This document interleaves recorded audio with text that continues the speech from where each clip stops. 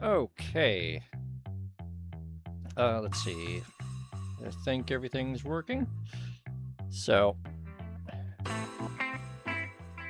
let's see if it actually is.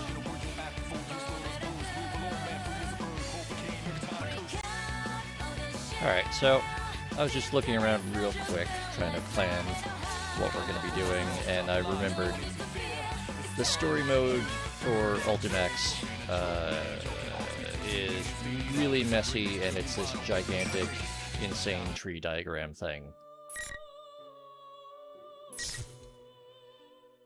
that does all this branching nonsense and like doesn't even properly fit on the screen, and it's God, keeping track of this is going to be a nightmare. Hello! Oh, right, before I get too far into all of that, I gotta go and welcome people properly. So, we've got Silicon Soul, who is in here first, well, the Naoto emotes. We've got Persona Freak. We've got Ravano re-upping their subscription. Thank you very much for that. Delta T has been summoned. Got Grimos hanging around somewhere. And now we've got Hidden Boss and Wilf.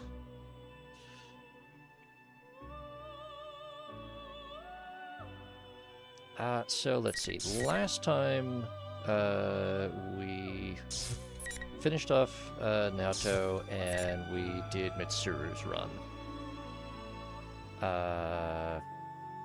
And I know at some point I want to do Aegis and Kanji and Labris and Elizabeth, but I think what we'll do is we'll actually do Yu Narukami, because that's sort of, honestly, that's who we should have started with, because that's the sort of the basic story.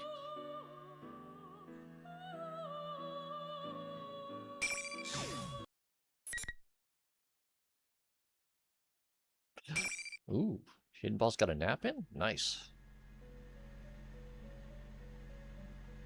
Blue. The floor, the ceiling, the furnishings, everything is blue. It's quite unlike what I normally see throughout my day.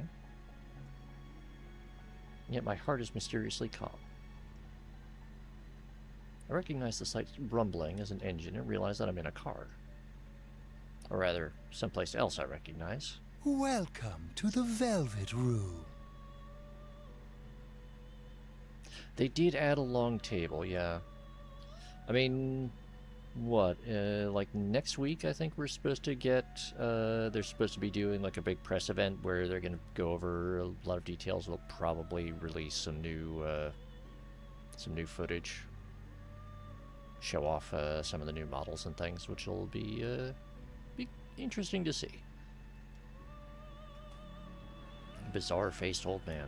Yes, that's certainly a description for him.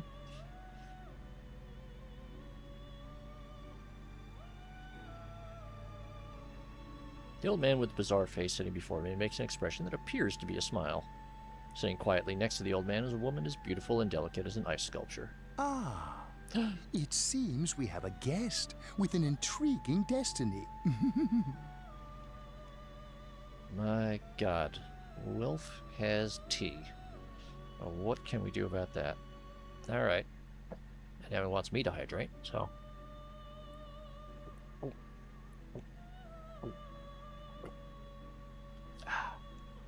refreshing beverage consumed. Oh, yeah. Yu Narukami's, like, ultimate move is super hard to pull off. I think I managed it, like, once. Mostly by luck. My name is Igor. I am delighted to make your acquaintance. Igor, I know you already. God damn it. The Velvet Room, Igor. Even though I'm barely conscious, I remember that this is not the first time I've heard those names. I see. This is a dream. This happened in the past. I've been in this room before. If my memory is correct, what he says next is... This place exists between dream and reality, mind and matter. It is a room that only those who are bound by a contract may enter. It may be that such a fate awaits you in the near future.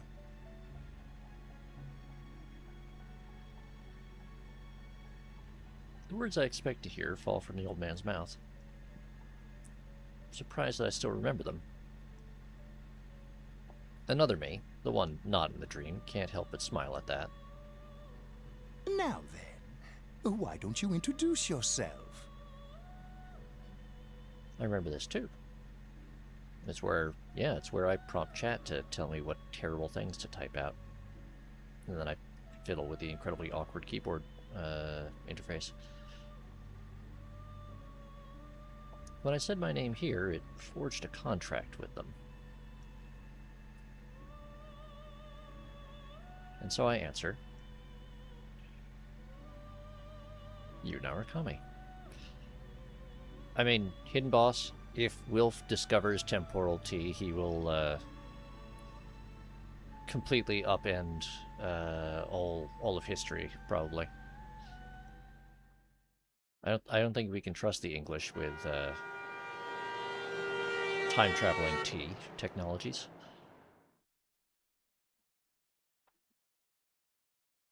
When I open my eyes, the light is so blinding that I have to squint.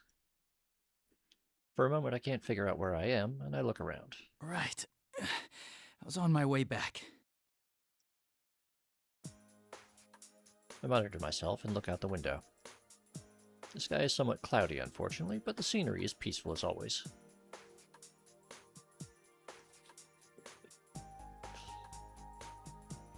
Do you have a flag? No? Well, no flag, no timeline. That's the rule that I just made up.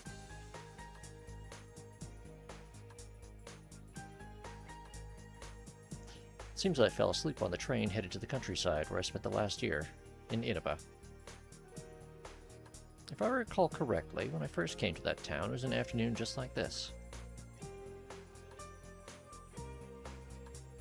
I dozed off in the same way back then and was summoned to the Velvet Room. That was when Igor said that misfortunes would befall me, and just as he foretold, I was dragged into an outrageous murder mystery. That was no ordinary case. The Midnight Channel, shadows, and personas, the powers of the heart, saw things that could scarcely be believed. But I made memories there that could never be replaced as well. I gained the powers of the personas, and we suffered together. I stood with my friends on the investigation team against these misfortunes and fought alongside them. There's no way I could have overcome such ordeals without their help. Wonder what everyone's been up to.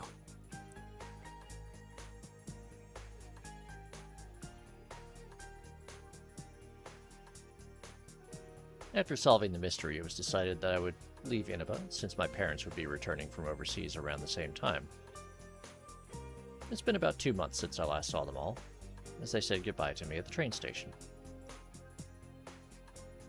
I decided to stay at the Dojima residence during Golden Week so I could spend the holiday with my friends. So this is part of why I should have started off with this, because it really clarifies the timeline for everyone, considering that we were moving straight from Persona 4 Golden to this. So this is happening right between the ending scene and the epilogue scene. Of course, my uncle was happy to hear this, and his only daughter, Nanako, should be glad to see me too. Oh, damn it! I still haven't picked up Yosuke's gift. That is something quite particular, I guess. Actually, I'd received a call from Teddy, one of my investigation team friends, this morning.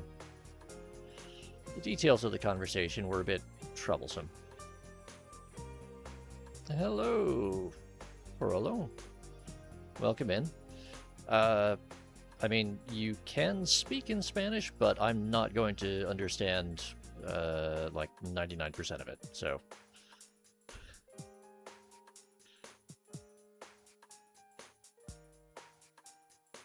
Hello?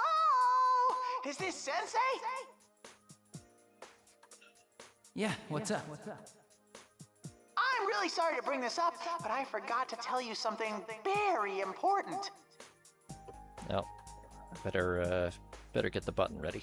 I have a special request for the souvenirs I'm sure you'll be bringing your best friend.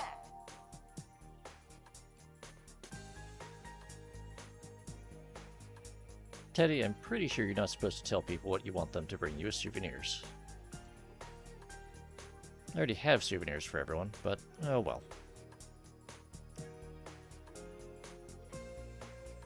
Sure enough, Teddy was only asking for some snacks that aren't sold in Inaba, so it wasn't much trouble. But there was one problem.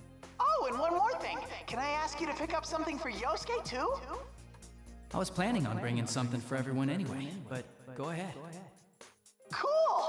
Well, Yosuke's been down in the dumps after his mommy burned his favorite nurse. She was what I called scorching hot. Just kidding. A nurse?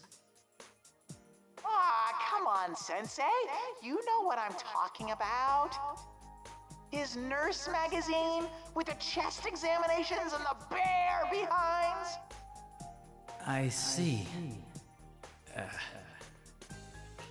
And you expect me to buy him a replacement? Of course, silly. People coming to visit are supposed to bring presents. All right. Yeah, leave it to Teddy to... Oh, I was planning to head back tomorrow, but since we're meeting up early, I decided to go back today. Can you pass that on to everyone? I mean, this is, what, 2012, I think? They totally had the internet in Japan. Then the sexy nurses will be arriving even sooner. It'll be like, Sensei, we have an emergency patient. Yusuke will be so happy. Okay then, we'll be waiting for you. I'm a little worried now. Maybe he isn't telling everybody something that would give them the wrong idea.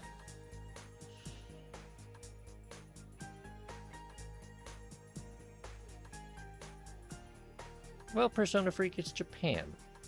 Everyone has a cell phone. Well, I should just call again once I get there. But in the end... Nurses, huh?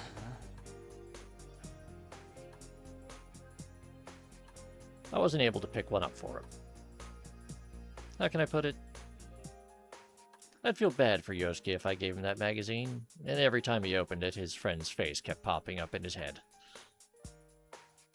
And I have to think Yosuke has his pride, too. Doesn't need me buying him this stuff. Then again, this is Yosuke we're talking about.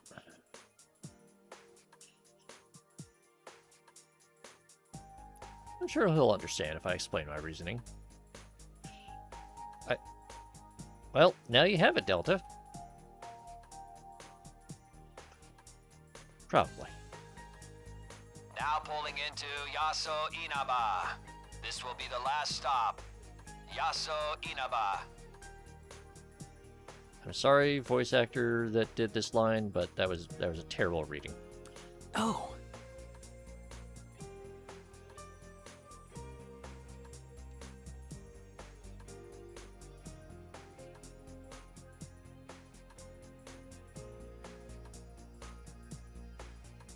End of the line already. Looks like I've been asleep for a lot longer than I thought.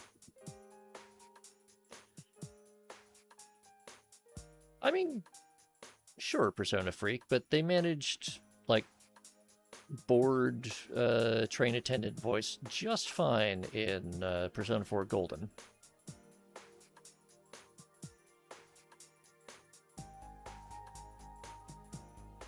Just as that thought came to me, a certain worry crossed my mind. If I had a dream of the Velvet Room, does that mean I'm going to be dragged into another adventure? No, I shouldn't think such things. I'm overthinking it. Igor had said, I am delighted to make your acquaintance, after all, so it's nothing but a dream. It's quite misleading, since I've had dreams of being summoned into that room ever since. The train begins to slow, and I take that as my cue to gather my belongings from the luggage rack above me. When the train comes to a complete stop and the doors open, even the smell of the wind evokes a sense of nostalgia. I think I'm getting a little too sentimental. I step out onto the platform with a wry smile.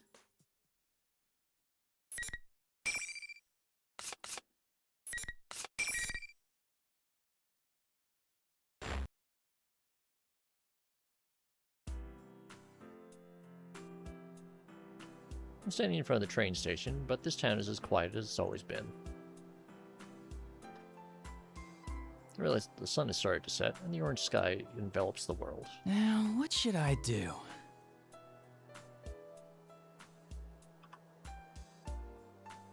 Today is May 2nd. According to the calendar, the latter half of the holidays will begin tomorrow. I told Dojima-san that I was going to arrive today, but it seems he's too busy with work to come get me. Ryotaro Dojima. He's my uncle. I stayed with him last year. He's a detective with the Inaba police, and he's raising his elementary school-aged daughter Nanako by himself. It seems he was suddenly contacted by a detective from the Metropolitan Police Department regarding last year's case and will have to work late. Oh, we know who that is. What happened last year was very serious, so I guess it's not too surprising he's so busy. He shouldn't have worried about it. I recall how apologetic he sounded over the phone and can't help smiling. I told him that I knew the way over from the station, but a bag packed with necessities and souvenirs for everyone turns out to be quite a load. Nanako must be waiting for me alone at the house, so I want to get there as soon as possible, too. To be honest, I don't know when the bus will come. Maybe I should just call a taxi? Just as I'm thinking this... Huh? Nanako? Big bro! I mean, the smart thing actually would have been to just leave the scooter locked there and make sure he has a set of keys for it. It is Nanako. There's no way I'd mistake her. You came to meet me all on your own? Why has she come to the station all by herself? True, the Dojima residence is within walking distance, but it couldn't have been easy for her. And even though it's still light out right now, it'll be dark soon, and the country roads are barely lit. What would she have done if I hadn't been here? I'm about to voice my concerns, but Nanako sounds slightly proud when she says... Don't worry, Dad knows about it. He gave me money for the bus. He said he couldn't make it, so I came instead. Welcome back, big bro. I wanted to see you so much.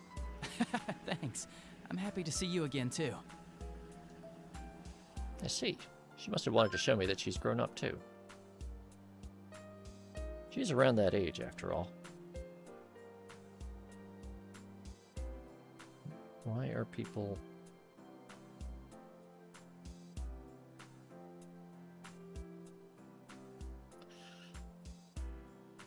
For a moment, I'm surprised that Dojima-san let her do this. But I can kind of imagine what kind of conversation took place. Nanako had always been a capable girl, but over the past year, her housekeeping skills have improved greatly, and she's proven herself to be very reliable. Nanako is alarmingly competent, and...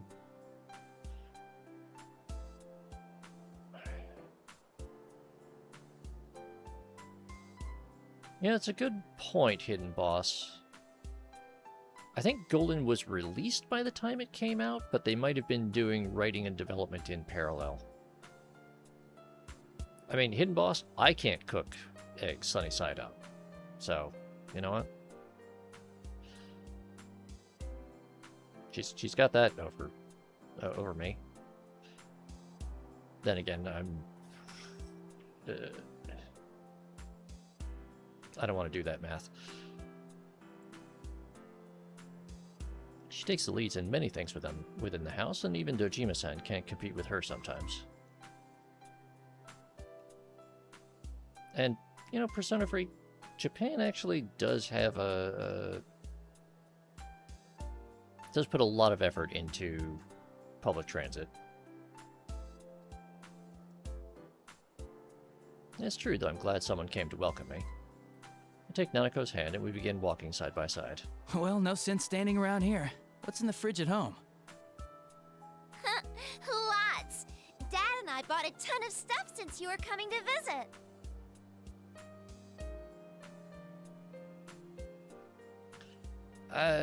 Yeah.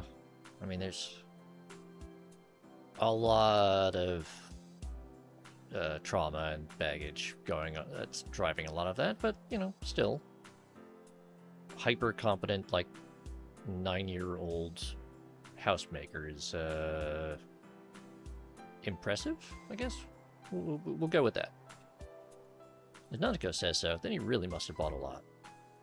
Dojima-san did say he'd pick up dinner for us, but if that's the case, maybe I should put together something to go with it.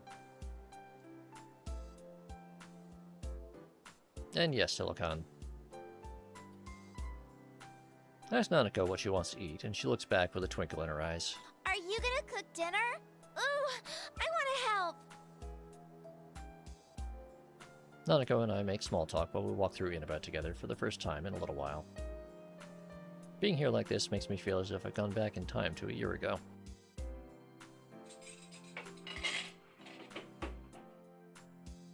After we get back to the Dojima home, I hurry and unpack my belongings before heading to the kitchen. Nanako helps me out as diligently as she had claimed earlier. The way she mixes the eggs seems more skillful than before.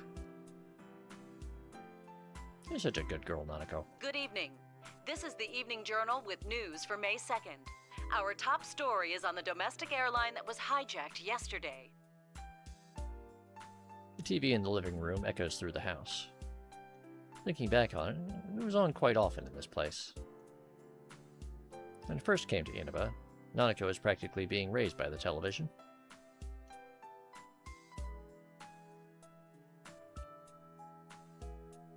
There had been this odd sense of distance between us around that time.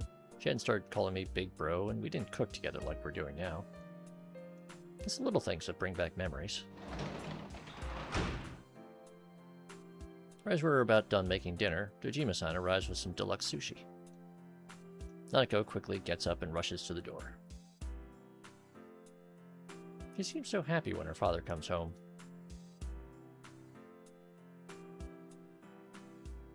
Dojima-san apologizes about the sudden increase in his workload, and then we all sit at the table and begin eating. Being here like this makes me feel like the 2 months I was gone never happened at all. There's a warm atmosphere, as if I've always been a part of this family, and have lived here with them my entire life. I thank both of them from deep in my heart after I give them the souvenirs I brought for them, and enjoy chatting with each other as a family.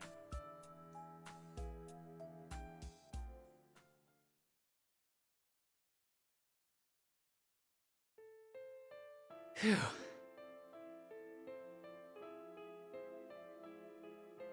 And let's take a look at the scenery real quick. There's still that stack of, like, at least 4 different copies of that Robert Johnson compilation CD scattered around.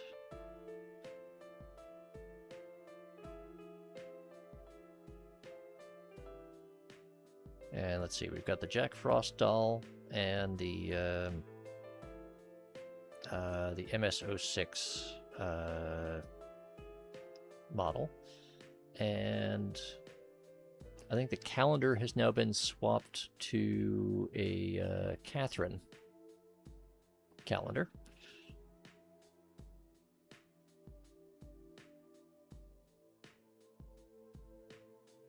But otherwise, looks pretty familiar. Another familiar room. This is the room that was prepared for me on the 2nd floor of the Dojima residence.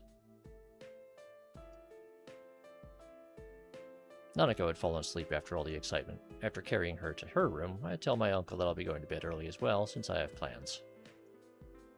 All I said was, okay, gesturing toward the 2nd floor. I'm a little perplexed by this, but I have my suspicions. And as I opened the door to my old room, it seems I was right. The room is no different than it had been when I was living here. It's exactly the same as it was when I left Inaba. Closed the door with a feeling of wistfulness. As I sit down on my sofa and consider my uncle's thoughtfulness, I sigh in exhaustion from the long journey. I'll be able to see my friends tomorrow. Considering that there are still several days left in this holiday, it may be nice to leave early tomorrow and go visit the shopping district. It's raining. The time is just before midnight. In mere moments, it'll be a new day. Whenever it rains at night, I end up checking the time. While I spent the last year in Inaba, I was always checking for the Midnight Channel, which was a popular urban legend here in Inaba. It's a bad habit of mine, even when I'm not here. If you look at a turned-off TV at midnight on a rainy night, you'll see your soulmate.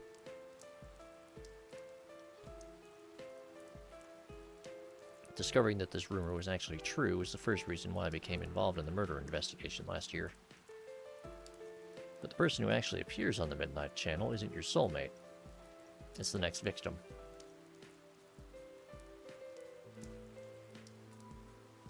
After discovering this, we all nervously sat before our TVs on rainy nights in order to solve the case. You know, I'm curious to see what calendar they'll give him in Revival. That brings back some memories. Nothing will show anymore, though.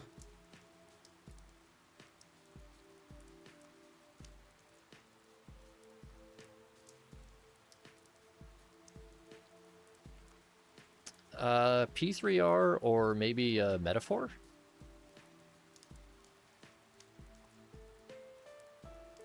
Was Metaphor the last one, or was it the,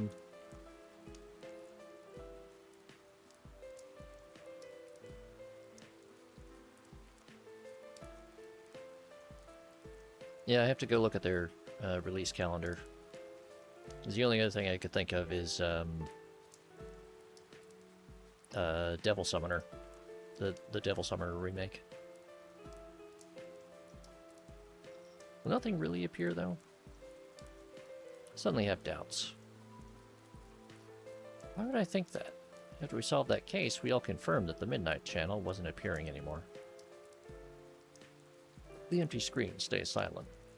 Just So in why? case. It's not going to turn on. There's no way. The more I think about it, the more I feel my resolve fading.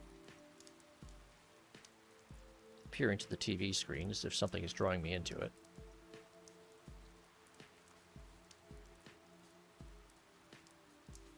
Well, yeah, that's what I was trying to remember, Persona Freak.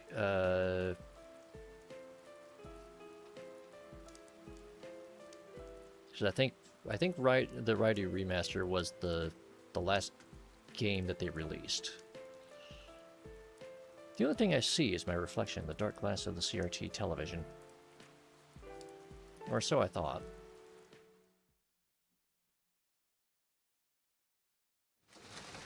Rivals. They are friends, yet powerful foes. The desperate fighting program amongst high school students. A new legend is about to start. May the manliest of all men come on down! Nobody touches his precious Nanako, the sister complex kingpin of steel, Yu Narukami! It's only natural. Wage slave in the boonies by day, hero by night, Captain Resentiment, Yosuke Hanamura! Everything that bores me has gotta go. A spunky dragon with deadly legs, the carnivore who's discarded womanhood, Chie Satonaka! You need to eat more meat! Please escort me to the ring, my prince, the unconquerable Snow Black, Yukiko Amagi! I'll finish you in one strike! Blooming roses and bulging muzzles, the blood-curdling beefcake emperor, Kanji Tatsumi! Deep into realms of romance, the body of a child, the brain of a genius, the 2000 IQ killjoy detective, Naoto Shirogane! Is this an army of idiots? Fight and survive towards the one throne waiting at the end! The P1 Grand Prix where fierce fights will be fought! The battle begins tonight!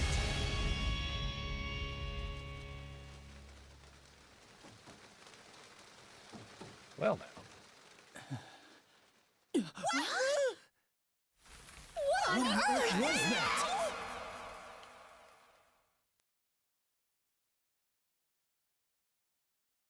What?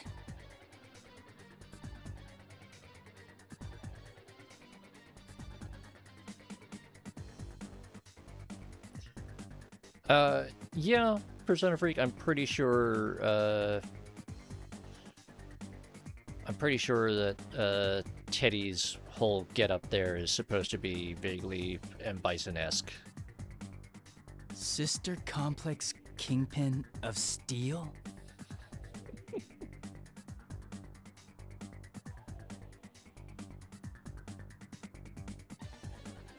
What? Was that me? Sister Complex Kingpin of Steel. I'm impressed.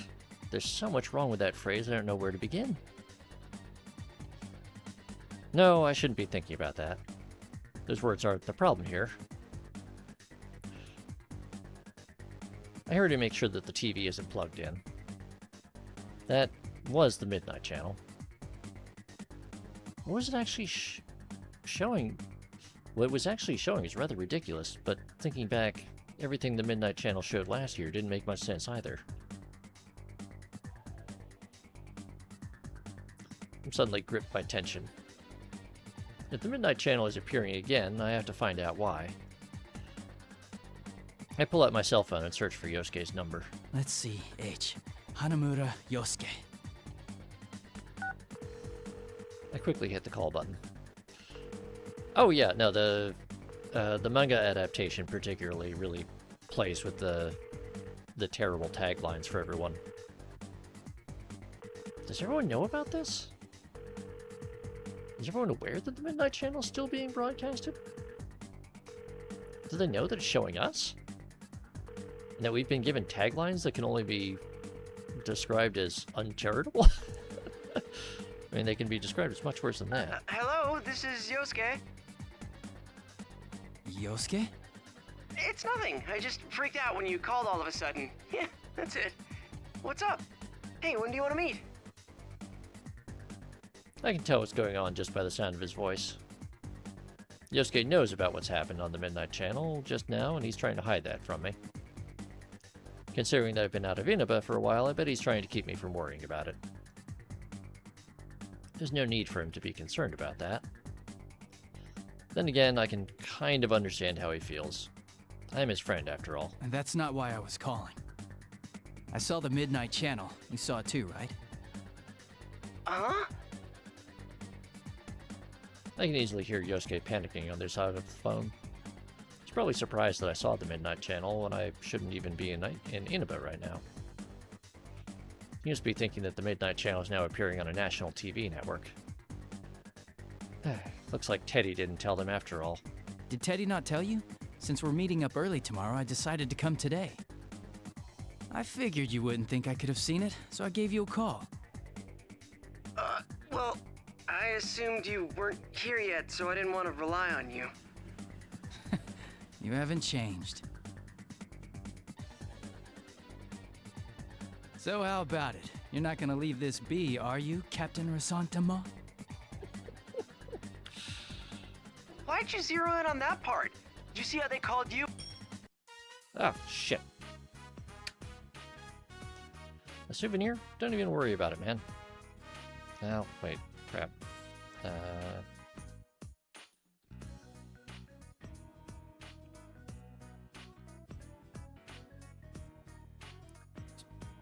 I was trying to fix the faceplate on this stupid controller, and it somehow hit a button that skipped, like, a whole bunch of stuff. Where did we... Oh yeah, okay. Do you see how they called you a Sister Complex Kingpin? Yeah, mine's not that bad. You think? Oh, I gotta tell you, that program's not the only strange thing lately. Teddy, Rise, and Kanji aren't here either. They disappeared. For a moment, I'm at a loss for words. Not only has the Midnight Channel come back on, but we've lost contact with 3 of our friends. I have a bad feeling about this. I can't believe that those two things are unrelated. Alright, we should get together tomorrow like we planned. Yeah, at the Juno's food cart. Welcome back, partner. I'm suddenly reminded that I haven't even greeted Yosuke yet. Finally, I feel the sense of worry fade a little, and I answer with a smile. It's good to be here. No matter what has happened, our friends may be in danger. If that's so, then there's only one thing to do. Speaking of things I have to do... Oh, god damn it. Oh, right. Sorry to say, I forgot to pick up your souvenir. A souvenir? Don't even worry about it, man. You sure?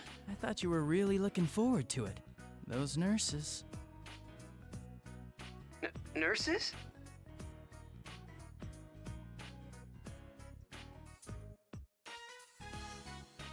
I had a feeling he wouldn't get it if I don't tell him flat out. This is rather hard to bring up, but oh well. Yeah, Teddy asked me to get it for you. He said you were crushed that they got burned. Oh, wait, this is all... I didn't know you were into nurses. Shut up! That's enough! Damn it, you're trying to wind me up, aren't you? Stay home, you jerk. Hee-hoo! But I'm already here. Well, I'll see you tomorrow.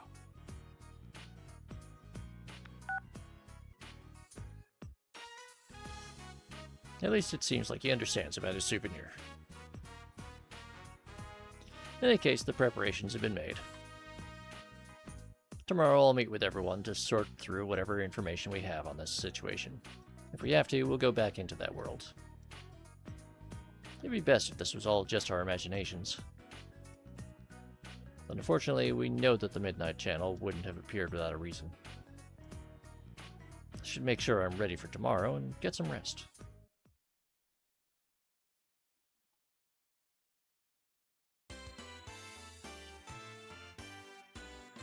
This place is lively as always. I look across the food court on Junessa's roof for the first time in a while. Even though there aren't many people in Inaba, this place is exceptionally crowded.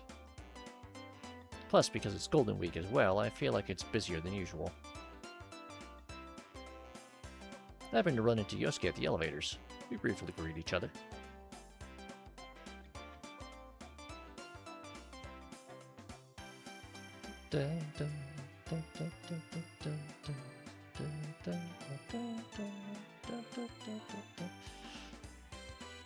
I mean, all things considered, the English version of the Juness jingle does work surprisingly well with the timing of the music,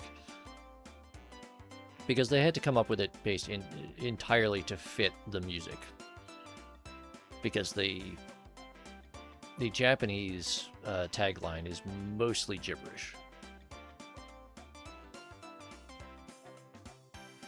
I mean, the English portion of it is Everyday Young Life at Juness.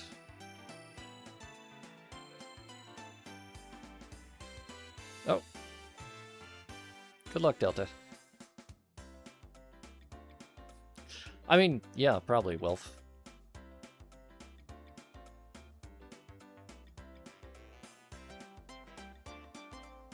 Guys are weird like that. The closer we are, the more simple our interactions when we meet each other face to face. The two of us step out to the food court. We immediately find Yukiko and Chie. They wave back at us past the playground area from the bench they're sitting on. Good to see you guys again.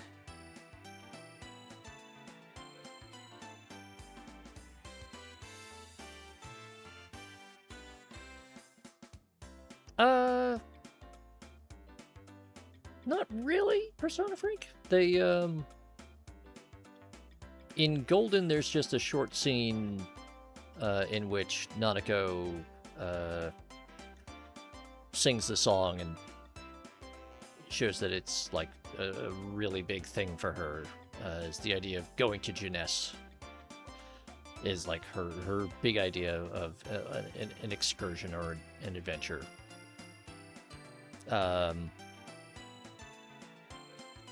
I mean, well, okay.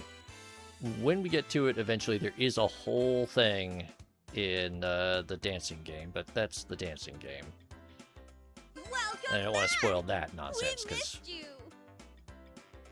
that's some of the funniest parts there. Here. You're looking well. Welcome back. Should we... Huh? Oh, he already knows about the Midnight Channel thing. He's actually the one who called me up about it. Oh, I see. This has turned into a pretty thrown-together reunion, hasn't it? But I'm glad you came. Chat some more while we all sit down. And Yosuke stands up and clears his throat loudly. probably been waiting for the right moment to say something. He hasn't mentioned anything to me, but I can easily guess what he's about to say. We all look towards Yosuke. Well, it sucks that we can't hang out more before jumping into another mystery, but to celebrate our partner's return, I hereby reinstate the investigation team in response to the Midnight Channel going back on the air last night. Oh, the team is back! Just hearing that name again gets me all fired up. Yeah, let's do this! I don't think the applause is necessary.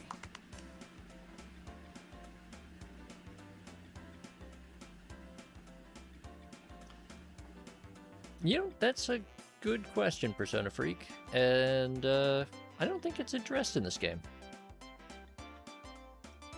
Why not? It's been 2 months since we last saw each other, after all. Chie and Yukiko start chuckling when I shrug, and though Yusuke seems saddened at that, he still ends up laughing along as well. I mean, I know in a lot of the other spin-off games, they try to avoid addressing the romance question, sometimes in better ways than others.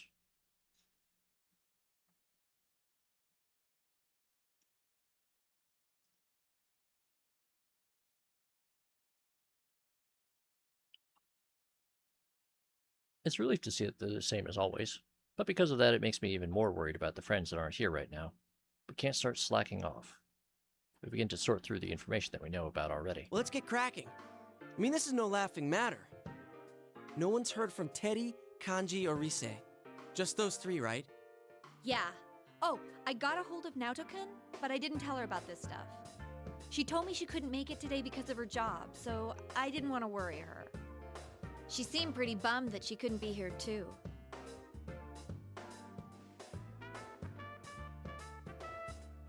If she has a reason for not being here, and if we can still contact her, then Naoto should be fine. That leaves Teddy, Rise, and Kanji.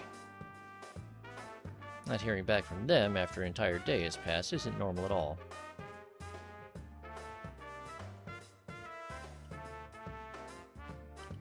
The relationship between their sudden disappearances and the reappearance of the Midnight Channel last night disturbs me. One thing's been bothering me. The picture on the TV was very clear last night. Yeah. Going by the pattern from last year, it wouldn't be that clear until after the victim entered the TV. Hey, isn't this the first time a big group of people was shown together? Plus, we're still here. Why us anyway? And what's up with those insulting descriptions? Chie seems pretty angry about it. Many of the locals know about the rumor of the Midnight Channel. In other words, this troubling broadcast has already been seen by who knows how many people. From what I've been told, the moment Chie tried to ask another student about the Midnight Channel, the other girl ran away with a look of fear on her face. It's no surprise that Chie would be angry.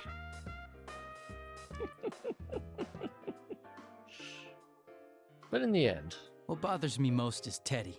He was acting like the host of that show.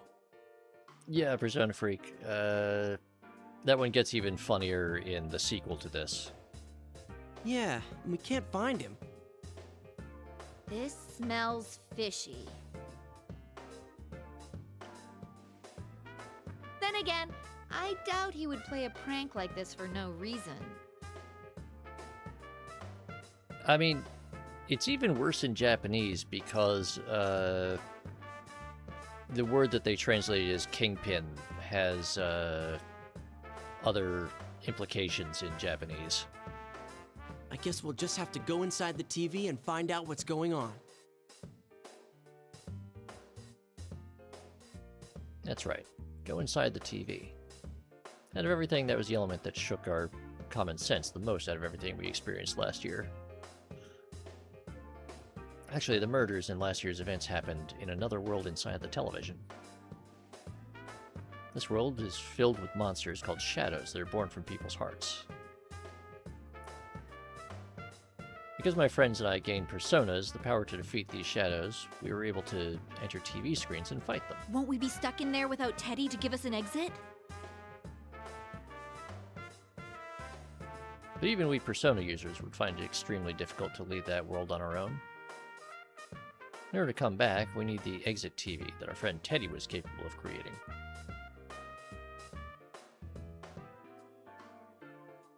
Yes, Persona Freak. That's the thing with the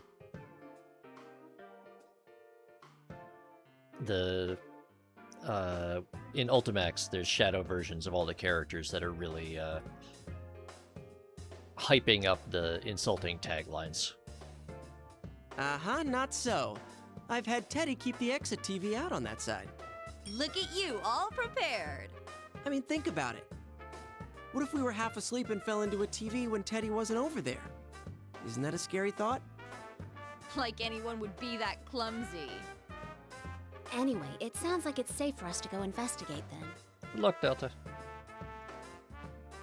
No matter what the reason, it's reassuring to know that we have an exit strategy ready for us. To be honest, I almost fell into the first... One second.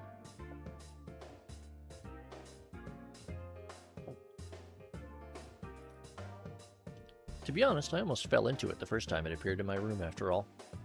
Yeah, there's no doubt that something's going on in there. Is everyone ready? Okay, Delta, we are unfortunately doing this sort of in the opposite order. That was supposed to be the setup for the joke when you eventually find out that Kanji did in fact fall into the TV while he was half asleep.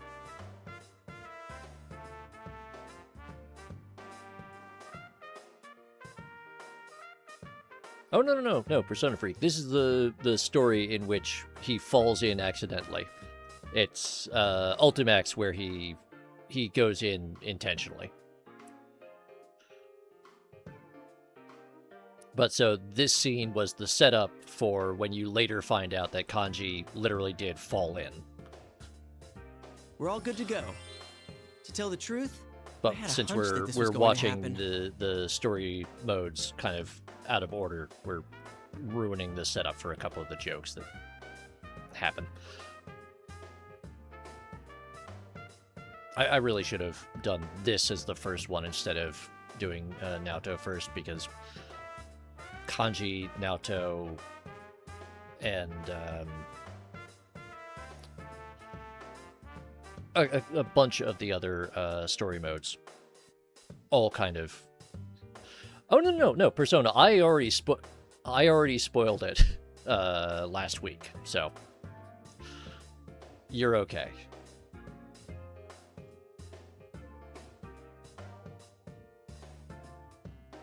All of them nod back. I can see the seriousness in their eyes. Even though there was a 2-month gap since I last saw them, they still continue to put their trust in me. I feel a slight sense of pride as I stand up from the bench.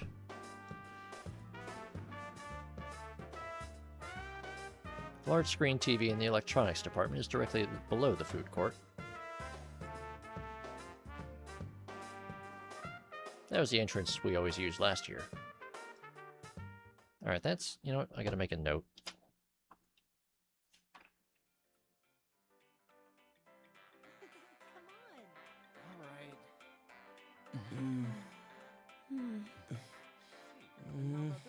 It's a holiday, so the store's full of people. Feel like things are picking up around town. It's Funky Student! You know, He got a it's job! been a while since last time. I'm a little nervous.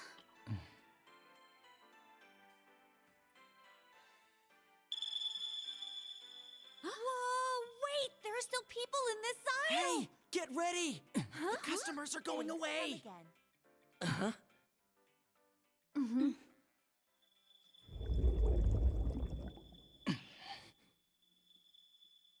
I mean, Hidden Boss, if the TV the size of a house, they probably had to build the department around the TV. Isn't this different from usual? Oh no! What do we do? What can we do? We can't stop now!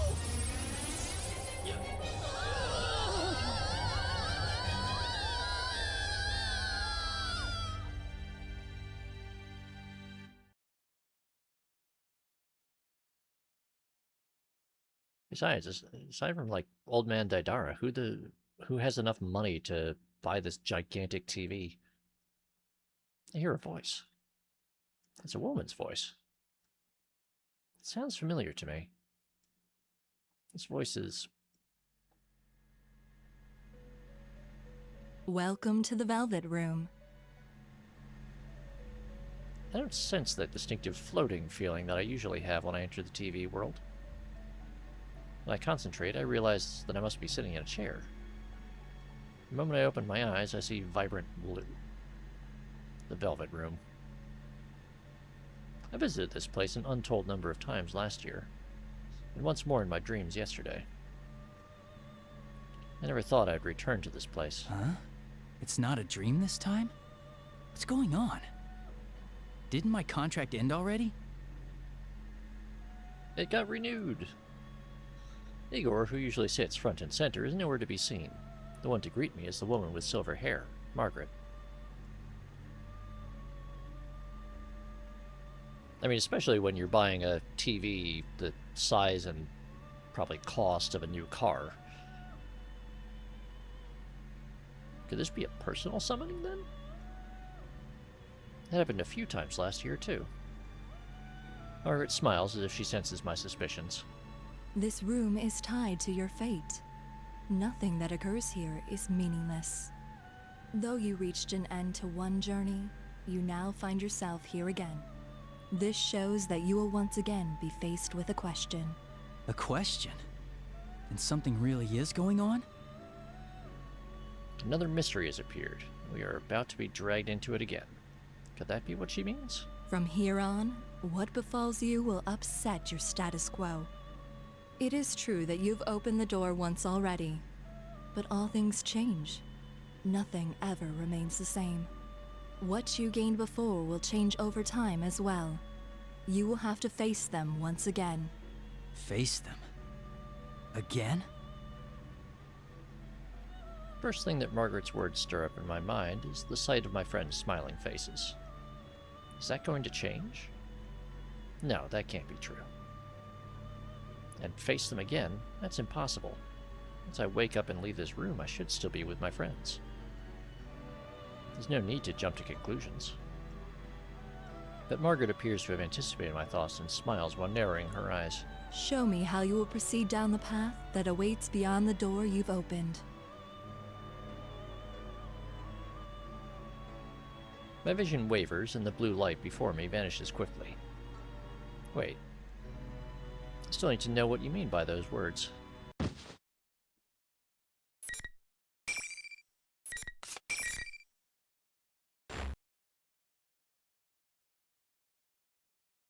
Where am I?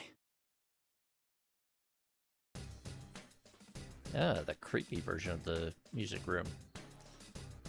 Where did I get thrown to when I left that blue room?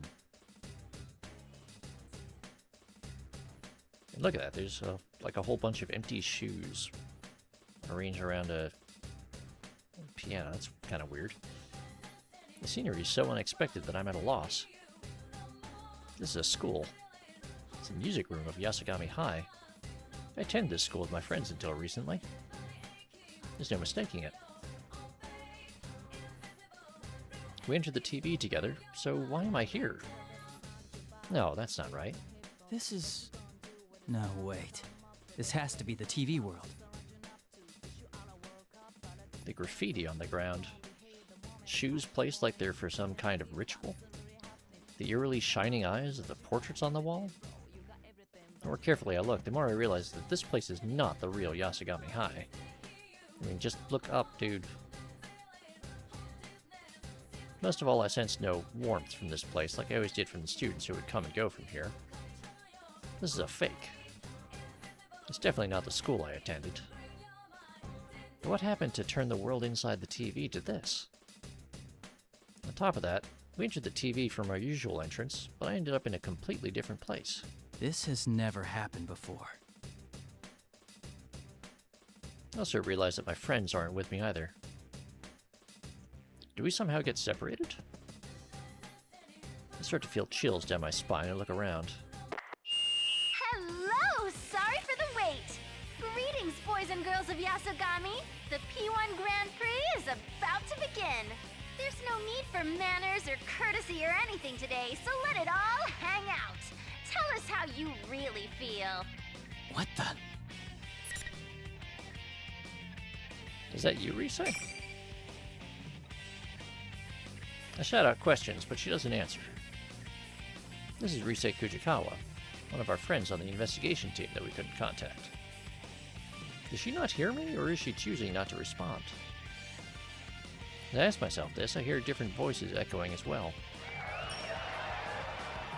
I look around in surprise. These voices, it's not just from one or two people. I see countless students staring at me from the hallways, the entrance, everywhere I turn. Huh?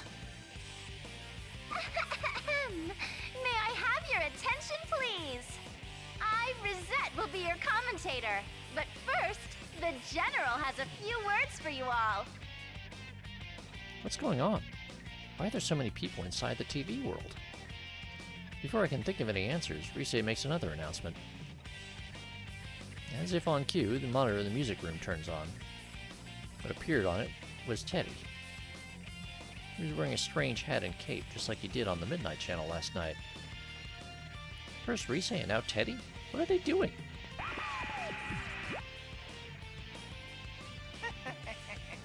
You're all here now. Well then, I'm proud to announce the opening of our very own P1 Grand Prix! Again. That's the same bizarre tournament that was shown on the Midnight Channel. Then, is Teddy really the one behind this insanity? Teddy, what's going on here? We came to look for you and Rise and... Always with the talking, Sensei. It's a big waste of time. Less talk and more fighting. With the next challenger, come on down! I mean, Hidden Boss, there's a lot of people buy the display models of TVs and things because they're usually sold at a discount, especially like once that model is getting replaced or discontinued. And you can get them, 10% off or something. It's not unheard of, but also if you're going to Junes in Inaba and you're buying a TV like the size of a small truck, you're probably not trying to buy the display model. Teddy looks away and makes a dismissive gesture. Smoke suddenly bursts out from underneath me and robs me of any visibility. Is there someone beyond that white curtain? Eventually, my field of vision begins to clear. Keep my guard up, expecting anything. But who should appear but Yosuke? Though I hadn't expected to run into him like this, I'm relieved to see that he's safe.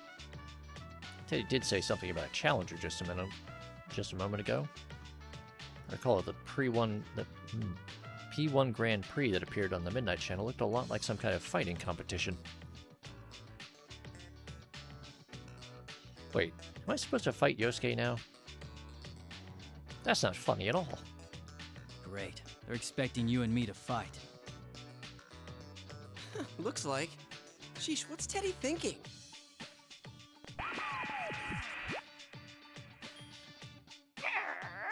Starting that up already? I won't let you get all buddy-buddy with each other.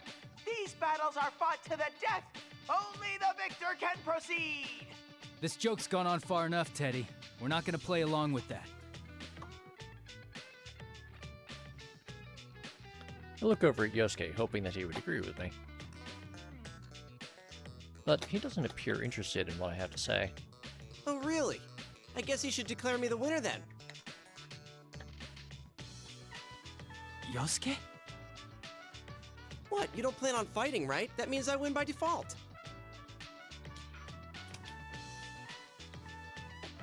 That was not what I was expecting to hear.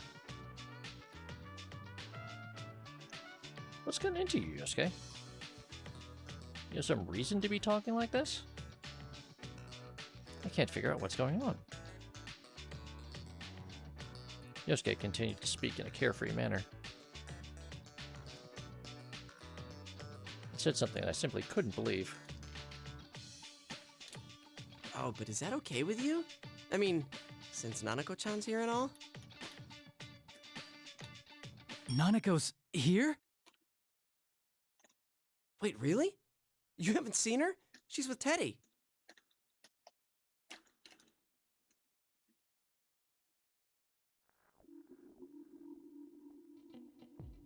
That can't be. I saw Nanako back at the house when I left this morning.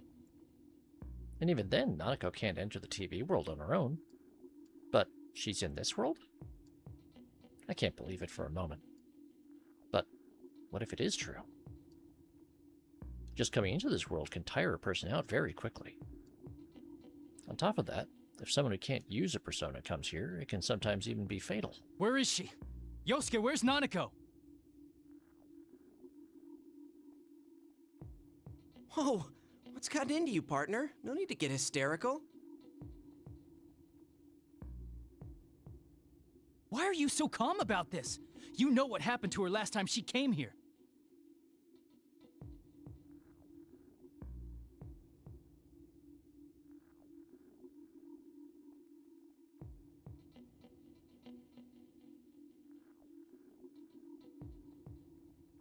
I mean, a sister complex is a bit more than that, but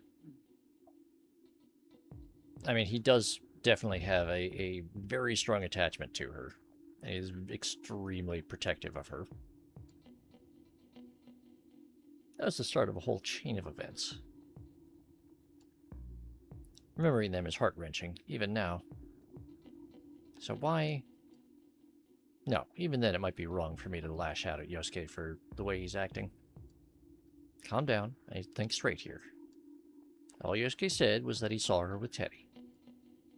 Then was Nanako brought here by Teddy if he's the leader of this Yosuke, tournament? be straight with me. Are you sure Nanako is with Teddy? How should I know? If I had to guess, I'd say she's probably still with him. Man, are you alright? Are you that worried about Nanako-chan? It's no wonder people look at you funny, thinking you have a sister complex. The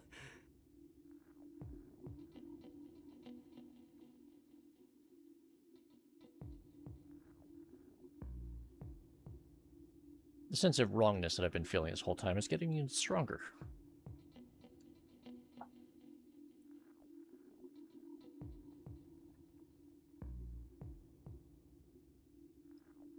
Sure, Yosuke may say some insensitive things, but mostly that's because he reads too much into a situation and acts out over it.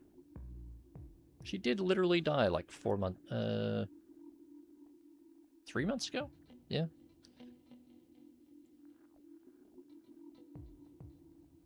He's not the type of guy to enjoy making hurtful remarks like this. Yosuke, are you alright? Huh? What are you talking about? I should be the one saying that to you. She's not even your real sister. All that big bro stuff really creeps me out. It was a while ago that I saw her. It's probably too late to save her now. You know how things went last year, after all. Yosuke. He's definitely not the Yosuke I know. Yosuke's my friend. He wouldn't be so callous as that. At least, I thought so, up until now. He was the one who had to face the pain of losing someone he cared about when the murders first started last year.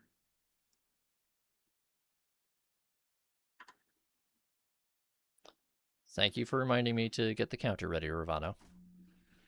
I can't hate him for accidentally mentioning someone who is dead. But the way he's acting, he's doing this on purpose. I silently draw my sword and face Yosuke. Draw your weapon. You'll get your fight. What? Dude, what are you saying? You told me you let me win by default. To be honest, I'd been thinking that this Yosuke before me was some kind of fake. I even wondered if something had happened to him and Yosuke's shadow had appeared again in this world. But this wrongness that I kept sensing is nothing like that. This probably is the real Yosuke. Okay, Ravano, I'm gonna need you to keep count for me. And the strangeness I feel is because these words really are coming out of the mouth of someone I never thought would say them. If so, then... I don't know if you're being controlled or if there's something else going on here. Either way, you must understand the best way to resolve the situation. There's no way to tell if what I'm saying is getting through to him at all. If I want to figure out what's going on, I'll just have to fall for this trap once. Sorry, but I'm gonna go all out. No hard feelings. Huh? All that talk and you're gonna fight against your partner after all? I mean, Persona Freak, I have not played you in this game in a while, so I do not remember his moveset. Well, whatever. Let's hurry up and get this So started. even if I wanted to, I could not Ready? intentionally do a particular attack.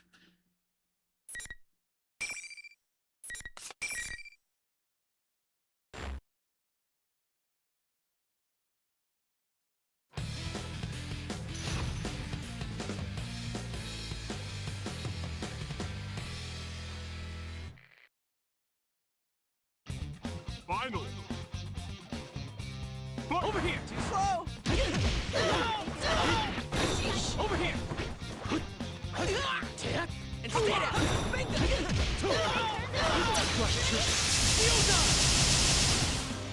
Over here! Don't think you won yet! Just getting started! Over here! Over here! Here goes!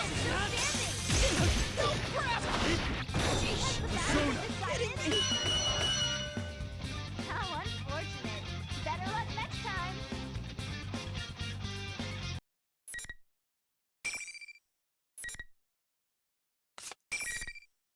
Alright, I'll give you guys a minute or two to confer on that. I have to step away for just a second. I'll be right back.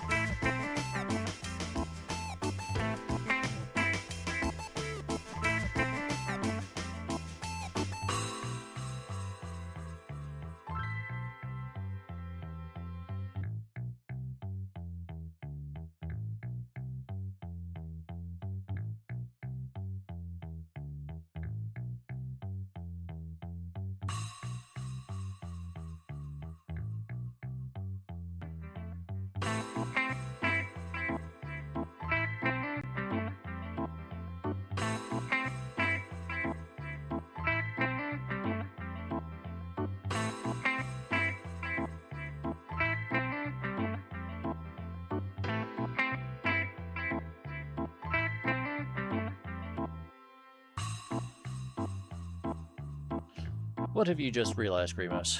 Please enlighten us. And bear with me for just a couple more seconds while I get back set up.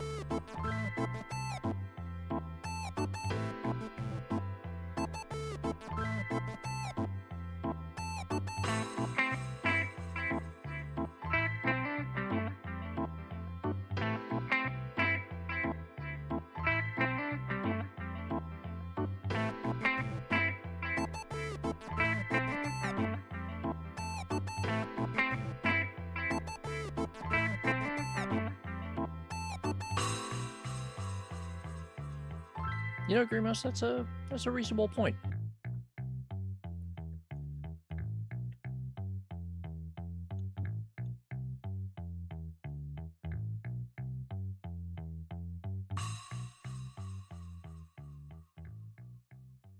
I mean, each of the crews have at least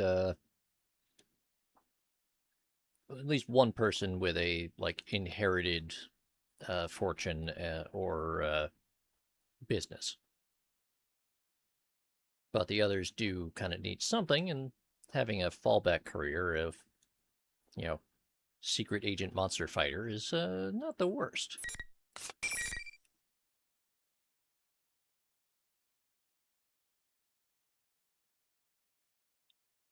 But yeah, I think we should have at least one for just the beating. Hee-hoo!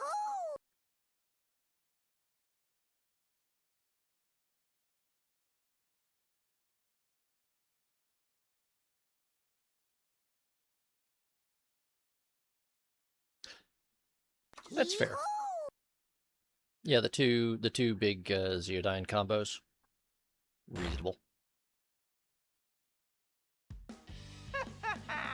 Amazing, Sensei! Keep that up and zoom on ahead! Ahead? You're gonna continue with this? Teddy, about Nanako. I don't want to spoil the surprise. If you want to find out, you'll have to get to me! And I can't say why, but I think you should hurry. Dun dun dun.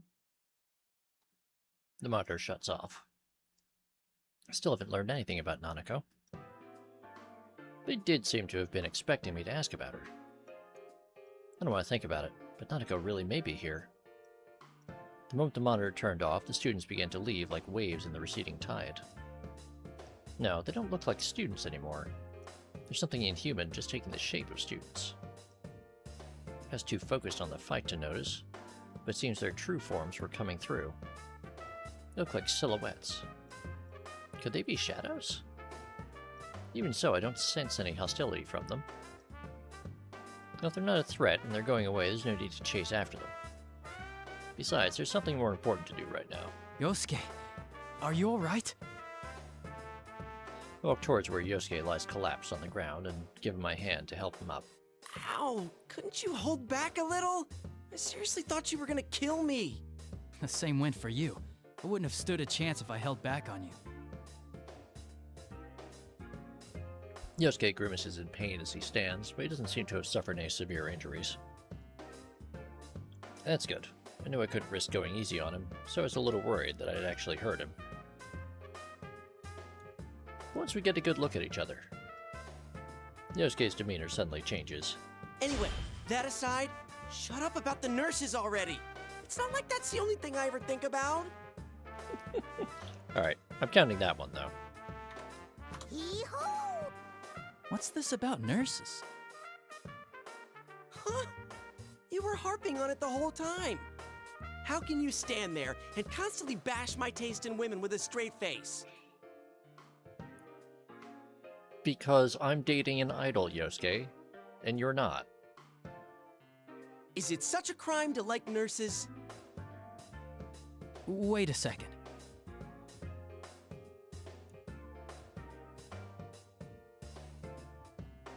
I don't understand why he's suddenly angry, but he's not making any sense at all. I tell Yosuke to calm down and we go over what he thought had happened before the fight.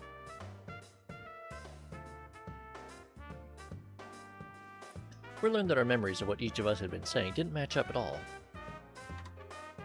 According to Yosuke, it seems I'd been, well, teasing him about his taste in women. Yosuke was so heated up over what I'd supposedly said that he almost went into graphic detail, but I stopped him before things went too far. I mean, really, it's best for both of us if we pretend this never happened. But thanks to our conversation after the battle, I've come to realize something. If we'd been hearing each other say things neither of us had been meaning to say, then... Yosuke, let me ask you something. Is it true that Nanako is here in this world? She is? Yosuke is at a loss for words. He had no idea what I was talking about. It's just as I thought. Yosuke doesn't know anything about Nanako. If that's true, then what I had heard Yosuke saying before the fight was something that Yosuke couldn't possibly have said. This only makes me more convinced that I had the right idea. What I had heard wasn't what Yosuke had meant to say. I don't know how, but something else had made Yosuke say those words, even if he didn't know he was saying them. That reminds me, Teddy on the screen had said that I needed to get to him if I wanted to find out the truth. Does that mean that Teddy had done this to us? I guess there's no choice but to keep going. Nanako is good friends with Teddy.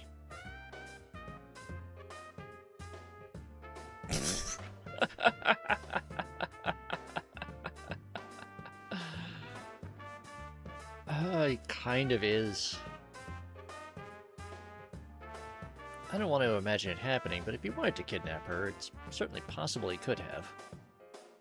I want to go home at once and check to make sure she's okay, but I have no idea where I am. Even worse, Teddy holds the means of returning to the real world. There's no way out of here unless I find him on my own. Taking off? Yeah. Well, be careful. Be careful. I'm worried about you. Do your best. Sense a lot of emotions behind those words. Yes, I know that now I'm hearing the real Yosuke. I take Yosuke's cheering me on to heart and leave the music room. Teddy had said that only the winner could go on in this tournament. I don't know exactly what that means, but it's probably not a lie. Yosuke understands that as well. That's why he's trusting me to sort it all out and lets me go without much talk. He's frustrated that he can't help me out. Could just be jumping to conclusions there. After all, Teddy did say that was the rule, but we don't have any proof either way. Well, I might as well see what he meant by that. Stop walking and turn back to Yosuke. Oh, one last thing. About those nurses. Ah, quit it already! Are you out of your mind again? Yosuke turns bright red and rushes towards me, flailing wildly in an attempt to stop me from finishing. And...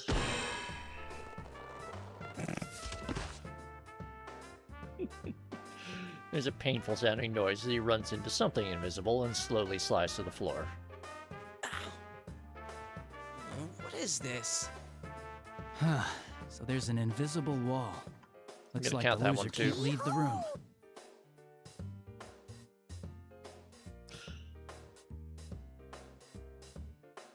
Looks like there's some force that prevents the loser from leaving the area where the fight took place.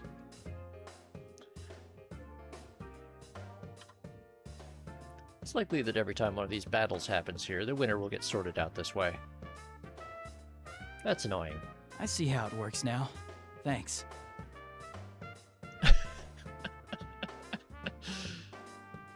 Just the fact that instead of asking Yosuke to just, like, carefully check, he's like, oh yeah, just insult him until he runs flailing and screaming at you.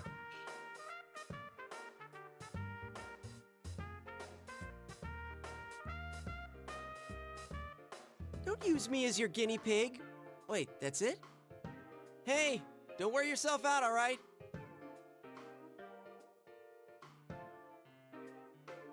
I turn away as Yosuke shouts at me. Not to worry, Yosuke. I give him a quick smile before leaving the area for real this time.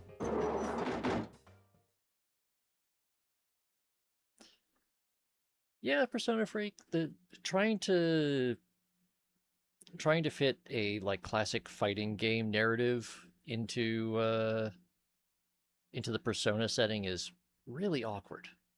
So the fact that they managed it at all is kind of remarkable. At that moment, I feel a wave of disorientation crash over me.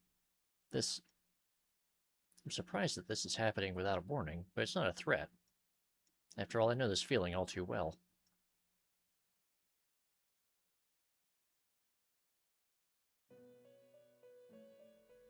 Welcome to the Velvet Room. Margaret, I was just here. I've been leaving the music room, but now I'm sitting in the Velvet Room for some reason. Margaret greets me with her usual smile. This room truly is mysterious. But why would she summon me like this? Margaret sees my suspicious expression and speaks up. Things have only just begun, and yet you already seem tired. The misfortune that has befallen you can be thought of as a sort of trial.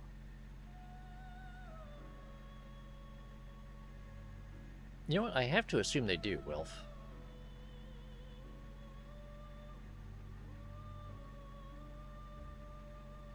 A trial?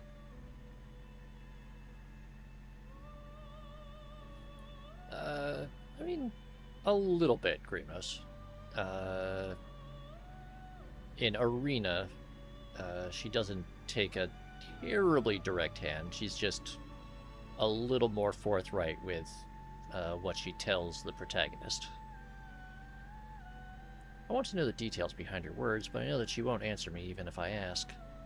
The inhabitants of the Velvet Room never reveal everything. That's because they can only watch over the choices their guests make. Margaret's smile broadened when she sees that I don't intend to ask her anything. Indeed. I am an observer on your journey. I would do nothing so thoughtless as to force you to make choices.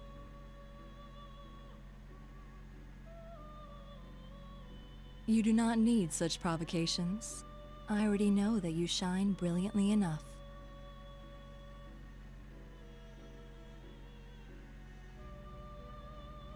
This shine she speaks of. Could it be about my ability to use personas? Yes, that is part of your brilliance. Personas are masks of resolution, strengthened by controlling one's heart, by forming bonds. You understand this well, don't you? Yeah, there's been a few times where the original voice actors for a few roles passed away, and they had kind of an awkward time figuring out what to do about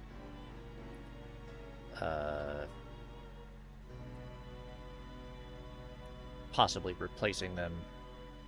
I mean, especially given that Igor is like the one real recurring character through the entire series. Losing him was kind of a pretty big deal. Yeah, that's how we all fought up till now. Yes, indeed. But one's heart is intangible. It cannot be seen and cannot be felt. When polished, it releases a strong light unlike anything else. But it can also be clouded by trivial things. Oh, you want? Have you ever felt you want that Philemon to come back? Actually, I did see someone was just updating the Philemon article on the main Shin Megami Tensei wiki.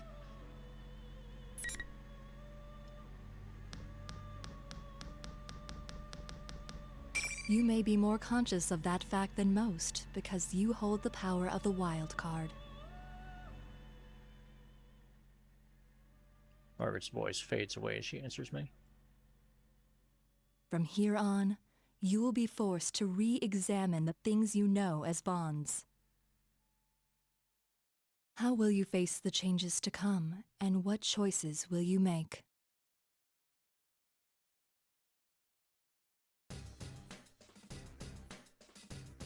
When I open my eyes again, I'm in the school's hallway. Turn around and see the door of the music room closed behind me. Was I only summoned to the Velvet Room in spirit?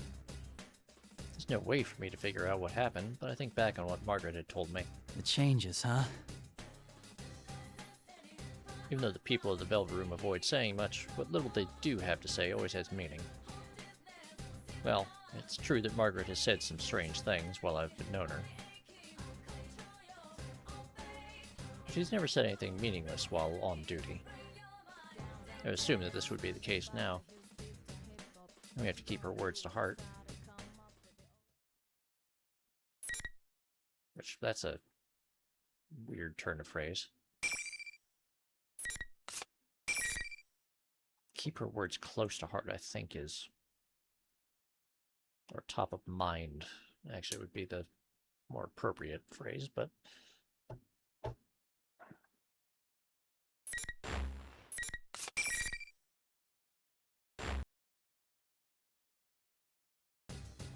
In any case, I need to concentrate on this case for now. I'm sure I'll understand the meaning behind what she said when the time comes. I must proceed. This bizarre place looks nothing like the Yasagami High I attended. The building seems strangely familiar as I run through it. I mean, this hallway is much more Gekko-Con in style. Teddy had appeared on the monitor in the music room. From the looks of things, he appeared to be behind what was happening. But I'd heard Risei's voice over the school's PA system before my fight with Yosuke. If this school works anything like a real one, I can make a good guess as to where Teddy and Risei are. It might be the announcement room. But of course, things aren't that easy. Those invisible walls keep getting in the way whenever I go. It seems that some of these walls don't let anybody through, no matter if they won or lost their fights. Every single time I run into one, I'm forced to take another path. It's like my route is already set for me. I feel like I'm being led somewhere. I stop for a moment in the hallway out of the practice building and mutter to myself while I take a look around. Where are they trying to lead me? At that moment... Hey, you there! You're one of them participants in that there Grand Prix thing, right? A voice that I don't recognize at all breaks me from my reverie. I instinctively jump back and draw my sword in surprise. Whoa, whoa, whoa! What's the big idea? You could poke someone's eye out swinging that thing around. I turn and see a girl I've never seen before. Was she part of that crowd? No, she looks like a real person. She was caught by surprise when I suddenly pointed my weapon at her. Although she flinches, her words don't lose any of their intensity. How bold of her. That may seem like an odd thing to say, but it's what suddenly crosses my mind. But this girl doesn't seem to have any intention of attacking me. I sheath my sword, but remain cautious. Sorry, I didn't mean to startle you. Sorry ain't gonna cut it. What were you gonna do if you hurt one of the students here, huh? You can't go pulling that stuff without student council approval. All right, the jig is up. I'm putting the kibosh on this tournament right now.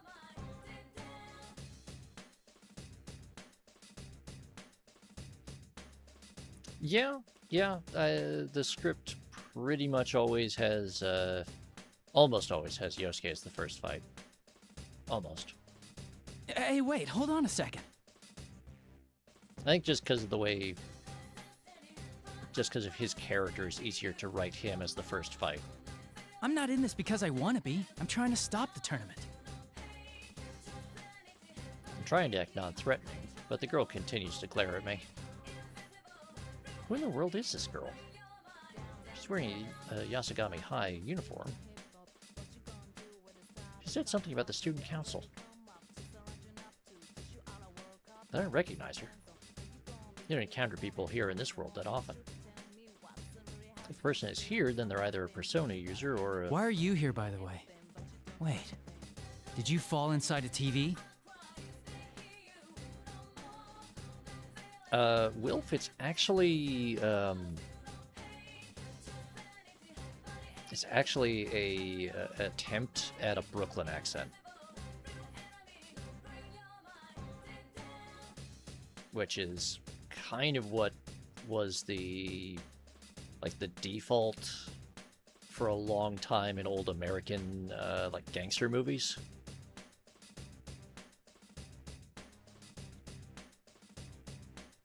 It's not the actual Brooklyn accent, but it gets referred to it as such. And it's frequently used for American dubbing of Japanese media when they're trying to indicate that someone is speaking in a Kansai dialect.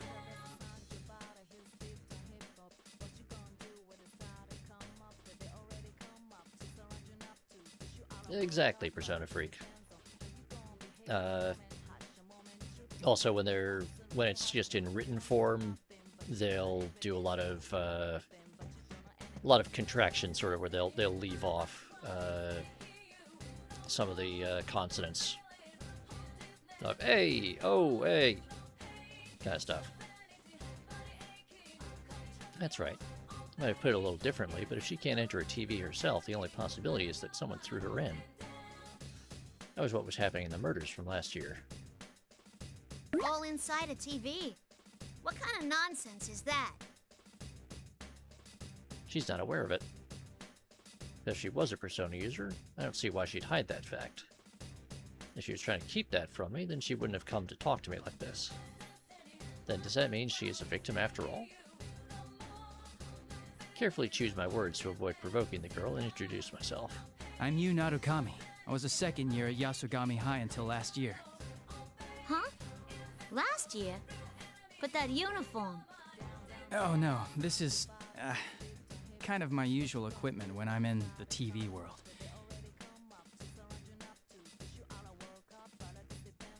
Equipment? Never mind. Forget it. Yeah, the, like, super bright red eyes are... Well, if you were only around till last year, I ain't gonna blame you for not knowing.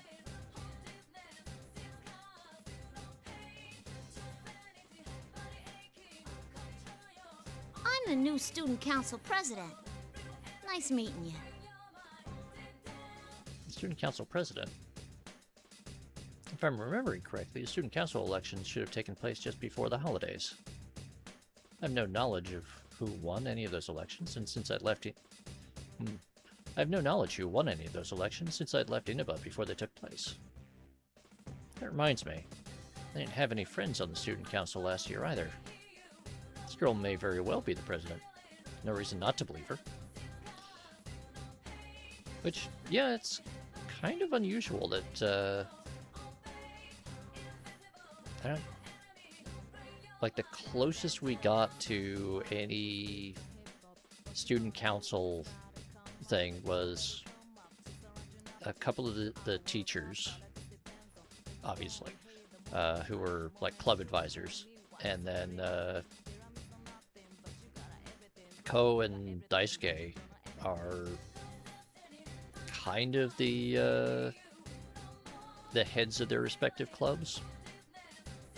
Even the Sun social links are just random club members. And, like, no one else, like, we never really deal with anyone that's actually on the student council in Persona 4 or Golden. Now it's your turn to spill. You said you ain't in the tournament because you want to be. Then what are you doing here? And what's this tournament about in the first place?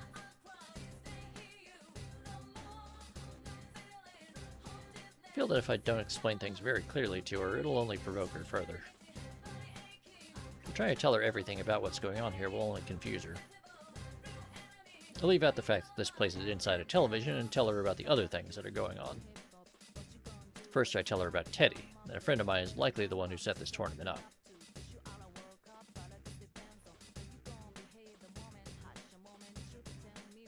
Oh yeah, no, it's true. Persona 4, you and your friends are much more the everyman of the school, if... Well, maybe with Yukiko being sort of an exception. But most of the others are just like, yeah, it's that guy who's like, you know, the class clown in that one class, and a bunch of people know him, but, you know, also small school, small population kind of thing.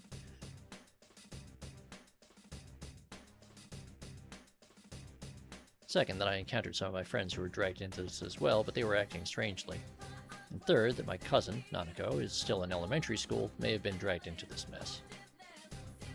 The girl calling herself the student council president seems skeptical while I talk, but eventually she sighs. So if I got this right, you didn't start this, but your friend did. Well, you don't seem like you're lying. Seems that she somehow grasped the gist of what I was trying to say. I thank her out of politeness, but she laughs and asks why I'm thanking her. There's still one more difficult task left at hand. How do I make her understand that all of this is within another world, one accessed by going through a TV screen? She still appears to be energetic, but it doesn't change the fact that she's in danger. I have to get her out of this world, no matter what. Where did that sound come from? That sounded like it came from the gym. I ought to tell you to go home, but I get that you're worried about your sis. Come on, let's go check it out. We both start running at the same time. I reach my full running speed when something occurs to me.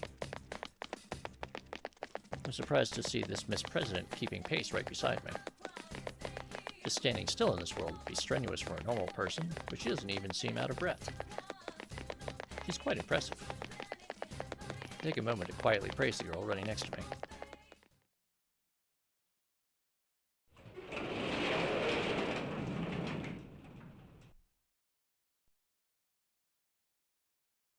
We burst into the gym where all the noise came from, but there's no one here. Instead, we see huge piles of stacked chairs. They're twisted and intertwined everywhere on the open floor of the gym, forming huge towers that reach almost to the ceiling. What is this? Who'd go to all this trouble? Girl stares up at the chairs, seemingly dumbfounded.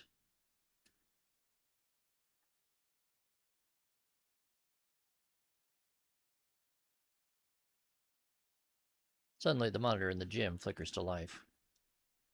And as I expected, Teddy appears, again in that costume. Oh, are you on a hot date, Sensei? Well, that's fine with me, of course. But shouldn't you keep your mind on the fighting? Whoa, you look so mortified. That's the face I was hoping to see.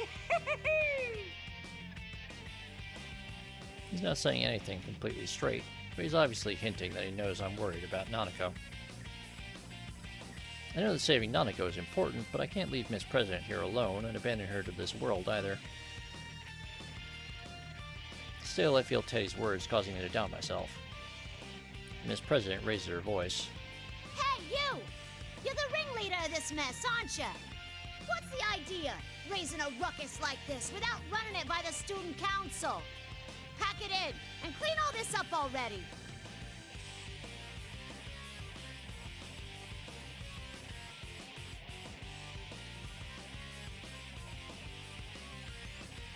She speaks as fast and clearly as she had when I first met her. After getting a clear look at her, I feel like I've come to realize where she gets her courage from. She truly wishes to protect her school. Her strong awareness of her duty is surpassing her fear. And again, all they did was mirror her portrait here, even though the hair swoop is very directional. But Teddy on the monitor looks annoyed and sneers at Miss President. It's incredibly detestable. Can't believe that Teddy can even make such a malicious expression. What's that tiny thing? I'm in the middle of an important conversation with Sensei. A yappy little mutt like you should be muzzled and sit in the corner. Sit, puppy, sit! He has absolutely no intent of dealing with her seriously. Miss President turns bright red in humiliation for being brushed off like that. This is enough. I take a step forward to put myself between the monitor and Miss President. Leave this to me. I'll take it from here. It's all right. There's nothing to worry about. Miss President's lips are trembling. She must be angry that there's nothing she can do herself. I don't want that anger to be in vain, so I turn to face the Teddy on the monitor. That was pretty harsh, Teddy. Hard to believe a womanizer like you would say such things. Huh. What's so attractive about a shameless liar like her? Liar? Do you know something about her? The way he said that makes it sound as if there's some history between the two of them. But as usual, he doesn't bother to give any details in his answer. Come on, Sensei. Your opponent's getting tired of waiting for you. With the next challenger, come on down!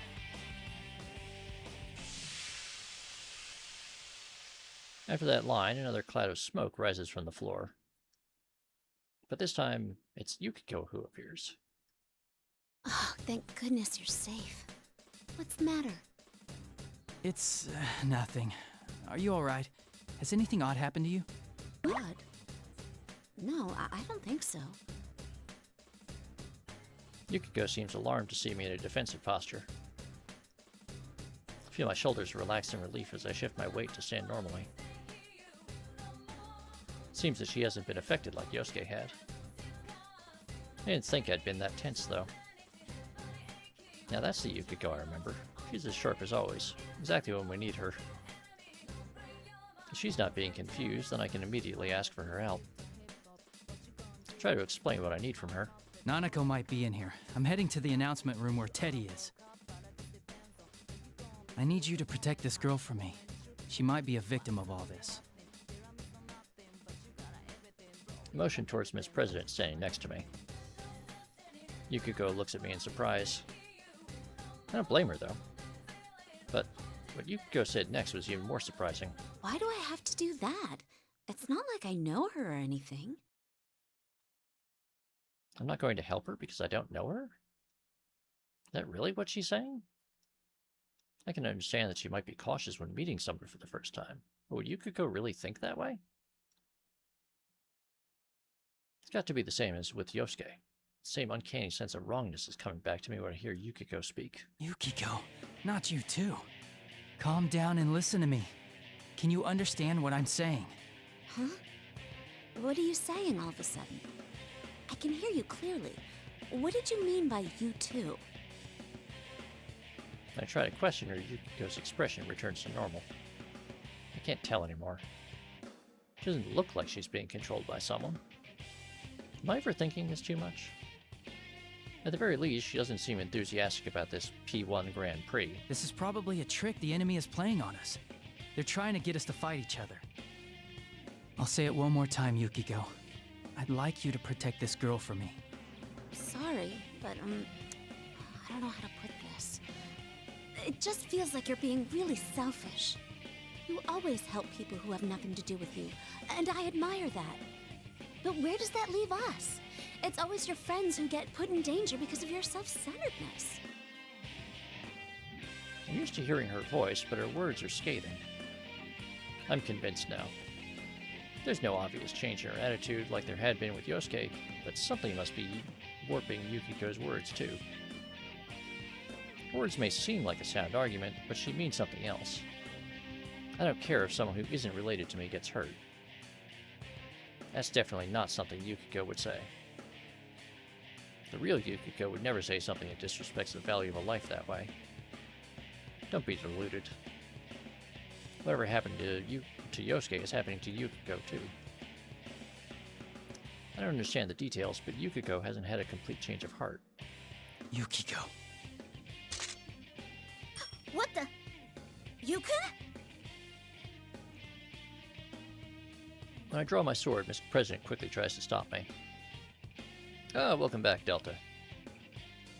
But I can't answer her right now. If a battle will clear up this pointless misunderstanding between us, the time to fight is now. Ooh, now that's our senpai. You'll show no mercy, not even to a girl if it's for your own goals. You're a real bastard with a sister complex. Keep it up and bring them all down. I ignore the taunts being delivered in Risei's voice.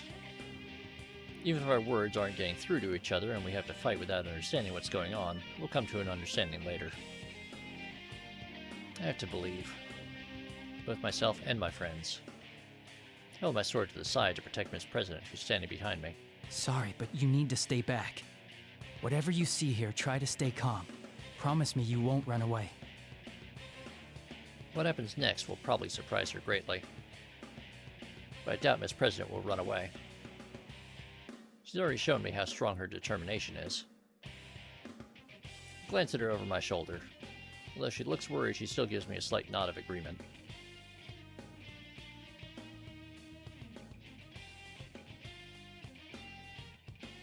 Now, time to do this.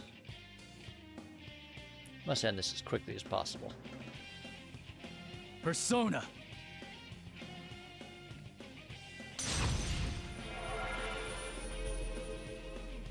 I concentrate all my senses to summon my strength of heart. My persona is Anagi. If I allow myself to go easy on Yukiko, she'll surely defeat me.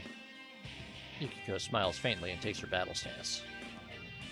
She resisted the idea of protecting Miss President. She seems to have no qualms whatsoever about fighting me.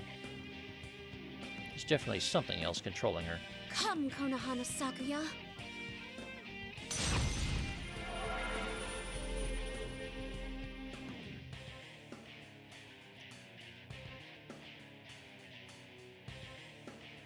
Oh yeah, the button combos for those are kind of tough to pull off. That's right. Usual Yukiko should have a beautiful heart like this. Wait for me. I'll save you.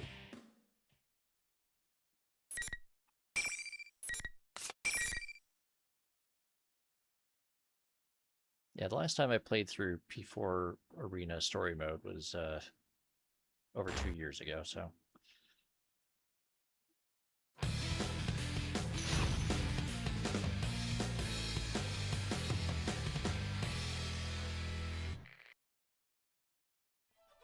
Finally!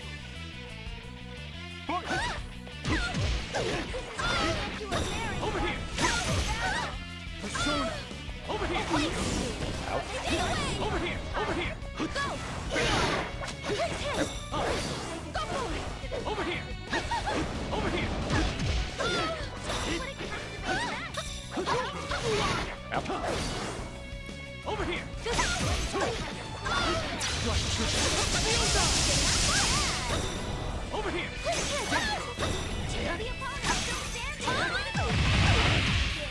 Persona!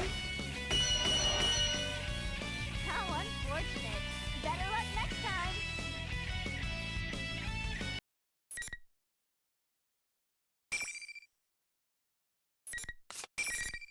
Oh yeah, they can be absolutely devastating if they get pulled off. The winner is you, Senpai! What an utter thrashing! I love all this animosity! These cocky, self-righteous friends showing how they really feel by beating the crap out of each other. That's the real thrill of the P1 Grand Prix! I don't care to hear any more of Teddy's jests. Still have reservations about fighting against my friends. I now know that there's no other way to save them. I'm resolved to do what must be done. Also, there's no knowing if Teddy and Rise have been affected just like Yosuke and Yukiko had. If they are, then there's no use in trying to talk to them through the monitor like this. That's the conclusion I've come to, but Miss President seems to have other ideas. How much further are you gonna push this? Why are you doing it anyway? These guys are friends! What's so much fun about making friends fight each other? Miss President vents her frustration at Teddy's image on the monitor. I was a bit surprised at how she worded it. She seemed more upset that he was making friends fight each other, not why he had dragged the entire school into this mess. We've only just met, but she clearly sympathizes with us and understands the pain we're going through. I'm embarrassed, but proud at the same time. A girl with such compassion would be a great student council president. It's no wonder she was elected to represent the student body of Yasagami High. It's alright. Thanks, though. It's not alright! This is... She's still worked up, and she lashes out at me. Perhaps her heart is a little too honest. But her anger sets my mind at ease. She's right. What General Teddy is doing right now cannot be forgiven. I glare at the monitor. Sorry, but you're not getting your wish. What? Did you think this would be all it took to break us apart? That it would make us hate each other? Sorry to say, but that's a huge mistake on your part. I believe in my friends. They'll never get taken in like that. You're so stupid! What kind of sensei are you? I'm warning you now. If you really are Teddy, then we'll get you back to normal no matter what it takes. Even if it costs us our lives. But if you're an imposter, hiding behind Teddy's face, I will make you pay for toying with us.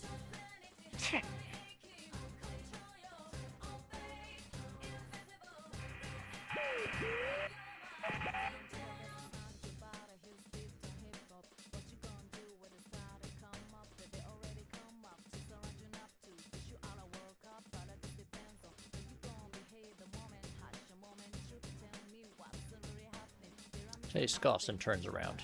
The monitor suddenly switches off.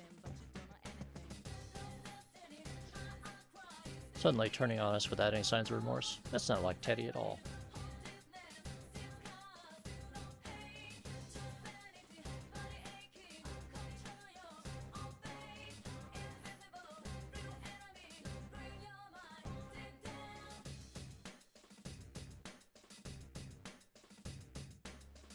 No, he's most likely not the real Teddy.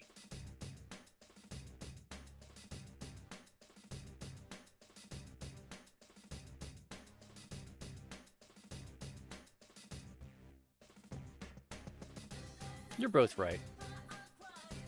Seeing the anger in his face only strengthens my suspicions. Some of us are taking Teddy's form to make it look like he's the one committing these acts. That girl's come around. I immediately rushed to Yukiko's side. You alright? Yukiko, are you alright? I'm sorry I couldn't go easy on you. No, it's okay. You weren't your usual self, but I could tell by your eyes that there was something going on. I'm sorry, too. Did I hurt you? Kinda, yeah. I sure wouldn't want to get into it with you again. I try to pass it off as a joke, and we look at each other and laugh. Things are going the same way as they had with Yosuke. It's becoming clear now. Did I say things that offended you earlier? Yes.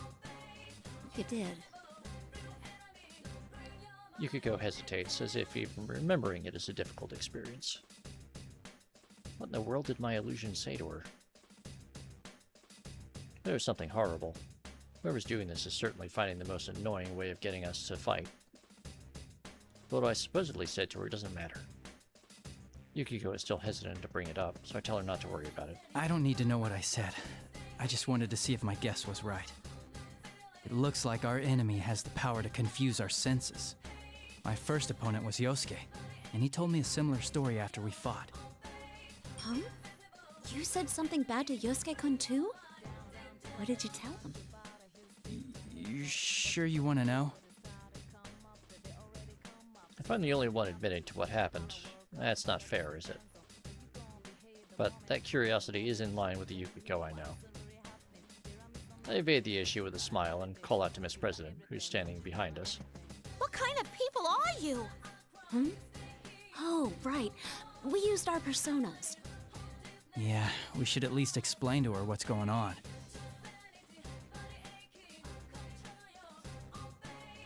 She did see everything that had just happened. This would be a good opportunity to tell her everything. I introduced Miss President and Yukiko to each other, and fill in the parts that I had left out of my previous explanation. I tell her about the personas. I tell her that we're actually in a world inside the television. I tell her how the scenery here changes according to the hearts of the people who enter it. She looks doubtful while I'm talking, but considering that she's just seen our personas only moments ago, she doesn't immediately deny it. Still, it seems that she can't accept it all either. She crosses her arms as if lost in thought. On the other hand, it seems that Yukiko didn't know that Yasugami High had a new student council president either. Yukiko apologizes for not having paid attention to the elections in April. And that's it in a nutshell. So, that's what you meant by falling into a TV. Yeah, which makes me believe this school could be a part of your mind that's materialized. This school came from me? That's a lot to swallow. I'm not surprised. Why is it different this time around, though? Usually the victim's shadow appears first. That's right. I had doubts about that, too. There's a reason why it's dangerous for people who can't use their personas to enter this world. Besides the obvious reasons such as not being able to escape and being unable to protect themselves from shadows, the person's shadow separates from them. The shadows that split off are strongly attached to the original people they came from and will try to harm them in order to become independent identities. Yeah, because it's a vaguely New York accent that they usually teach in, like, theater schools. It's more Brooklyn, Delta, but it's still not, like, proper Brooklyn. But it's that vague, New York guttural. I hadn't given it much thought since Miss President seemed so energetic, but it's still possible that this has happened to her as well. I put this together with the conversation I had with Teddy a moment ago and come to a conclusion. The Teddy who's hosting this tournament. What if he's actually this girl's shadow? Huh? I noticed he got agitated when I called him an imposter. The fake Teddy would mean he's someone else using Teddy's form. I see. If this place reflects Miss President's heart, her shadow must be here. And right now, the strongest candidate is... That's right. We both saw an illusion. At the very least, the enemy has the power to delude our senses and make us see and hear things that aren't there.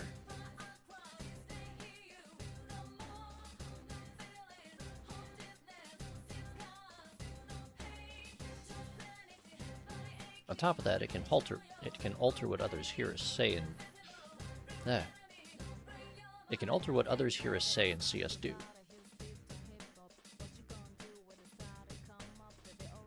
If it can do that, then I can easily see that our enemy can use that power to change its appearance. That means it could be impersonating Teddy and leading this tournament. That still leaves the question as to why it would take on the appearance of someone it doesn't know. I've seen shadows in the past that took on bizarre appearances, but this is the first time I've seen one impersonate an existing person.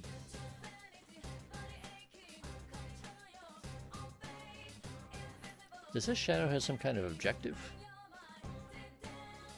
Well, Bully Snake, that vaguely Commonwealth accent was when they were doing that like multi-voice layering effect to do the creepy distorted shadow voice thing.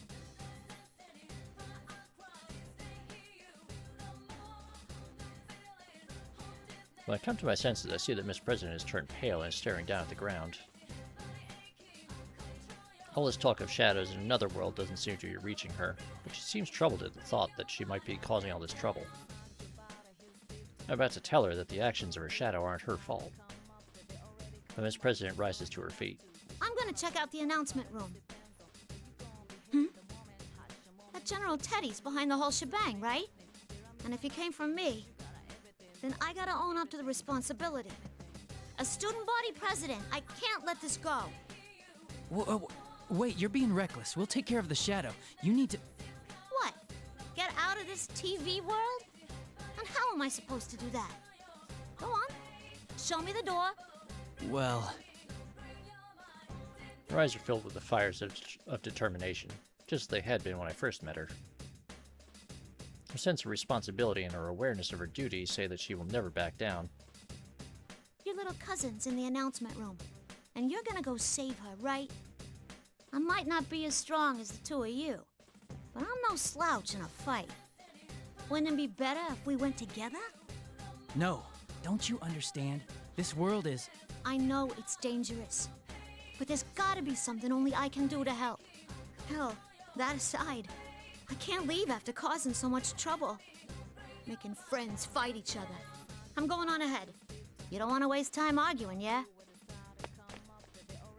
This president declares this in a voice that brooks no argument and takes off running. Yikes, I wasn't expecting her to behave rashly like this. Remember how fast she can run. I'm gonna go after her. I need to go at once or I'll lose her. Please, you have to go after her. Yukiko sees me hesitate and knows exactly what to say. She's right. There's so much we don't understand, but there's no way the investigation team can let a victim run off to die. Yukiko ignores the fact that I'd be leaving her here alone and tells me to follow a girl she's only just met. This is the exact opposite of the behavior she'd been displaying before the fight.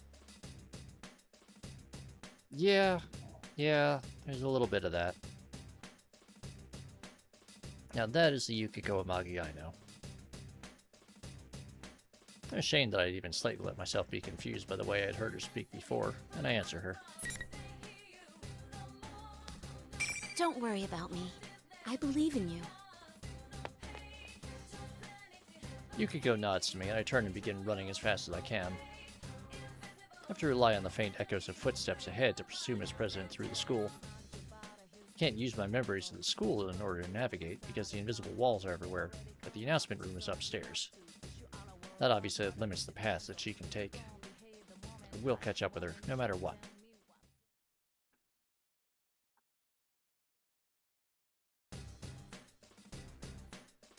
I've been running after Miss President for a while, but I still can't catch sight of her. She's so fast it's almost supernatural. I even begin to think that her path may not be hindered by the invisible walls. Wait a second. Now that I think about it, she's not a participant in the P1 Grand Prix. She didn't appear in the introduction video, and even though she'd been there when I faced off with Yukiko, she wasn't affected by the rules. Could she be able to walk through these walls? If so, then catching up to her would be quite difficult. Just as I'm thinking this, suddenly a blue door appears in my path. I've seen this before. This is the entrance to the Velvet Room. I don't have time to deal with this, or so I think. But when I consider the timing of its appearance, I can't help but feel that there must be a reason for it. I make up my mind and reach for the door. As I walk through the door, I feel a slight sense of lightheadedness, and I close my eyes reflexively.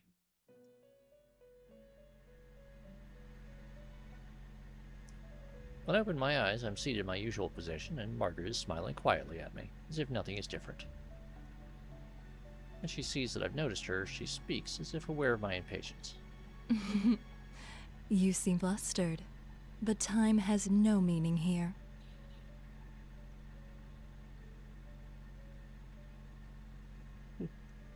Margaret politely points this out, knowing that I'm in a hurry. Time is meaningless, huh? I thought I had figured out a few things about this room, but it seems that there's still more for me to learn about it. Time doesn't pass while I'm in this room. I should concentrate on what she's about to tell me.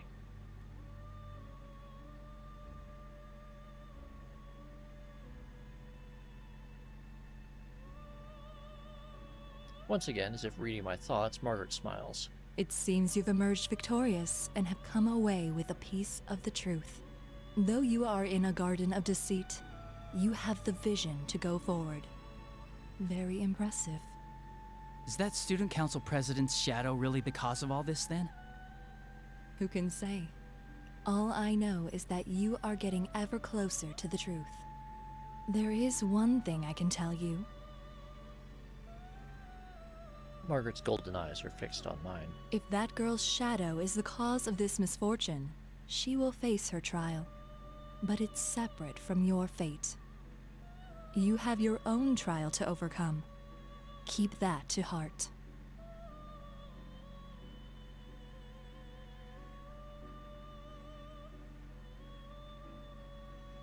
My own trial.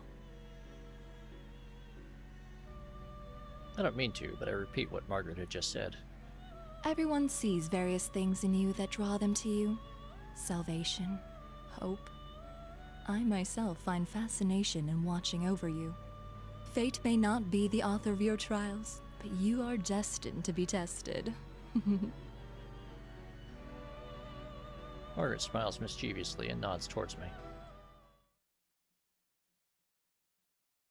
Another slight feeling of lightheadedness passes, and I return to that otherworldly school. The blue door is nowhere to be found, as if it had never been there to begin with. I look up. I still don't understand what my own trial is supposed to be, but for some reason my mind is cleared up a bit.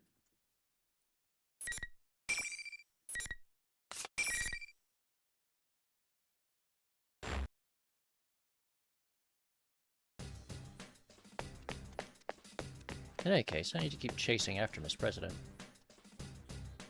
Now I immediately see a recognizable feature. A long ponytail. Found her! Wait! It's too dangerous to go alone.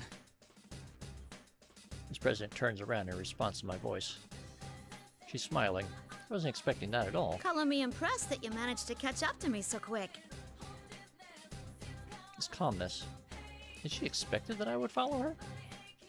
I'm beginning to feel like she's toying with me. But I understand now. Nothing I can say to her will change her mind. There's no helping it then. Promise me that you won't leave my side, and you can't do anything rash.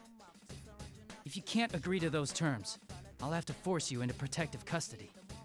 This is a matter of life and death for you. Sure thing. Then let's get to that announcement room together. I thought that I'd be able to keep her in check by saying that her life was in danger, but she didn't seem to take any notice. She just shrugged and accepted my proposal. She's quite hard to deal with. Not sure if she knows how I'm feeling, but she speaks up. Hey, mind if I ask you something? What is it? There's a moment of silence. Just as I'm about to ask her to go on, Miss President It's continues. tough, being forced to fight your friends, huh? Oh, sorry. You don't gotta answer. She must still be thinking about my fight with Yukiko.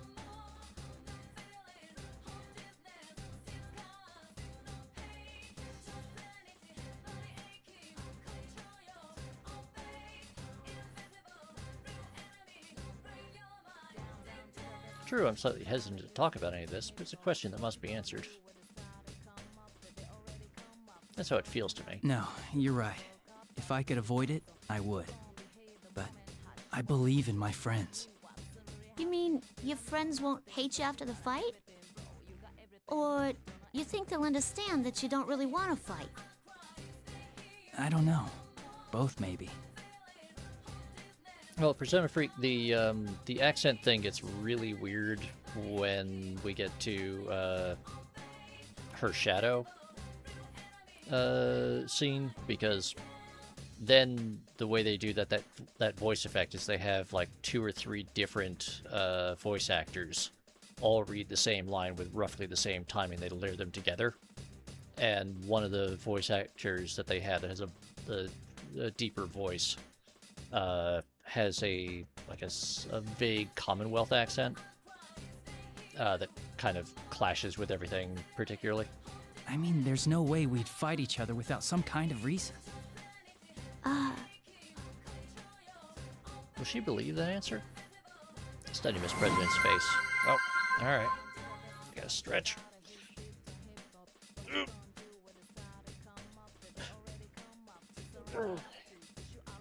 When she opens her mouth, she has an unexpectedly gloomy look in her eyes. Oh, and you want me to hydrate? Alright. Give me a sec here. Well, the good news is my posture is just as bad as normal. I've even got my chair locked in the upright position, so I can't slouch too much. And I'll finish off this bottle of cola.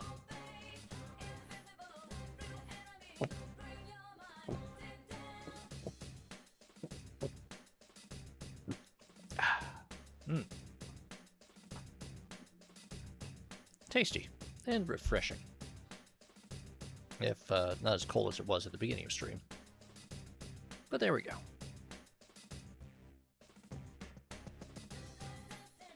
What if you had to kill each other? Kill each other? Truly hadn't anticipated that question. Caught off guard by how I hadn't even considered it. It's true, there's no guarantee that this General Teddy won't suddenly decide to make us fight to the death on a whim. Sorry, that was probably over the line. I don't know why I said that. I wouldn't let it happen. That is indeed a thing that just happened. Even if I was forced into such a situation, I would never follow that order. That's all I can say right now. After hearing my answer, Miss President casts her eyes down again. After seeing that behavior, how do I put this? Felt a sense of incongruity. Why could that be?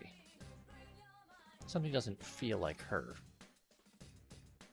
Could Miss President be carrying some unimaginable burden that she is yet to confide in us? Is it so heavy that she would ask that question of me? Speaking of which, if General Teddy does turn out to be her shadow, what does that mean about whatever repressed thoughts she truly has? Suddenly it seems that her courageous and cheerful demeanor are a mirror image of that. A slight sense of fear chills my spine. My thoughts race through my head while we walk down the hallway. Oof. What are you doing? Ah, I thought I broke my nose for a moment. That's an invisible wall again. Even though I should have been expecting them, I've relaxed my guard and walked right into him. I hold my nose and wave away Miss President, who looks concerned. There's an invisible wall. I don't think I can go through here. An invisible wall? Oh, that must have been why you broke out of the mime act every now and then. Well, if I can pass through, It must only be blocking the tournament fighters. This world sure is out there. This President walks right through the place I had bumped into. So that must be the case. As I imagine, Miss President is unaffected by these walls. Is it because she's not one of the fighters in the Grand Prix? Of course, if General Teddy really is her shadow, maybe the normal rules don't apply to her. The entrance to the school building is ahead of us. But perhaps worst of all is that the wall I had just walked into is blocking me from reaching there. I just have to find some other way. No, there are walls there too. And the same can be said for the direction towards the entrance. The thought crosses my mind as I check back the way we'd come. It's as I thought. Another invisible wall is formed where I just passed and I can't go back. With walls in every direction, there's nowhere I can go. I'm trapped. And if I can't go anywhere, this can only mean one thing. Be careful. This probably means... The moment I call out to Miss President, General Teddy appears on the monitor in the entryway.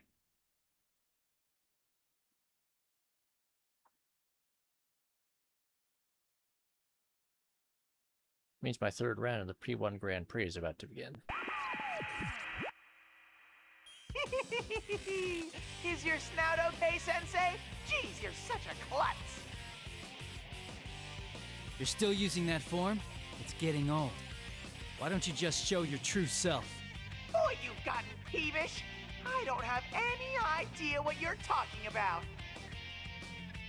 I wasn't intentionally trying to rile him up, but I wasn't falling for it. Looks like I'm not going to get him to reveal anything that way. I quickly changed tactics. Okay, so who's my next opponent? Ooh, now you're getting into the spirit of things. Let me guess, you're starting to enjoy beating up your friends? Okay, with the next challenger, come on down!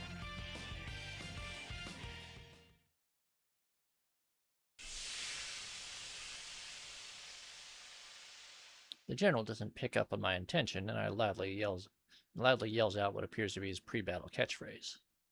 Smoke pours out, and who should appear from the smoke but the person I was expecting to see. 4 of us entered the TV together. I've already fought against Yosuke and Yukiko. Then... That's what I thought. You're the last of us, after all. Yeah, I had a feeling you'd be next, too. Chie laughs along with me. For the moment, there doesn't seem to be anything wrong with her words and actions, but I can't let my guard down around her. After all, I'd felt the same way when I encountered Yukiko, too. But as they say, the third time's the charm. I have to see if Chie's in her right mind. I decided that the best way to do that is to be calm and start a conversation with her. Chie, you know what they're doing, right? Before I can begin to explain, Chie cuts me off. Yeah, I know. The stuff we say gets twisted around so we end up fighting each other, right? Don't worry. You're the son of a bitch who left us as soon as the last case ended, but you're still our good friend. I mean, you have it easy. You're just fighting your friends. I mean... Delta, only when it comes to me. I have to keep killing over and over, all because of you humans! Now, this is obvious. She is clearly not herself. So blatant her words don't offend me at all. Moreover, it's not just out of character, but Chie would never say anything like that. And you humans? That's as good as confessing you're not human. Oh, right. Carnivore, was it? Miss President is watching us from nearby. She looks more dumbfounded than worried. Still. You're right, Wilf. She would start with kicking. Or demands for meat. Possibly both. What Chie said at the end caught my attention.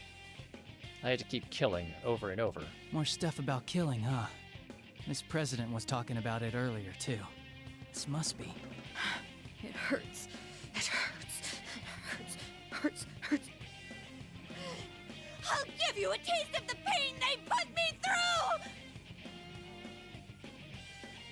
She's not even trying to sound like Chie anymore.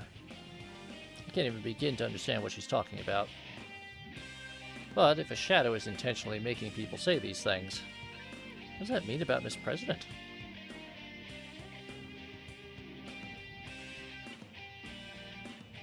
Killing each other? All because of humans? What kind of secret past could the new student council president of Yasagami High be harboring? No, now it's not the time for this. I'll have to look into this after we've cleared up all the confusion between us. Let's do this, Chie.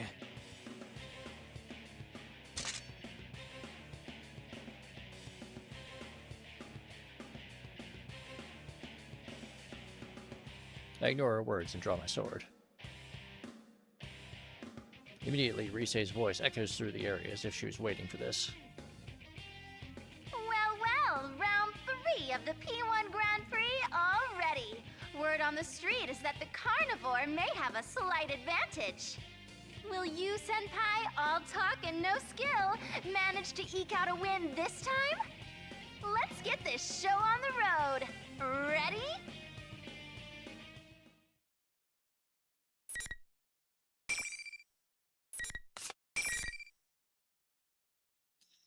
And we're gonna wait just a moment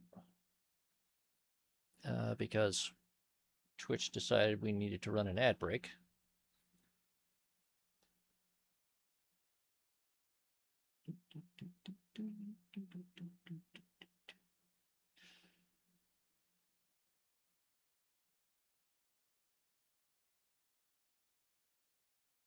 Maybe tonight or tomorrow morning, in between streams, I'll go and see what they cut out if I do one of these story modes in the start from the cliffhanger option, just to see what that is.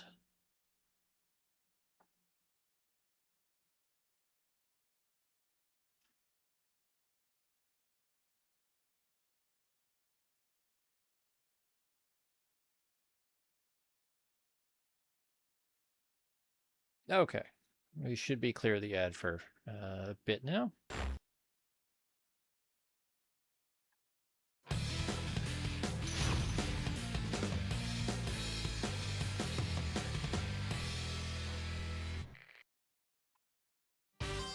Final. Fight! Ow. Over here! Over here! Over here!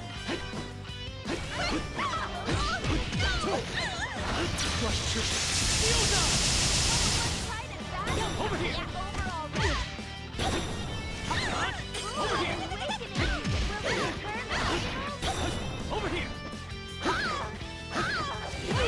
Ow.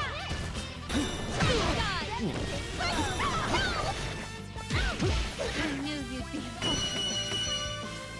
In the end, the victor was no surprise.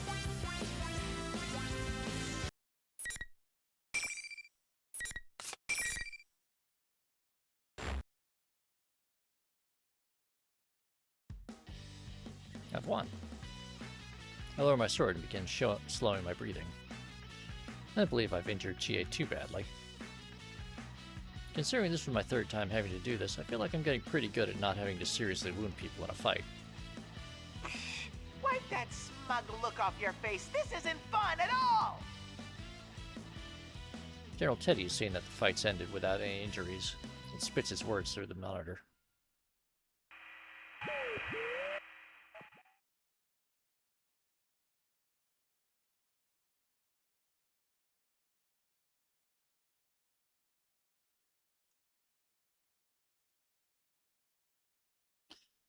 Yeah, I don't know what's going on with the fight AI. I know that story mode is supposed to be a little more forgiving, but this is a lot easier than it should be. The image on the monitor then disappears without anything further. Tell you what, Persona Freak, after we finish Yu's story, we'll take a break and we'll do one of the arcade modes, where it's a little more difficult, at least. Let him say whatever he wants. I fought all the friends I came into the TV with, and none of them are hurt. All that's left is head to the announcement room and make sure Nanako is safe. And then we'll be able to go home. I'll walk over to Chie and help her up off the ground. She's come back to her senses, and she seems a little sheepish. Are you alright? I think so. Man, you're strong. I'm kind of shocked at how much of a difference there is between us. Look who's talking. I've never been kicked around so badly in my life. Okay, narrator, that was not a particularly difficult fight. I mean, she did actually get a couple of kicks in, but... I wait for Chie to reach her feet and then tell her everything that's happened up to this point. So the others are safe too? Oh, what a relief. I was pretty worried. She is so relieved that she sits down on the floor once more. Can't help but smile at that reaction. She really does care about her friends. Yeah, these are the people I believe in. Seeing us exchanging smiles like nothing was wrong, Ms. President sounds perplexed when she speaks up. You guys really are tight, aren't you?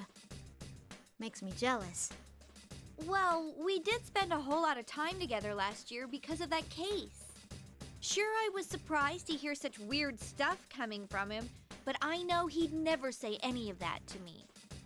Wait a sec. Who are you? Oh, I forgot about that. I quickly introduced Ms. President and tell Chie that she may be a victim of this case. But Chie looks again at Ms. President suspiciously. Huh? The student council president? You mean ours? That doesn't seem right. I remember the new president being a guy. What are you saying? I'm the student council president. Who else would I be? I'm pretty sure, though. Maybe if you told me your name, I'd remember. My name... Ms. President stops moving. What's going on? She can't tell us her name? That's not that strange a question, is it? But for some reason, Ms. President seems unable to answer. I sense some kind of incoherent melancholy from her. She and I share a tense glance. My name's... What's wrong? My memories... No, I don't want to fight anymore. Why do we have to kill one another? Kill one another? I gasp when I hear the words fall from her mouth. I don't know what's crossing her mind right now, but she's definitely not acting normally. I glance at Chie, then try to approach Ms. President in the hopes of calming her down.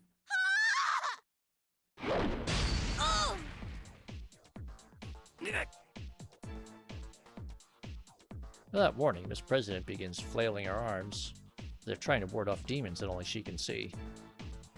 Chie reaches out and touches her in concern.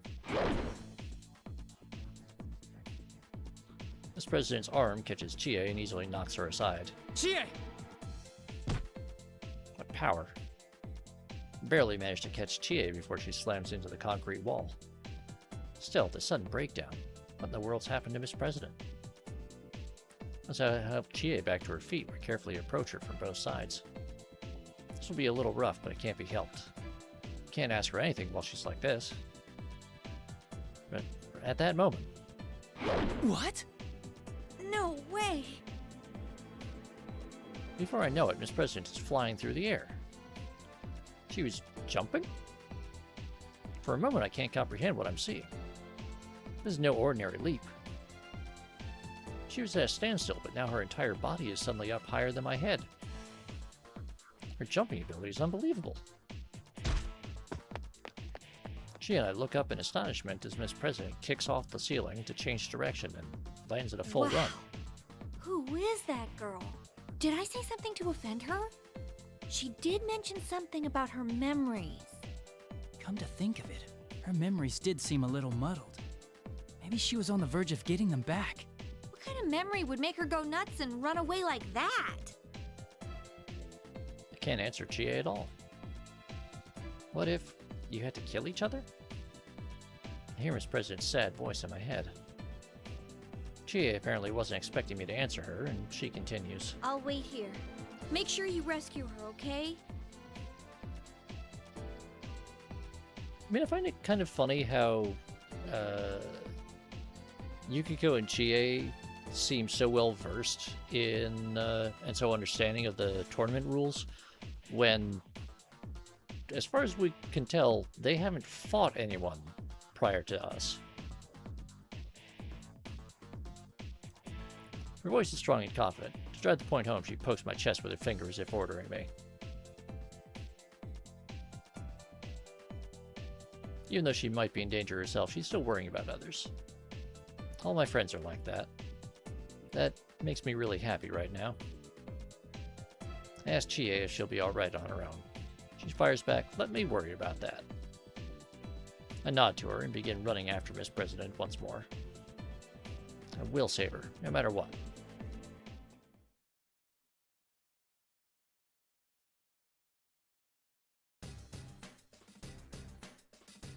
Even though I was running as fast as I could, the invisible walls keep preventing me from making much headway. I attempted to strike at the walls with my persona, but nothing happened. So many invisible walls, one after another. Miss President can pass through them. I don't know if I can keep up the pursuit. The announcement room is still my destination. There's no way to know if that's where Miss President is headed as well, but if there's a shadow waiting for me there, I'll need to get there anyway.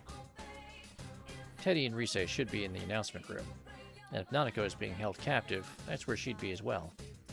I have to keep running, and yet another wall blocks the hallway. At first I think this is a dead end, I realize I can cut through a classroom and come out on the other side of the wall. It's forcing me to enter the room rather than letting me go straight. This probably means... Brace myself and put my hand on the door.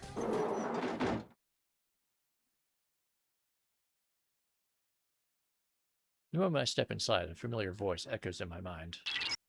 Hi. Senpai! Can you hear me? Please answer me! That voice. Is that you, Rise? The real one? Her voice isn't coming from the PA system. I'm actually hearing it in my head. This has to be the work of Rise's persona. Thank goodness. I've been all alone since that weird fake Teddy captured me. And then you were all fighting each other. I can hear the relief in her voice. She sounds so different from the insensitive and rude voice that had been coming from the PA system. This is indeed the Rise I know. Where are you now, Rise? Can you locate where I am? I'm sorry, I don't think there's time. I'm stuck in the announcement room. Please, Senpai, you have to hurry. If you don't, he'll... Rise! What's wrong, Rise? There is no answer. The communication has been cut off. Something happened in the announcement room?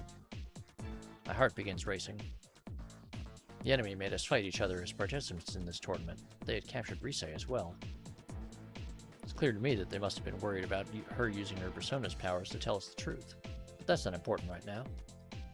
If she was just captured to prevent her from contacting us, then the enemy must think of Rise as being less valuable than those who had to fight. She sounded okay, but who knows what might have happened to her now. I have to hurry. Pardon me for interrupting while you are lost in thought. A hand brushes my shoulder. In surprise, I jump away and draw my sword. I can't believe that I let myself get so lost in thought that I didn't notice someone until they touched me. This is the second time I've let myself get so distracted. I've gotten used to having my friends with me while we investigated last year. I can't pay attention to the entire world on my own.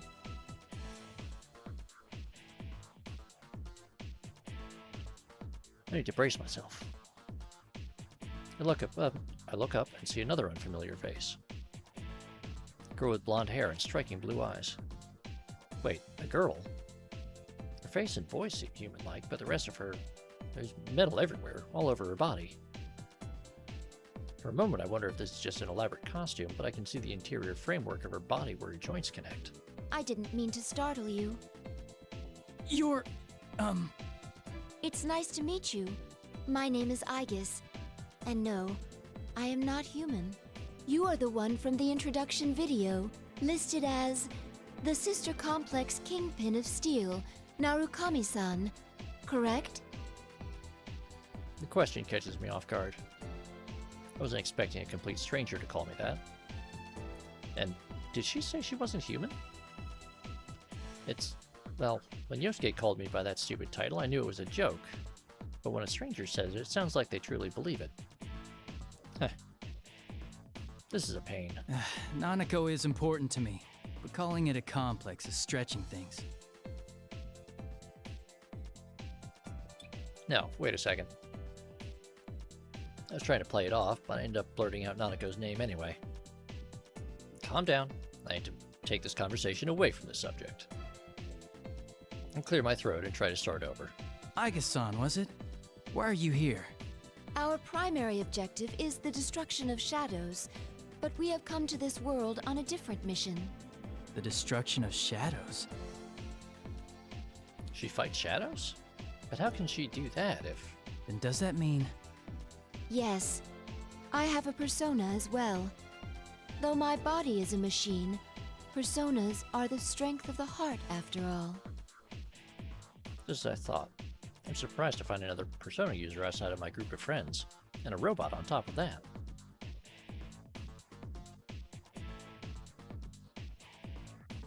I can't come to grips with all of this.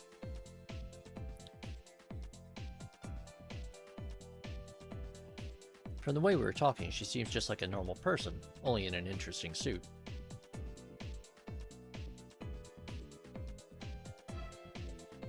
Delta, that's the Strega solution. True, I've seen stories on the news about robots looking uncannily like real humans, but isn't something like this far beyond those? Still, I can't help but believe the evidence of my own eyes. I mean, I've been hopping in and out of TVs for the past year. Who am I to say what's strange or not? Perhaps the technology behind her creation has supernatural roots of its own. I find myself growing more and more interested in how she came to be here, but I have to put that aside for now. There's something I need to find out from her first. This P1 Grand Prix, it's so similar to the events of last year, but to think that it would involve someone like her.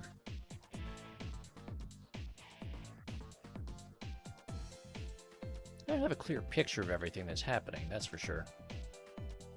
Calm myself, then ask her what I feel would tell me what she's doing in this world.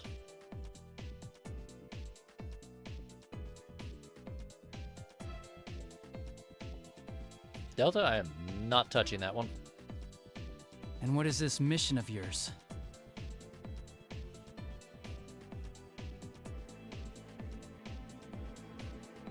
She opens her mouth to respond, but just then... the monitor inside the classroom turns on. It's at that moment that I suddenly remember. It's likely that I'm going to have to fight here. I'd forgotten about sensing that when I entered the room. Aha! So that's where you got to, Sensei. I've been looking all over for you. Ooh, who's the honey? Were you in the middle of trying to score with her? As if you didn't know. You're the one who lured us both here. Oh my, did you figure it out? I didn't have a choice after those guys decided on their own to horn in on the fun. You're a bright boy, Sensei. You know what's coming next, don't you? The journal on the monitor gives me a twisted smile. Could Aika-san's mission be something that would cause him trouble? Can't figure out what his motives are, but he's using us to crush each other. In other words, she's the next challenger that's being set against me. Aika-san seems to understand this as well, and is staring at the monitor with a quiet animosity. Sorry about this. Do you know the rule of this tournament? Only the victor of each match may move on. Yes? I have nothing against you, but I'm in a hurry for my own reasons. Neither of us, in other words, can back down. Then there should be no hard feelings. Aika-san is refreshingly... Aika-san is refreshing... I just can't talk today. Aika-san is refreshingly straightforward about this. She immediately takes a fighting stance. A bitter thought comes to me.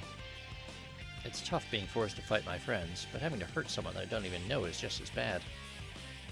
Another thought comes on the heels of that one. I don't know this girl. Perhaps her appearance here means there are urgent problems that an ordinary student like me can't fathom. gives me the right to stop her on her mission. Shouldn't I know what's at stake before I take that from her? Thankfully, it seems that she hasn't gone mad like my other friends. Perhaps the enemy doesn't care about clouding the minds of people who don't know each other. If we're still capable of understanding each other, then we should talk this over before we do anything. That will not do. We will speak more of this after one of us wins. Aga-san says this so quickly as if she's reading my mind.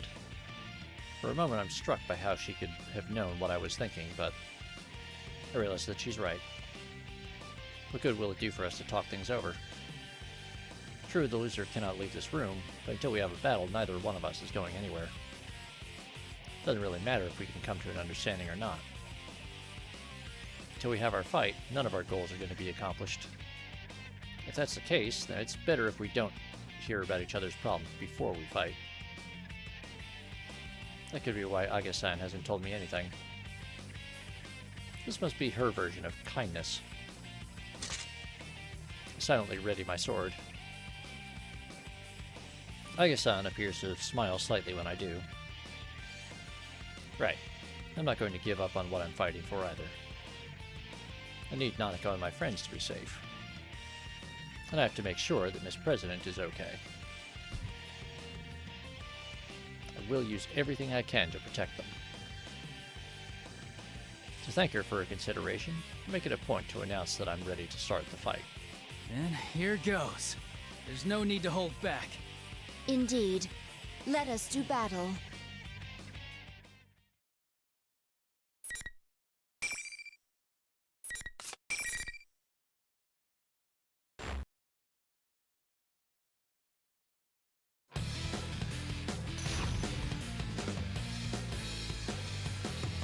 Yeah. Sword to a rocket launcher fight. Final. Fight! Damage! No! Love damage! Over here! Ow, ow, ow. Ow. No! No! Enough! Damage! No! These are not... Strike fire! Nice try! Ow. Please hit! Damage! No! No! I will simply right my strike! Persona! Rise up! Severe impact! Will not run! Damage! Severe impact! Damage! Severe impact! No! Fire! Ow. Down! Fuck off, I guess. No. Severe impact! Damage! Over here! Damage! Severe impact! No functions! Shutting down! Okay, that one was actually a little bit difficult for me. Although that's partly because I'm just not good at fighting against Igus.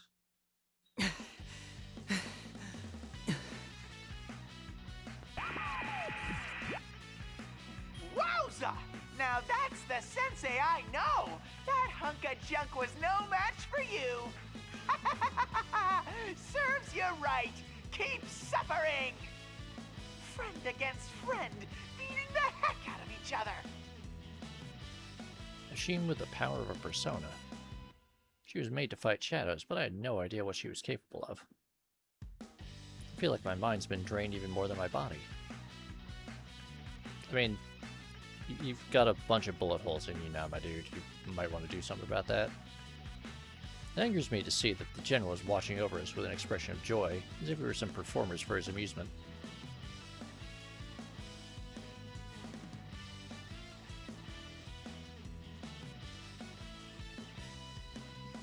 Look up and glare at the monitor. I don't know why you're making us fight, but it's pointless. We aren't fighting because we hate each other. The reason we can fight is because we respect and trust each other. A low growl. That's the only sound I hear. The real Teddy's never made such a hateful sound. It's actually rather scary. Stupid! You're such a dumbass! What's with you? The image on the monitor distorts along with that outburst. The general is having trouble remembering to act as someone else, and his face bulges and ripples disturbingly as his hate pours through the screen. Any pretense at copying the adorable stupidity of the real Teddy is gone now.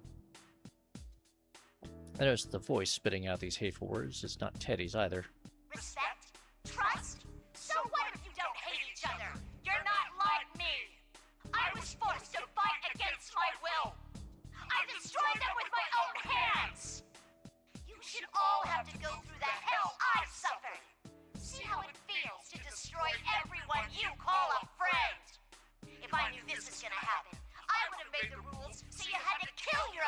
to move on. The general on the monitor continues to rage. What are you talking about? Why did you set this tournament up? The moment I say that, I feel that all the dots have become connected. When Miss President had asked out of the blue if we were going to be forced to kill each other, that ominous muttering of killing one another, are these both something that had come directly from her past? Maybe she'd been forced to fight against people she didn't want to fight. Had she been forced to destroy something that was precious to her? There's no way to know for sure, but it's possible. Considering this, it kind of explains why her shadow would have created a tournament like this.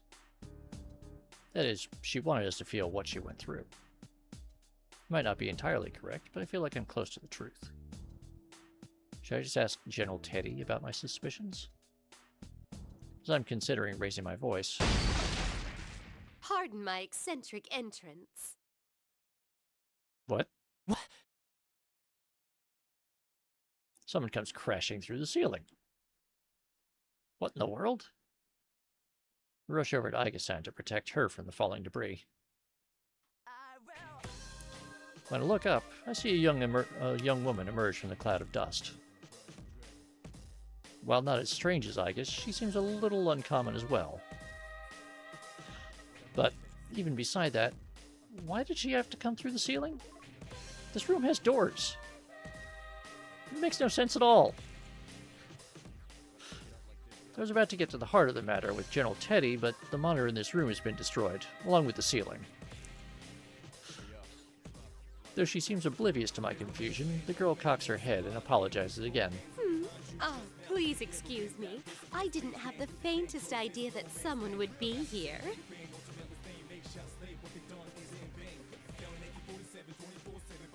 I'm pretty sure that in this case the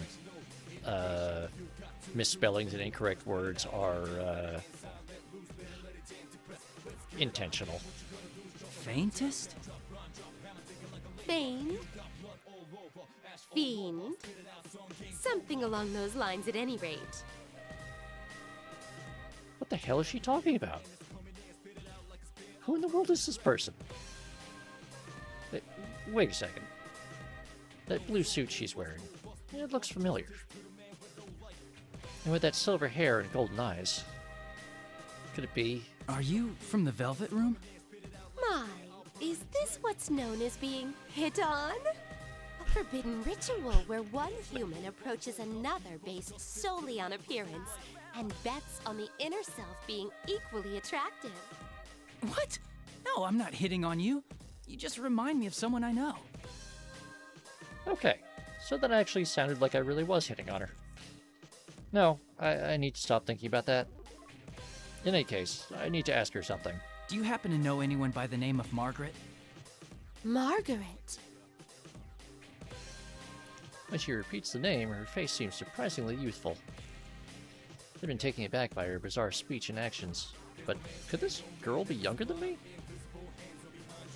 Her profile simultaneously evokes the images of a pondering philosopher and an innocent girl. Can't figure out how exactly to speak to her. Should I be more polite? I guess it doesn't matter too much. Anyway, worrying about the niceties isn't the most important thing right now. Oh, actually, we should introduce ourselves first. I'm Yu Narukami. Ah, that had slipped my mind also. My name is Elizabeth. Dear me, to hear that name fraught with memories in such a mundane, remote place. She thinks of this world as a mundane place? That's confusing. Yasuinaba may be out in the countryside, but I don't think it's as bad as people say it is. The girl, Elizabeth, suddenly bows elegantly to me. Margaret is indeed my sister's name. Can I take that to mean that you are another guest of that room? I see.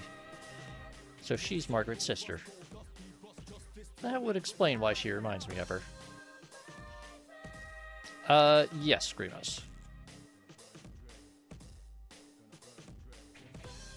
That is why I want to do the Elizabeth storyline eventually, because that actually sort of builds off of what Elizabeth does at the end of The Answer. Elizabeth-san, huh? Well, I guess that's the case. It's true that there was a time when I visited that room. Igor, Margaret, and now Elizabeth.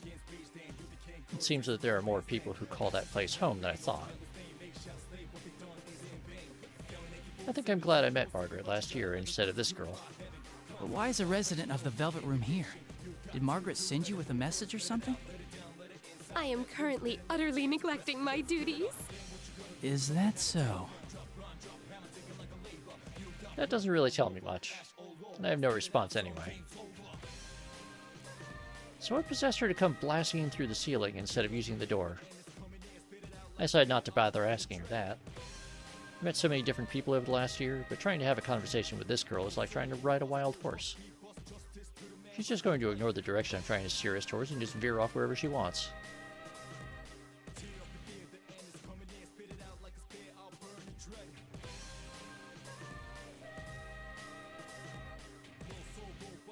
Best you just hold on and go along for the ride, then. Well, Persona Freak, what he was asking was if this is taking place after the events of the answer.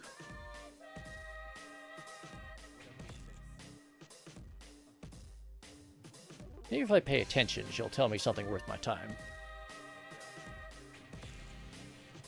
Even if I try to ask her any questions, she'll likely just be confused anyway. Just as I'm having that thought, the girl seems to have noticed my hesitation and starts to talk about herself. Her eyes are lit up with a sincere passion. She really is a hard one to read. I have a certain desire. It may take a very long time for it to be realized. In order for my wish to be granted, I require a power much greater than what I have. The power of the wild card that changes bonds into strength. I have a feeling that the key lies there. I know a little about the wild card, but... I feel that the first glue to granting my wish lies within that power. Glue? Flu? Influenza. Something along those lines at any rate. She's having trouble coming up with the right words, but I can hear the sincerity in her speech. Probably. In other words, I think she means that the power of the wild card is related to her desire and came here. I don't think it's worth it to ask how she knew I had that power, or where she found out about it. Just as I'm struggling to follow the meandering path of her conversation, she brings up an outrageous suggestion. Might I suggest that you and I fight?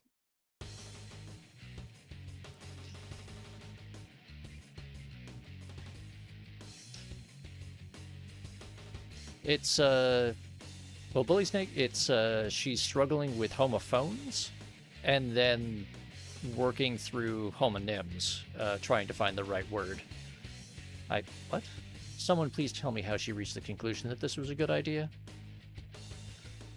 I don't think I have a chance of talking her out of it, though.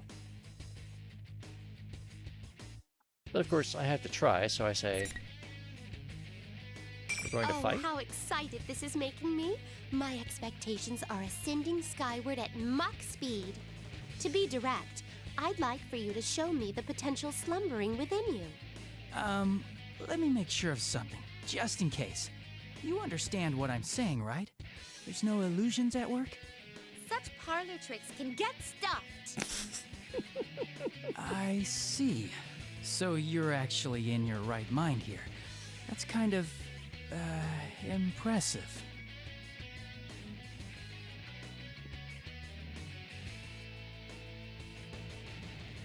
Delta? Elizabeth always has one. Well, maybe she understood what I meant when I mentioned the illusions. If that's so, then she at least must have some idea what's going on around here. And even though she might understand it, she still wants to fight me. Yes. Well, it builds off it, but yes, it is kind of referencing the secret boss fights in each game where you face the Velvet Room attendant. I wonder, though, if she's unrelated to General Teddy's plans and invited herself into the tournament, do the usual rules apply? As I think about this, Elizabeth-san taps her foot on the ground and takes a fighting posture. She really does want to fight.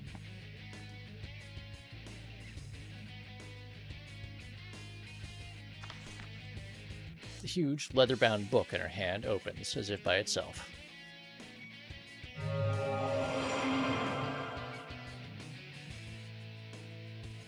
A torrent of power pours from the open book with a blue light. I can't believe that this strange girl has such unimaginable power. She seems so aloof. No, I may be more correct to call it an air of imminent violence. All right. I won't be able to hold back. To be honest, I was really only saying that in the hopes of bluffing her. I have absolutely no room to hold back in this fight.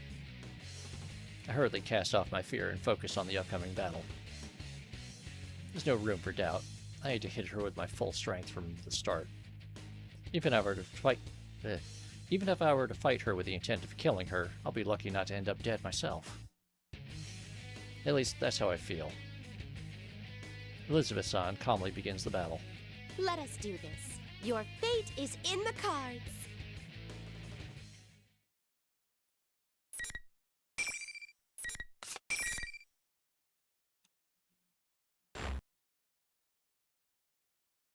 Well, I'm probably gonna get my ass kicked.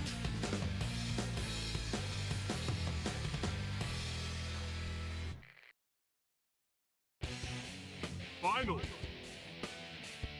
Over here! Summon. Ow. Over here, is it? The summon. Fuck. Persona! Over here! We're through! What? Izunari! Opening my deck. Izunari! Izunari! Won't you have some? Oh no. Izunari! I anticipated. Ow. Now up. Opening my deck. Over One. here! No. Stop it. Stop it. Over here! Izunari! The summon. Have a tornado. Over here! Remarkable. Thanatos. Oopsie daisy. Damn. Let's check. Oh no. Oh no. Persona! Is this the extent of your strength? Oh no. It's time this Over here! time. Let's test it. Oh no. Let's Over here! What? We're through! What? Oh no. Persona! Is this Over the here. extent of your strength? Down.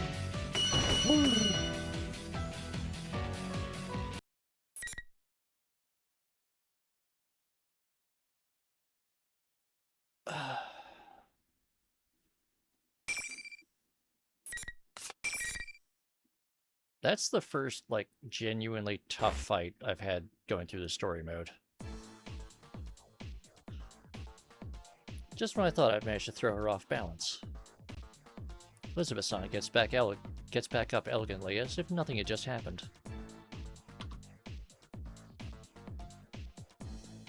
Suddenly I feel an intensity build up in the air. Don't tell me she hadn't been taking this seriously at all up until now.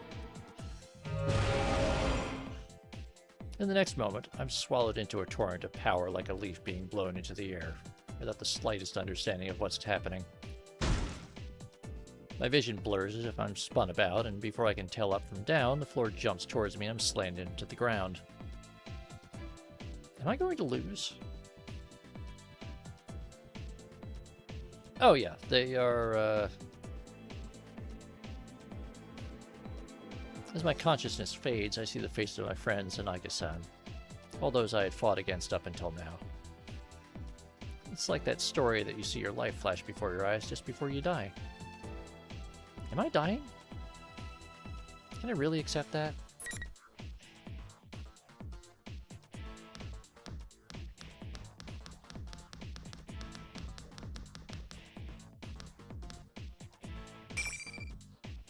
Gotta save our friends.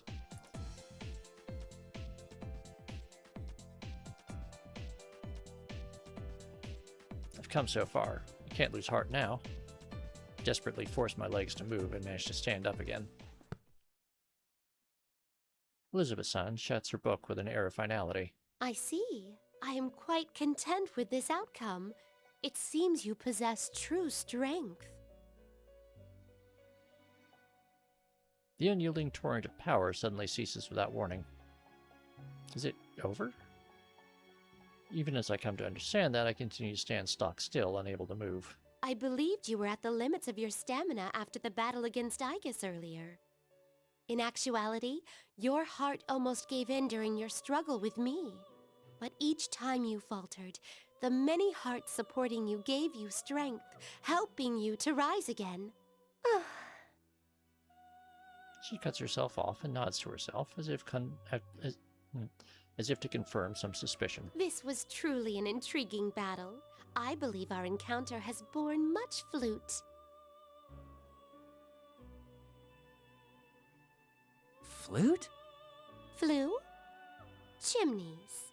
In any case, I am quite pleased. Even after a battle, she acts like that. I feel like a fool for believing that she really would have killed me, even if it felt quite real at the time. I can't believe any of this. My legs give out under me and I sink to the ground. Flue is the vent that runs through a chimney.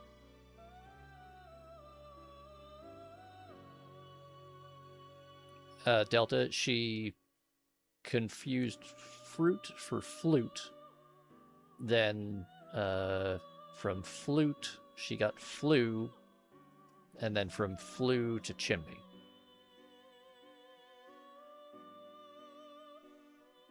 Maybe she understands how I feel. Elizabeth-san looks straight into my eyes. May I ask you something?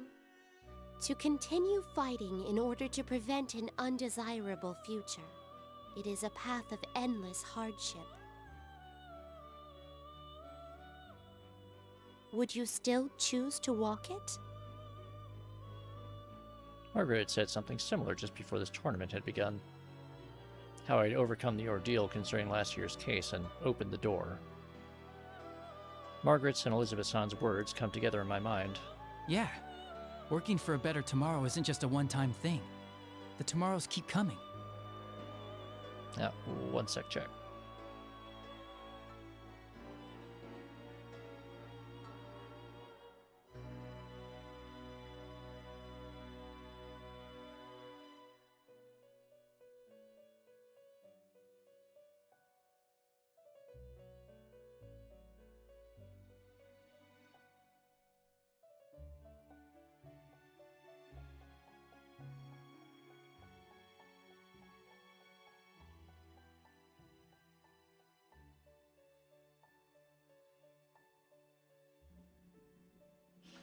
Opening the door is necessary, but it's not what's truly important.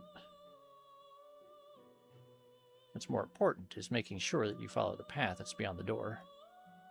Only once you have that path in mind does it matter whether you've opened the door or not.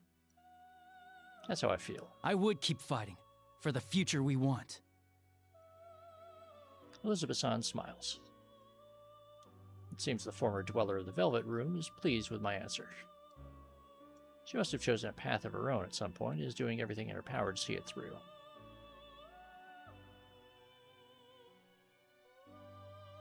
Maybe I'm jumping to conclusions, but I feel as if I'm able to understand her a little better now. Well then, it's time for me to bid you adieu. By your leave, I, Elizabeth, am out of here. With this, Elizabeth briskly walks out of the room. She caused me some trouble, but I've also learned something about myself as well. I think I'll call it a draw. As I wave goodbye to Elizabeth, I hear Ake-san getting to her feet behind me.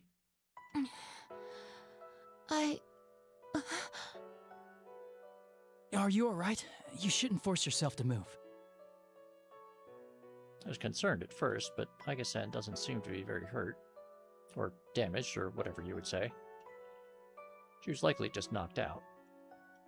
I had absolutely no chance of winning if I'd gone easier on her either. This is getting ridiculous. You are very kind. We've only just met, and yet you are worried about a machine like myself. Huh? Isn't that normal? Ake-san laughs at my confusion. Seeing you smile like that, I don't know. I just can't think of you as a machine. You have a heart, right? Then it doesn't matter whether you're man or machine.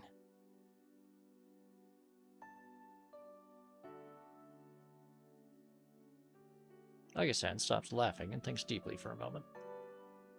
But after a few seconds, she looks back up at me with a serious look in her eyes. You have defeated me in single combat. That will make it difficult for me to continue forward. But I believe I can trust you. Will you listen to my mission directive? I have no reason to say no. Look Aika-san square in the eye and nod reassuringly. And so Aika-san told me about her directive. It was truly surprising. There's another case involving personas and shadows outside of Inaba, even before our adventure last year. She is a weapon with a heart, created with the express purpose of wielding a persona to fight the shadows. She believes that this current situation came to be because someone had stolen a similar weapon and caused it to enter the TV world. So, there's another girl robot with a heart like you, and she's the cause of all this? We came to this world to retrieve her. My older sister, the 5th generation anti-shadow suppression weapon, Labris, is in this world somewhere. Nanako, Miss President, her shadow, and now Labris? I have a mountain of tasks to accomplish now. But even though I have a lot to do, I can't ignore any Tell of it. me more about Labris, and I'll do what I can to help you get her back. Unfortunately. Aika-san's expression clouds. She said that she was a machine, but she really is no different from a human. As I ponder this, I listen to what she has to say. It's discouraging. So you don't know what she looks like, what she can do, or what equipment she's loaded with? Basically, all she can tell me is that Labris is a robot who's built to look like a girl. Wait a second. I did meet a girl I didn't know in the TV world. Miss President. Could Miss President be Is there a Labris? possibility that she looks, well, more human than you? You mentioned earlier that she was your older sister, so I assume she was built before you, but... My sister was an older model, a prototype for the 5th generation to be exact. It's doubtful that she would look more human than myself. Then there's no way Miss President could be Labris. I could tell at first glance that Aika-san was a machine. Miss President appears to be completely human. I never once considered that she might not be human until just now. But that just makes things even more complicated. What in the world is going on inside this TV? Alright, in any case, I'll keep an eye out for her. But right now, I'm heading to the announcement room. If Labris is the cause of this, then I'm bound to meet up with her eventually. I shrug slightly. I don't want to be so grave. Aika-san must sense what I'm trying to do and smiles. Thank you. I will trust my sister's fate to you. Of course. I give Aika-san a determined nod and run out of the classroom. But man, what a busy Golden Week.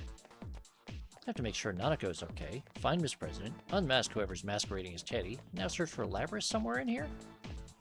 If this wasn't happening, I'd be kicking it with my friends at the Junest food court. Yukiko was trying to be coy, but I'm pretty sure that big bundle she was carrying was a boxed lunch she'd made for us.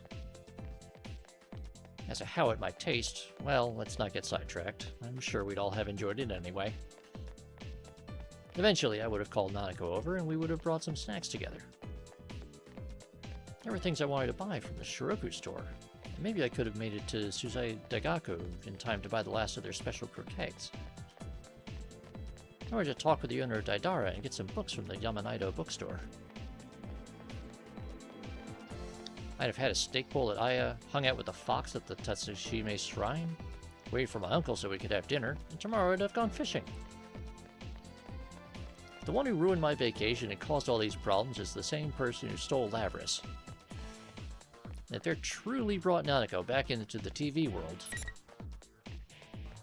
I will never let them go for that. I'll make them pay. As I run on, I come across yet another blue door.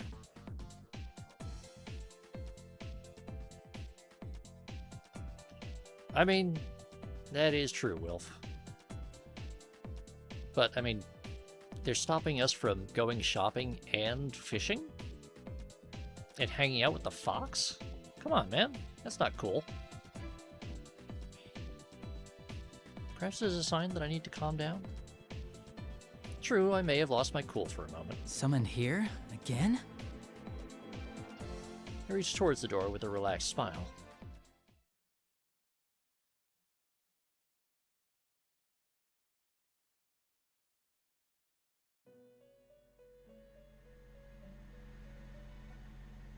Margaret is in her usual position.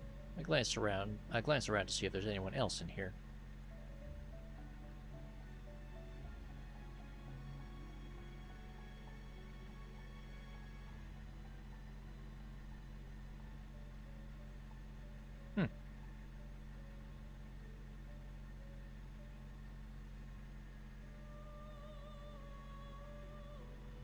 I mean, yeah, the food poisoning would have probably disrupted our vacation as well, but Margaret's in her usual position. I glance around to see if there's anyone else in here. It looks like her nutcase of a sister isn't here. Margaret notices me looking in sighs, a seductive sound that also conveys annoyance. God damn it, will you stop hitting on the girls? It seems my sister has caused you some trouble. Though this may mean that I'm not the only one who is drawn to the light of your potential. There's a hint of tenderness towards her sister in her words. Her sister must be important to her. I can tell from the look on her face. Do I look like that when I talk about Nanako? Margaret pulls herself together and speaks again. You have gained new resolve by overcoming many doubts and falsehoods. A new resolve. I find myself nodding along. You have reached the threshold of truth, but man's hearts are mutable. That is why a resolve to continue fighting is more important than any one victory or defeat. Delta? There are, 5 siblings that we know of so far? That's not counting the alternate forms that one of them can take. Because then it becomes 7, and it gets really weird.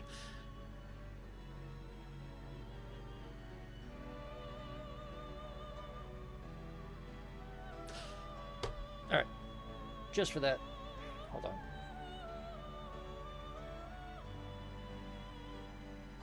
Twitch. Son of a bitch.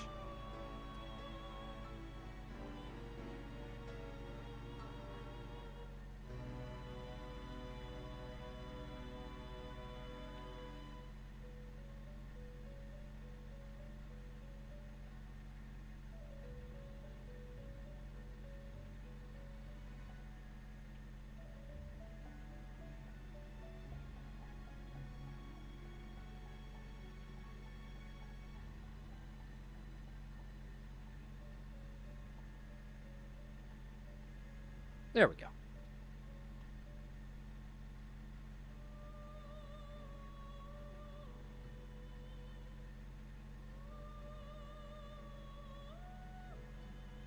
Yeah, I understand. But this will be a difficult battle without end. Are you equal to the challenge?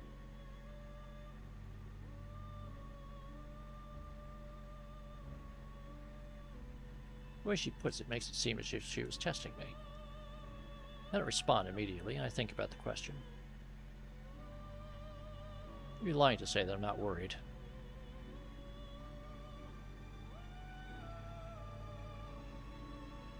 I know that my heart can be swayed by change. There's no knowing what will happen from moment to moment. But even then... If I have my friends, if I'm not alone, I can do it. I see. Margaret nods slightly in response. I have heard your answer, but it's not enough. Remember what I told you before? The heart is shaken more by a single action than by 1,000 words. As she smiles, my vision begins to blur. I hear words being repeated. I've reached the threshold of truth. Everything that has happened during the course of this case runs through my mind. The new appearance in the TV world, this tournament pitting us against each other, the student council president and a fake Teddy. My encounter with a weapon and with a heart, Aiga-san searching for his sister, Labris. And the determination that I've gained through these constant battles. What I must accomplish. How do I show what I've decided through my actions?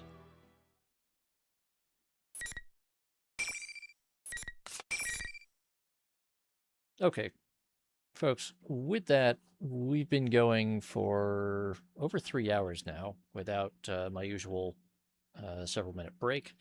So we're going to do that now since it's relatively convenient. So get up, stretch your legs, grab a fresh beverage, and I'll be back in 5 to 10 minutes. All right? See you shortly.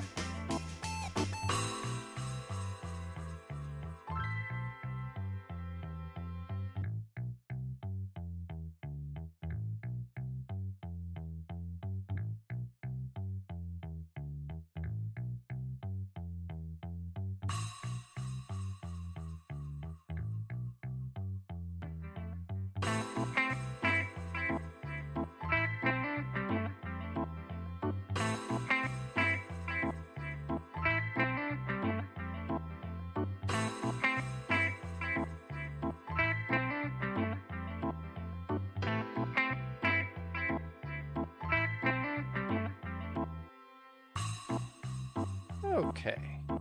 I think that's a decent amount of time. Let's see, about 7 minutes? Yeah. That should be good. Yeah, that's unfortunate, Delta. Hope the bite wasn't too bad and you got it cleaned out and everything. Wild rodents can cause a lot of problems with that.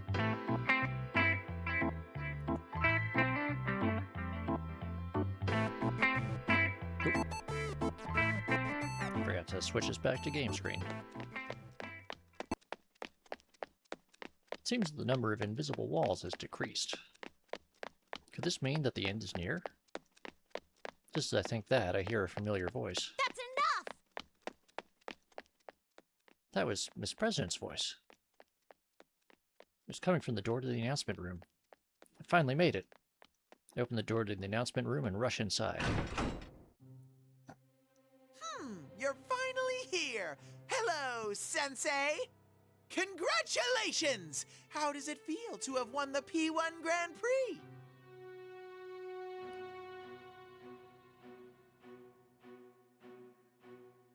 Well, at least you were able to get it taken care of. And only 4 hours in the ER is, for something that minor, is, pretty good by, you know, local standards here. The General smirks at me as I pass through the door. Behind him, Miss President and Rise. When the two of them see me, Miss President looks confused, while Rise's face lights up with joy.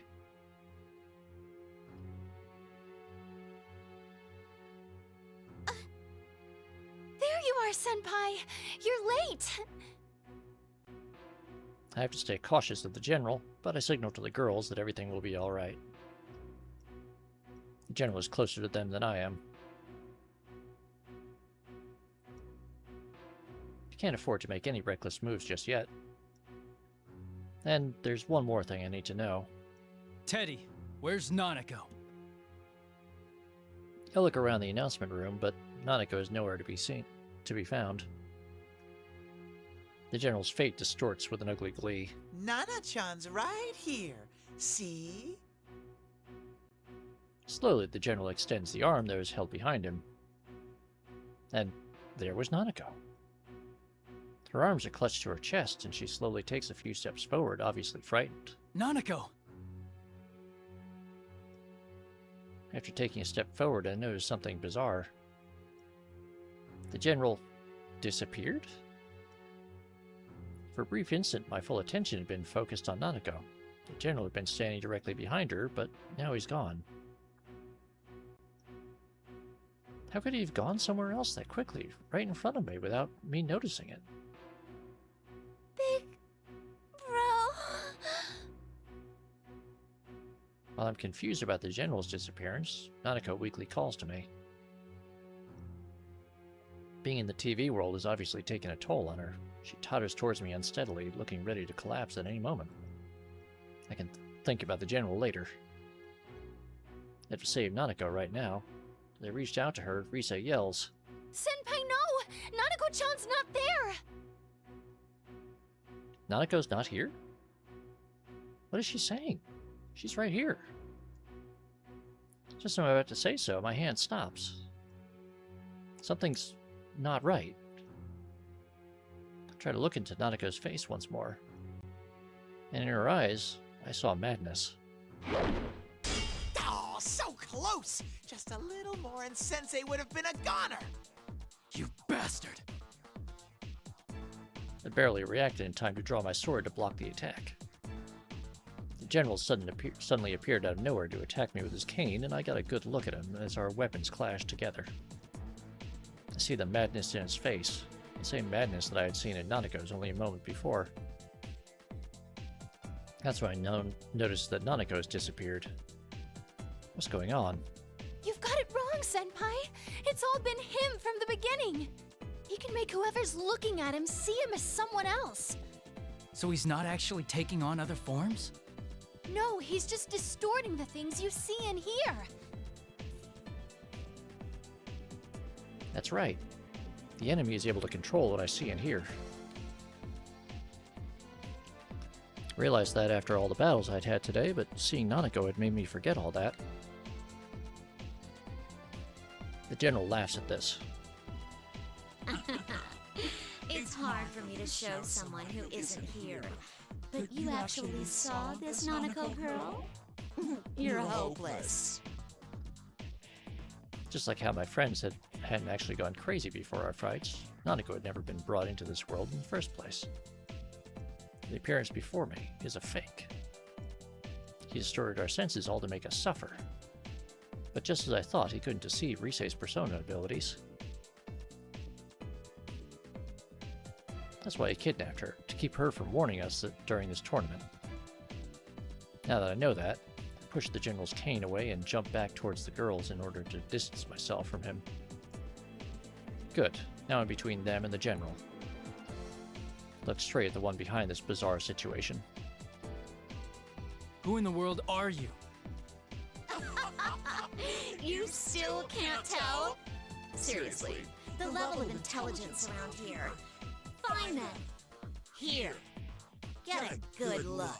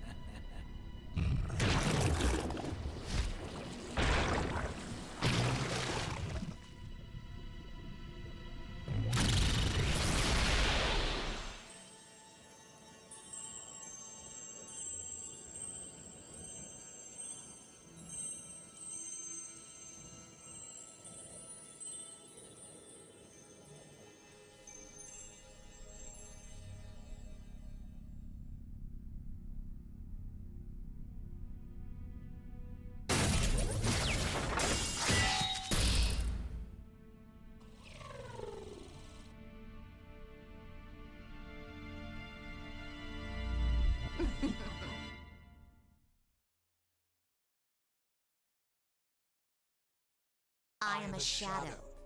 The true self.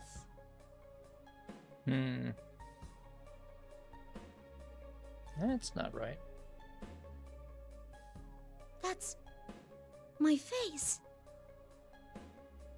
I saw metal limbs, golden eyes, a ponytail, and a mirror image of Miss President's face, even though she was standing behind me, trembling. How about it? You wanted to see what I am, didn't you?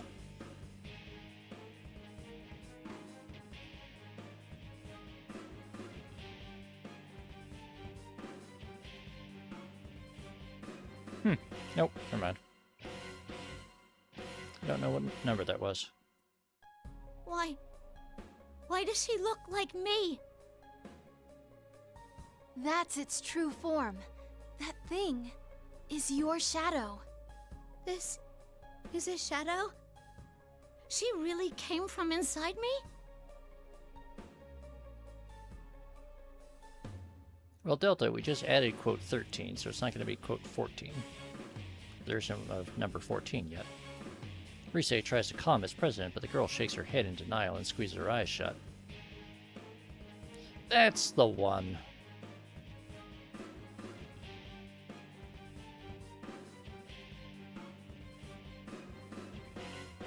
While Miss President refuses to look at this mechanical-looking being, I now understand what is going on.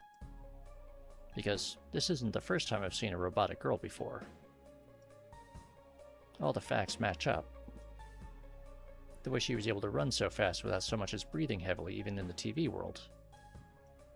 The sense of wrongness that I'd had when Miss President had asked me about killing my friends. The way she avoided telling me her name, that superhuman strength when she hit Chie, and that incredible jump to get away from us. And the Shadow's ability to interfere with the senses of other people. Just as Margaret had said, all the pieces to the puzzle were laid out before me. They've all come together, and now I can see the truth.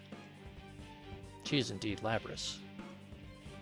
Labrys, another weapon with a heart, stolen by someone unknown and thrown into the TV world, created this school and forced us to fight our friends. This deep-rooted depression regarding her past memories, all this took the form of Labrys' shadow, who manipulated everything here. Labrys, don't look away. If you don't accept her, she'll get even stronger. Miss Labrys only shivers when I call out to her. There has to be some reason why she believed that she was the student council president. But that's just a disguise, more for herself than for us. No matter how comfortable it is, it's only there to cloud her eyes from the truth. I don't know what your past was like. It must have had some painful memories. But you have us with you now. We're going to get you out of here. I call out to Labrys while keeping an eye on the shadow. The shadow is the darkness within a person's heart. Unless it is accepted by the person it came from, it will never disappear for good. But with that in mind, all we can do is watch over her as she accepts this darkness within her. We'll have to protect her when the shadow goes berserk and tries to kill her. But Labrys continues to shake her head and tremble violently. My words aren't getting through to her. You hear that, me? Your friend is trying to tell you something. Too bad he doesn't understand at all. These clowns are so hopelessly naive. The shadow laughs shrilly. It continues to smear more poison into Labrys' heart. I wish I could have made them feel my pain. What it's like having to murder one another. That sadness and pain and anguish. Everything went black, and I was always left alone. I'm a weapon, a machine made only to fight. No human can understand my suffering. Stop! I've had enough. I'm human. I'm not like that. This isn't good. I settle into a fighting stance, ready for anything. I have a good idea what's going to happen. Oh, you're still clinging to that. Then take a look at what you really are. Shadow's eyes gleam with golden light. The change begins immediately. A shimmer runs across Labrys' body, and instead of the normal human girl there had been a moment ago, she has a metallic body just like her shadow. No! No! Labrys loses all composure and scratches at her arm, trying to tear away the metal that had appeared.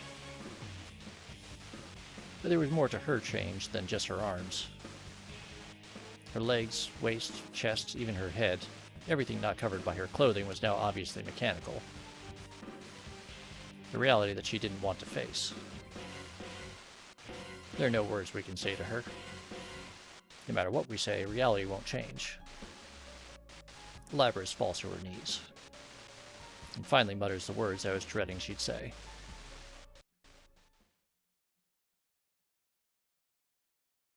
Yeah, at least we've been through this fight a few times. This isn't real. I'm not a machine. You're not me. She's denied the truth of the Shadow's creation.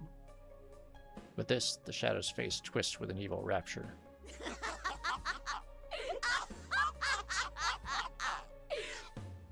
Finally! You finally said it! Now, I can be myself!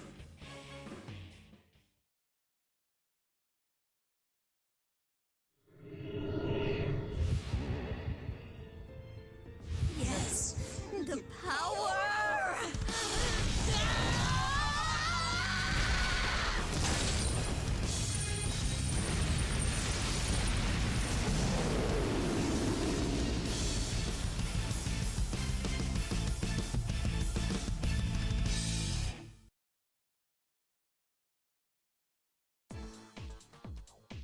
I'd hope I could save her before it got to this point.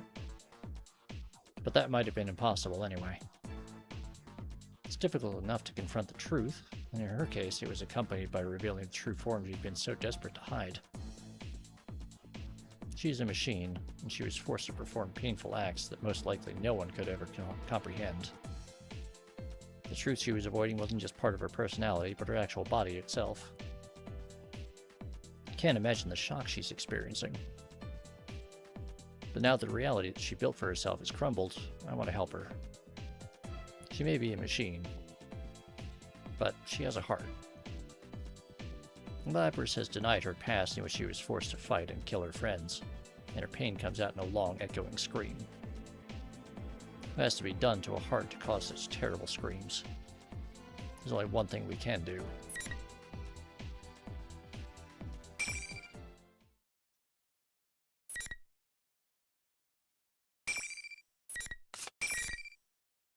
Oh, it gets worse, Grievous.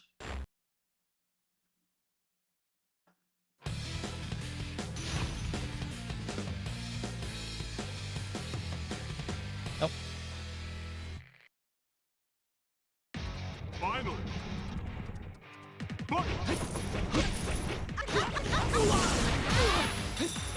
Over here! Ow.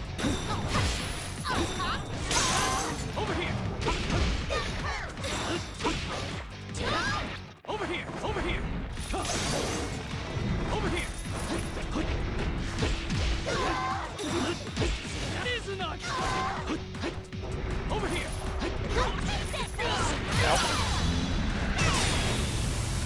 Oh, not enough. He's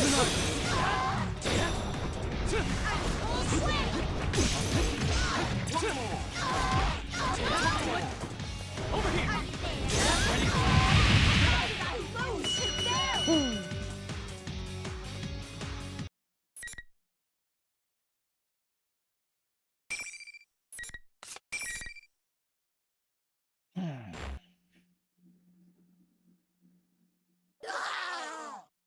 She got a few really good hits in there, too.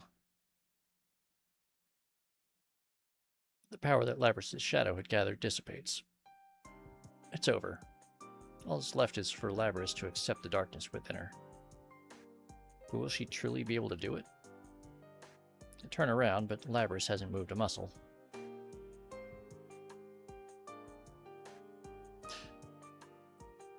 Yeah, that was kind of accidental the first time. Second. Yeah.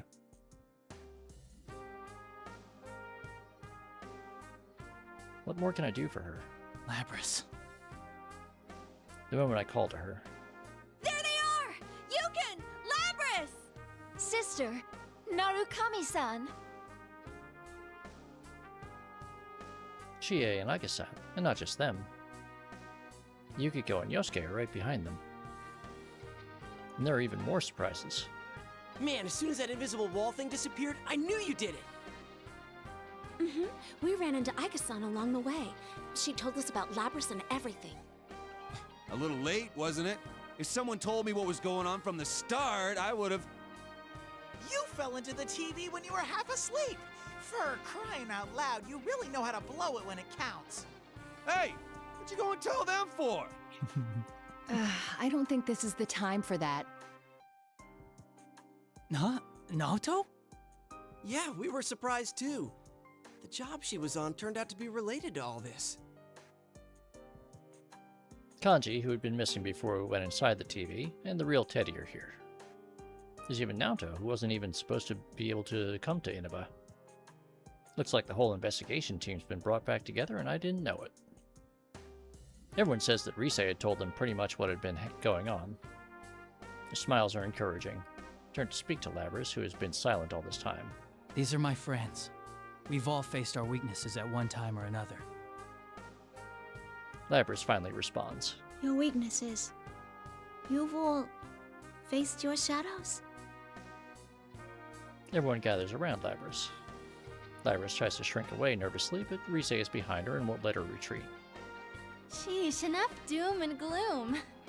If you don't hurry and accept her, she'll get all lonely. But I'm a weapon who didn't want to fight. And I dragged you all into this. You're still hung up on that? It's over already, dummy.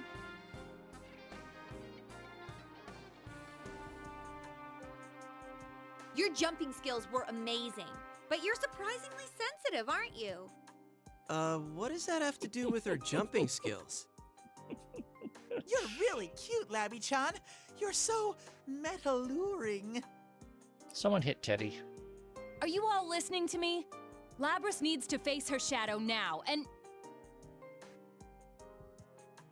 This was going well at first, but now everyone's talking about different things, and we're completely off topic.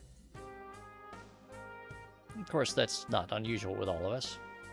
I have to laugh, and I apologize to Labras that things didn't quite wrap up as I'd hoped. Labras looks back at me with a blank expression. Can't she tell that we're not treating her any differently? I turn towards Aiga-san, and she meets my gaze. She nods silently, then stands before Labras. She seems slightly nervous. Nice to meet you, Labras. Or rather, sister. I am Aegis, the 7th generation anti-shadow suppression weapon. I am your successor. Labras jerks up and looks at Aiga-san.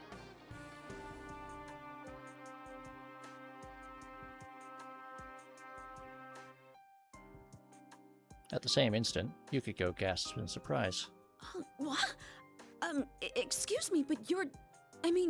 are you also...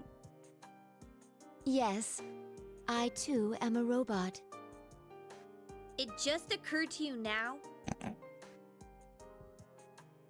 Weren't you with her all this time, Yukiko? How did you not notice something like that? Yes, Wilf. I do know. But we'll deal with that later.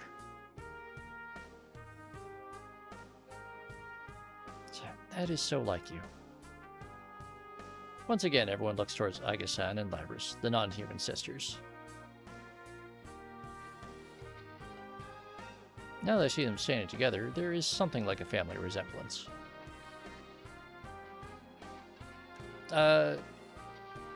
Actually, Grimos, it's only partly true. A lot of the surviving 6th generation anti-shadow suppression weapons were destroyed in the incident that released the 12 Great Shadows and killed the researchers and everything. All the stuff that set the events of Persona 3 in motion. They were all irreparably destroyed in the fight that left Aegis damaged when she faced off against the avatar of Nyx and had to seal it inside of Makoto Yuki. That's basically where that's basically given as that's pretty much where all the rest of the anti-shadow suppression weapons were destroyed. Maybe I've been reading this wrong the whole time. If Labras is Aiga-san's older sister, then Should I be calling her Labris-san? Well, I guess that doesn't matter. My mission to retrieve you has brought me here. My colleagues are waiting for you. Are they gonna lock me up again? Well, considering all I did, of course they will. Labris' expression darkens. Yeah, Persona Freak, that there was a lot of death in Persona 3. And I mean, comparatively, a lot of it happened on screen, which is kind of rare for the Persona games. But then there was like, for every like one death on screen, there were like dozens, if not hundreds, off screen that were just sort of implied. I hadn't thought about it, but if Labris and Iga-san are treated as weapons, it's no surprise that there would be measures to keep them in check. But Labris shouldn't just have to accept it. If she truly is going to be locked up, I make up my mind and wait for what Iga-san has to say next, but she smiles. We can discuss that later. Right now, there is an important task you must carry out. I gotta do this, huh? Iga-san quietly points at the shadow that has remained still while we've been talking. Labris looks at the shadow and then turns away and casts her gaze down at the ground again. I see, so now I'm going to have to act. It's okay. We're all right here with you. I indicate my friends that have gathered around her. I had been forced to fight against my friends, just as Labris had in the past. But I had been able to endure the suffering that Labris had not. Of course, I hadn't been forced to fight to the death. But the biggest difference between Labris and me is that I wasn't alone. What if I had been all alone in this place? What if everyone else had forgotten about me, and I'd had to fight all alone? Just the thought of that hurt. Labris had been forced to endure that pain. She must have thought that there was no escaping it. But she'll be alright now. We're not going to reject her. It doesn't matter if she's a machine. She's not alone anymore. Yeah. Labris slowly looks around at all the faces, searching each one for confirmation. Finally, she turns back to me and nods. Labris then walks over to face her shadow. When she walks, she no longer seems to be bound by her fear. She then looks down at herself. She looks at the mechanical body that she had convinced herself she didn't have. That's right. You're me. Labris and her shadow turn to face one another and stare into each other's eyes. She can't avoid looking at the shadow now. You're the way I was on the inside, screaming to be understood. The pain wanting to be known. You're all I couldn't say. You were always inside me. You're me. A machine with a heart.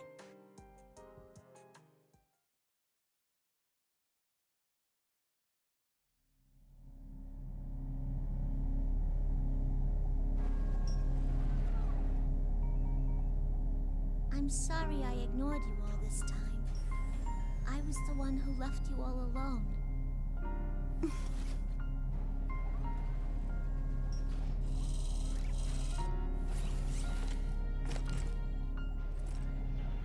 No, you are me, after all.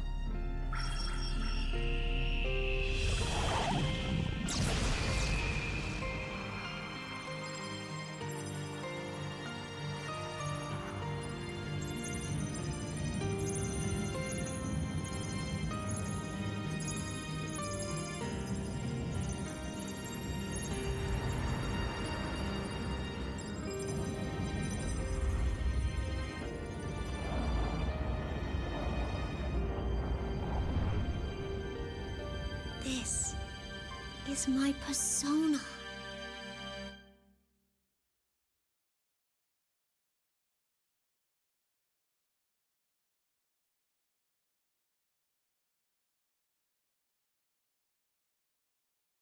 Labris accepted the existence of her shadow and obtained a persona. It's finally over. Take Labris with us and follow Teddy and Rise to the school's rooftop, where they say it's connected to the TV in Junes.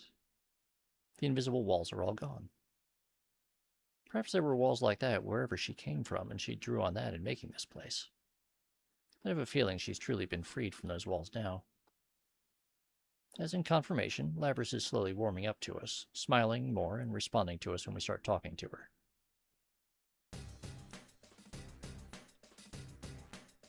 When we reach the rooftop, we're surprised to see that the TV world has regained the studio-like appearance that we were accustomed to. However, there are two unfamiliar faces waiting for us. Mitsuru-san! Akihiko-san! These people have overwhelmingly intense presences, but thankfully they don't seem to be enemies. The moment we see them, we tense up, but after Aiga-san calls out in recognition, we learn that they are her friends. I'm Mitsuru Kirijo, Labrys' handler. Bodysuit like something out of a movie, with a fur coat on top. It's a look that doesn't really work, but her name immediately reminds me of something. The Kirijo group.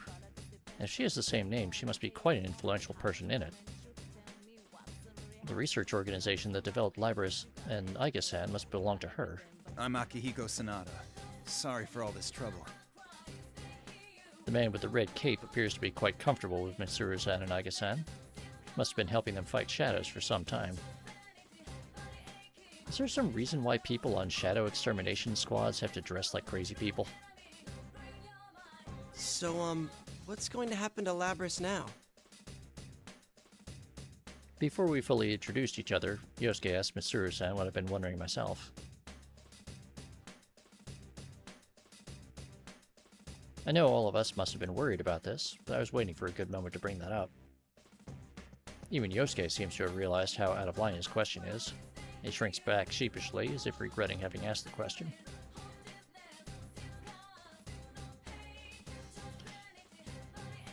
Oh yeah!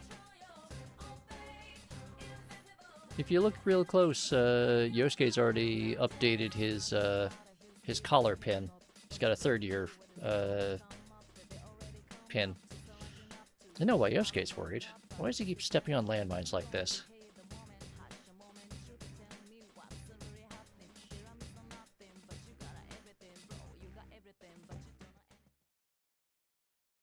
Well, if he's already stepped on it, we may as well wait for the smoke to clear and see if there's any answer. Well, you deserve to know. We were thinking of sealing her away again. They were thinking? Did something change their minds? Mitsuru-san turns to Labrys. There's a smile on her face. Is she smiling for the reason we hope she is? But our report from Aiga says that thanks to you, Labrys has acquired a persona. She's hardly a rogue test unit anymore. Besides, she has a heart. We would never treat anyone with a heart so poorly. Yeah, we did it!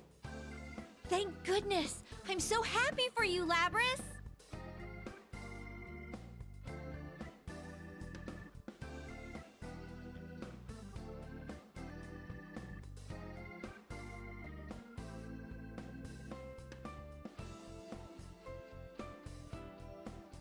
My friends roar in excitement.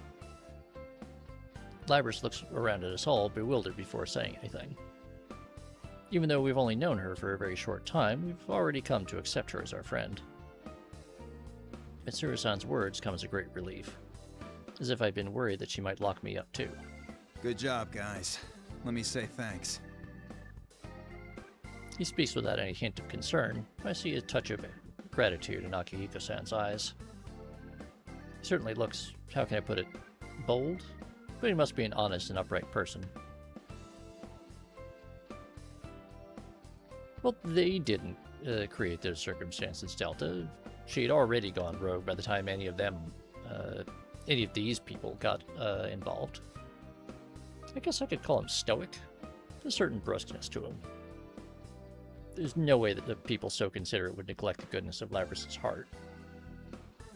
It seems that Labrys can't believe everything she's hearing. She turns from Akihiko-san back to Mitsuru-san. You're not gonna lock me up again? No fooling?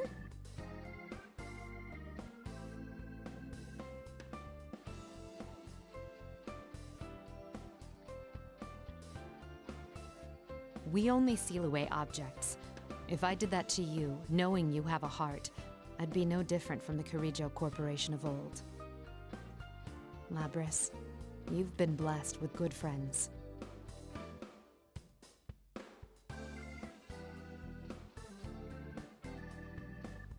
Labrys looks stunned for a moment, then scrunches up her face as if about to cry.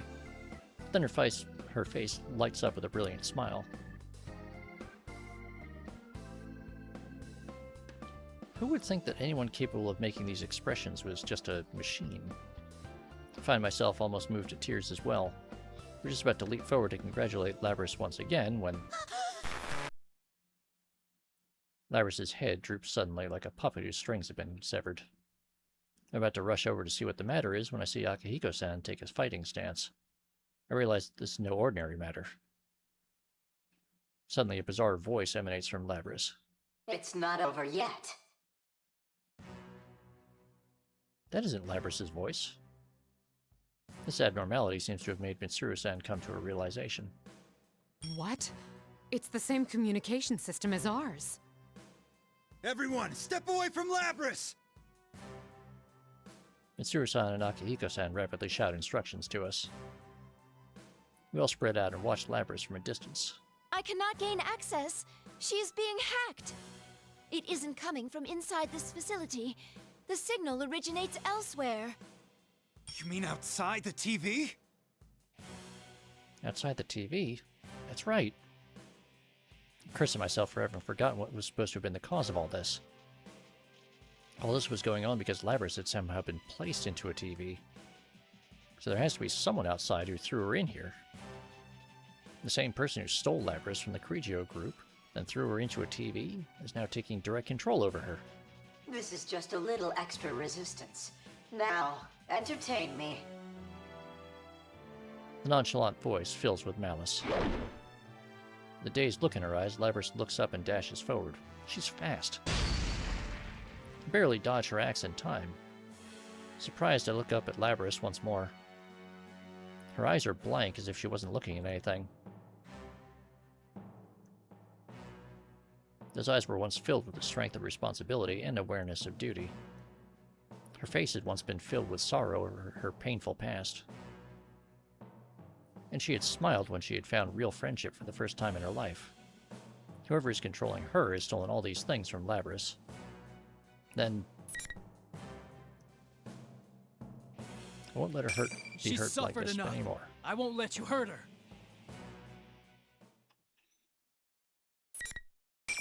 Therefore, we're gonna beat her ass. Because apparently that's how this works.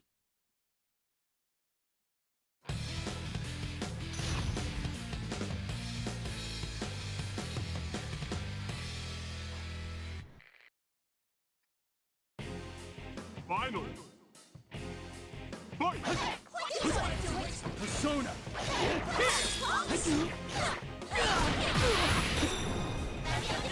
Over here! Izanagi! Over here! Over here! Persona! Over here! Ow. Over here! Over here! Ow, ow, ow.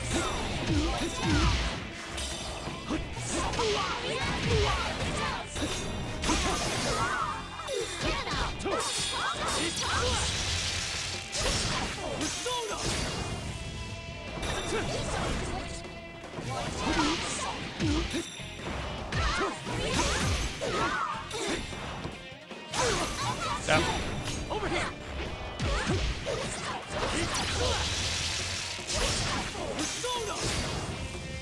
Over here! Nope. Ow, ow, ow, ow. Stop, stop. Cease.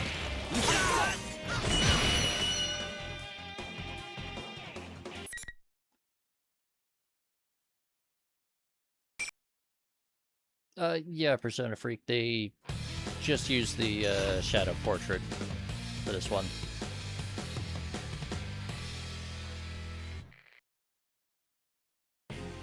Final. Fight!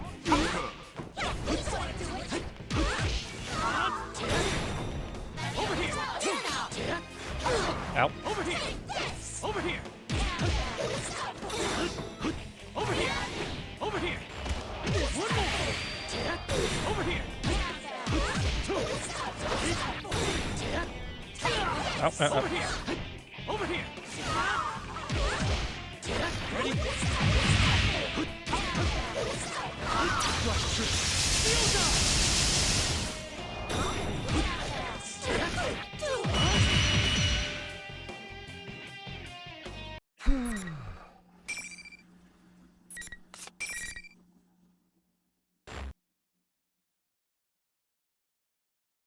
My, she was quite easily defeated.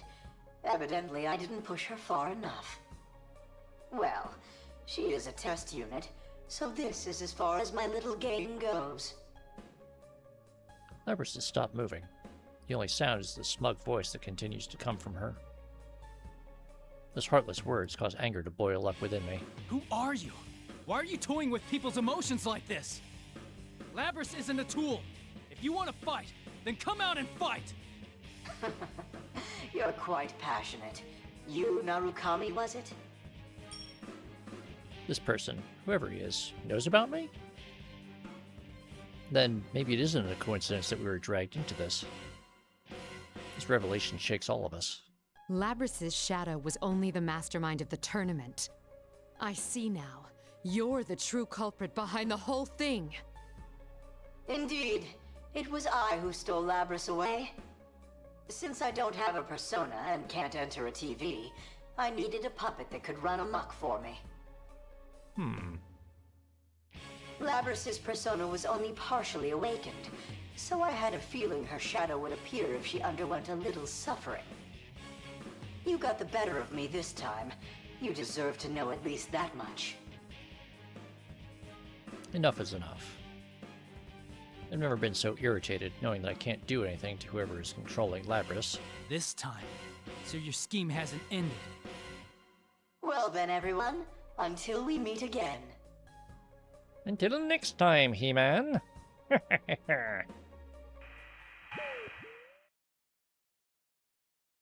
The communication cuts off abruptly without answering me. Labris immediately slumps to her knees. Before I can even begin to move, Aiga-san is already at Labris' side to support her.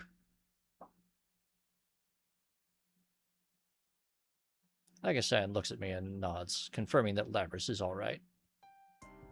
Thank goodness. Labris is okay. I feel a bit of my strength drained from me. Still, the sword in my hands feels awfully heavy. Mitsuru-san speaks up from behind me, even as I consider this. It seems whoever our adversary is, they're connected to us. I advise you not to get involved in this matter any further. From here on, you should leave this to us. What? Wait a second. We went through this whole big thing and that's it? She's right. There's no way in hell we're backing out of this now. I understand how you feel, but this is too dangerous for you. We will do our best to ensure that no harm comes to you. Trust in us and let us work. My friends bristle at Mitsuru-san's Mitsuru-san's proposal. After all, we've come this far, and we already knew about the dangers. There's so much I want to say, but I can understand why they'd want us to stay away. Guys, I think we can trust Mitsuru-san. We should let them handle this. My friends respond with looks of shock. Of course, they don't agree. But now's not the time to complicate matters. One of them should understand why I'm backing down so easily. Signal Yosuke. I stare directly into Yosuke's eyes for a moment, hoping that he understands my intention here. Come on, Yosuke, back me up. Yeah. We're all tired, so let's just get the heck out of here.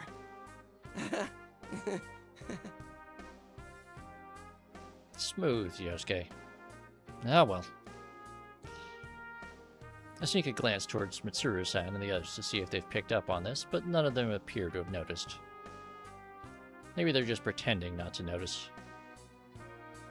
Well, in any case, it means we've been let go for now. I sigh with relief before urging everyone into the exit TV. When I return to the real world, exhaustion from the events of the day catch up to me. I'm more tired than I'd expected. Then again, I had been fighting all this time. It can't be helped. Everyone else seems tired too, so we decided to go our separate ways for the day. Still, everyone is safe, Labrys included. It'll still be a while before this case is completely closed, but I think we can assume that the disturbance has been settled for now. I worry about the mastermind that had taken control of Labrys, but I need to rest for now.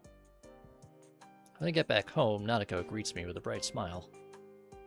The moment I see that, all the exhaustion of the day hits me, along with a profound sense of relief. I can't keep myself from staggering. Nanako and my uncle were worried a bit by that, but that doesn't bother me at all. There was something I wanted to do in my room, but I hadn't even been there for an hour when my awareness melts into the darkness. A dream? No, that's not it. My vision is quietly enveloped by a familiar blue color. This is the Velvet Room.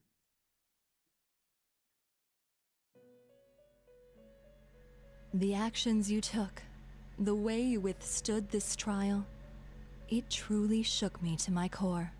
You have bested the misfortunes dealt to you and learned an important lesson. Margaret is smiling more than usual and appears to be blushing slightly as well. I only did what came naturally to me, but she must have discovered something more than that. The path that leads past the door we've opened, the door to the future. I don't know what it is for sure, but I have a good idea that we've taken our first steps on it. I nod in understanding, and Margaret continues. Now, I have a personal matter to discuss with you, not as a resident of this room. The one with malicious intent who struck at you today. This malice has not faded or subsided in the least. I'm worried about you. It may be that fate will deal you a third trial. Do you have the resolve to face it?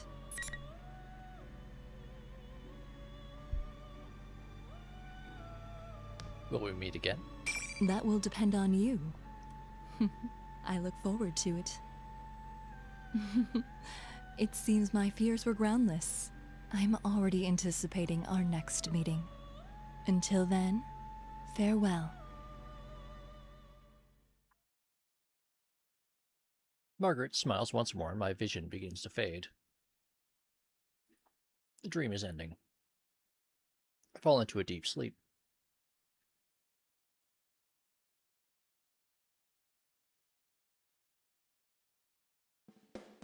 I wake up to my phone ringing. According to the call, we're supposed to meet up at the outskirts of the shopping district at the crossroads in front of a gas station. When I arrived, the other members of the investigation team had already shown up. Surprisingly, the one who called us was Labrys. She wanted us to come so that she could say her farewells to us. Woo! Is that it? Yeah, I'm pretty sure that's it. Oh man, it's so long. What the heck kind of car is that? How does it even turn corners? A long limousine drives up to us with surprising speed. It's so long that I can't believe it was able to handle the country roads of Inaba. I don't think I'll ever see another automobile like this in my life. The limo slows to a stop and smoothly parks beside us. Mitsuru-san climbs out of the back seat and nods to us. Labrys and Akihiko-san are in the back seat as well.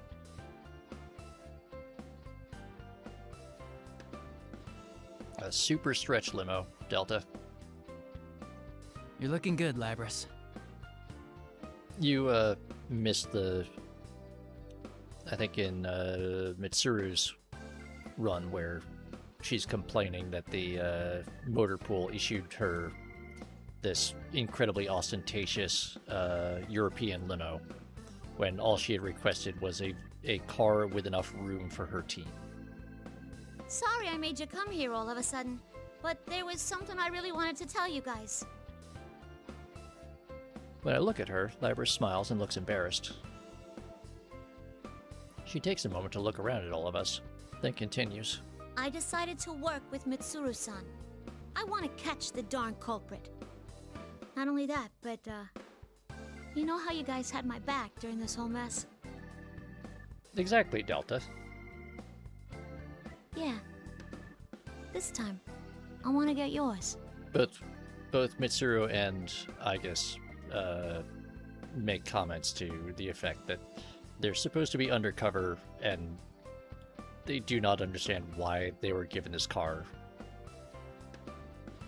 You go and do that. I can't help but smile at the conviction and trust in her words. Labris has faced her weakness and accepted it, and she's about to begin walking towards the goal she found on her own. That's why I don't see any reason to stop her. It'll be sad to see her go, but this decision is one Labris made for herself. This definitely ain't the last you've seen of me. When I come back, we'll hang out some, okay? I'll be waiting, and so will everyone else. Come back soon. You know, I still... For some reason, Yosuke's eyes are always, like, slightly brown. Like, more so than the other characters. The other characters, like, whatever you call it, the whites of their eyes aren't, like, pure white. But they're still fairly bright white. To lose But such Yosuke's a are always, beauty like, again. It's so tragic. yellow-brown. That's what you're sad about? I mean, look at Chie. She's got that shading, or that shadowing, but her eyes are still mostly, you know, white.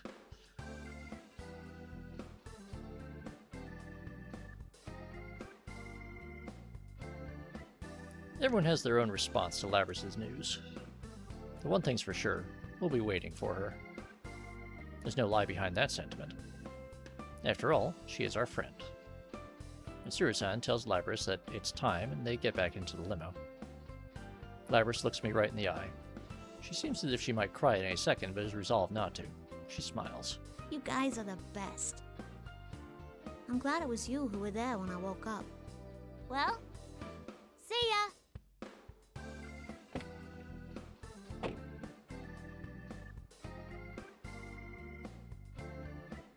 Man and machine. I wonder if there's truly a difference between them anymore. The thought comes to me as we wave our final goodbyes to Labris. The limo demonstrates impressive agility as it speeds off down the narrow rural roads. Aw, she's really gone. Seriously, wish she could have stayed a little longer. I would have liked that myself, but they have their own tasks that must be done. Yosuke and I share a glance after Naoto says that. Their own tasks, huh? It's not just theirs. We smile at each other. Ever since I answered Mitsuru-san's proposal inside the TV, I've had my mind made up. Yosuke already knows how I think. Then again, that conversation wasn't very long ago. It had only been this morning.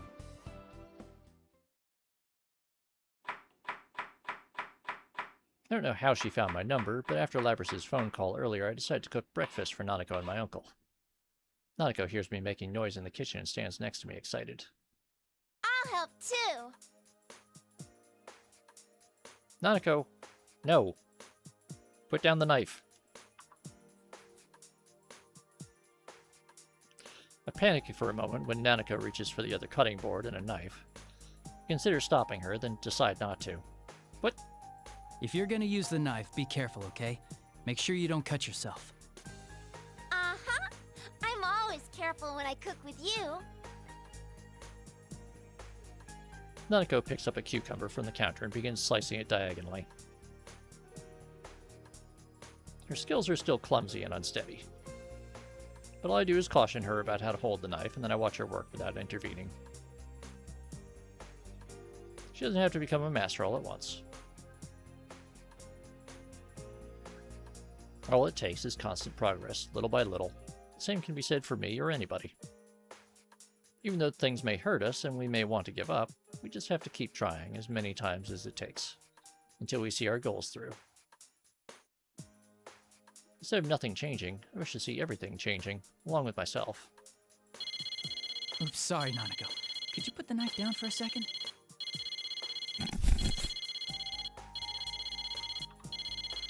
Okay. I ensure that Nanako has put down the knife before I answer my phone. I didn't have to look at the screen to know who was calling. Hello? Is this Yosuke? Like you don't know. Listen, about yesterday. I thought this was coming. Yosuke rushes on, as if irritated that we have to have this conversation over the phone, but I managed to calm him down. It's funny that he's getting so excited over this, but I'm glad he managed to wait the whole night before calling me. Also, what are they having for breakfast that they need sliced cucumber? Yosuke, do you remember the Moonlight Bridge? The one from our class trip? Yeah, sure. I used to be a city boy too, remember? Hey, were you checking out the Kitty Joe group online? Perceptive as always. Now that's my partner.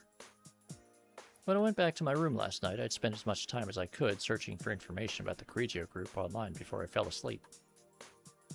Of course, there wasn't anything about an organization involving Labrys or Aiga-san, but the little I did find was better than nothing. Yosuke asked me if I planned to go back on my word to Mitsuru-san and the others. I did say that we ought to trust them to solve this mystery, but I never said we should let them do it alone. After all, the person behind everything may be after us. On top of that, they were using others in horrific ways. We can't back down from this, right? Now you're talking, partner. Yosuke and I continue to talk. We know that we're getting closer and closer to a battle with an enemy we haven't even seen yet. There's only one thought in my mind. No matter what kinds of hardship await us on our path, we will continue to fight on. As long as we have friends that will walk the path alongside us. Nanako watches me talk on my cell phone and smiles. You seem excited, big bro. I smile back at her innocent face before making a confident declaration. The investigation team is back in action.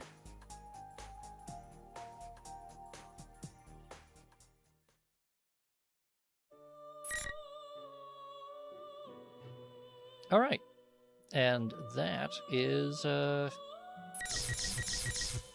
end of that story mode. And let's see, we've been going for close to 4.5 hours. Oh, take care, Wolf. Yeah, we'll see you tomorrow, I guess. But I think what we'll do for... We'll run for about 5 hours or so, depending. I don't... Check real quick.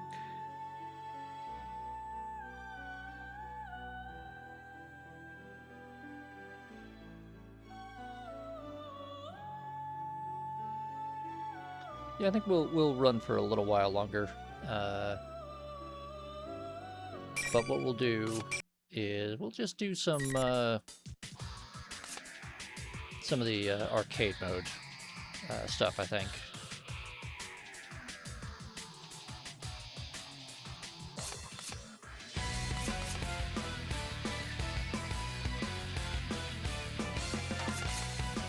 So, Golden Arena mode is kind of a fun one. Actually, no, we're not going to do that.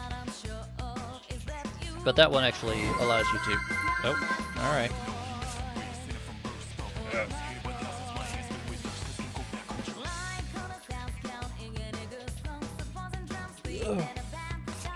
I think we'll just do basic arcade mode to start with. Oh. Alright. Stretched. And some refreshing beverage.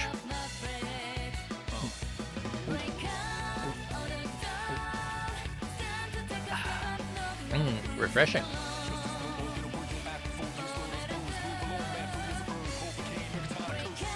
So,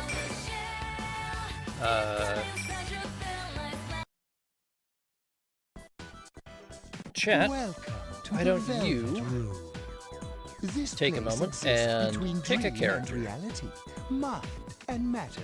Now then, why don't you introduce yourself? So we've got Margaret. I'm gonna skip him. Naoto. Teddy. Yukiko. You. Yosuke. GA. This is a space that only Kanji. those who have, in one We're way gonna or skip another, him. entered into Marie. a contract may enter. In your daily life, you Ken and Koromaru. subconsciously heard the call to awaken, and you chose Yukari. to follow the destiny of your Labrys. inner voice, Mitsuru. thereby enacting your Aigis. glorious awakening to your Adachi. power. Elizabeth. Akihiko. Shadow Labrys. Junpei. And Rise.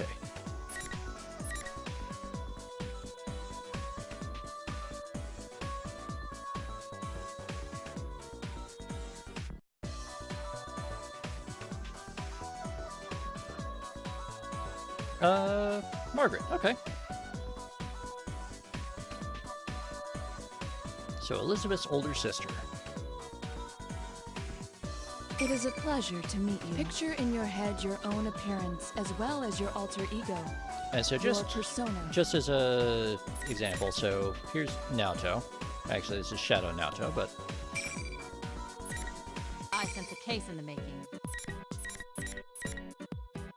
so, you know, this is the normal thing where it's the character and their persona. Margaret Shall we begin? has 3 personas.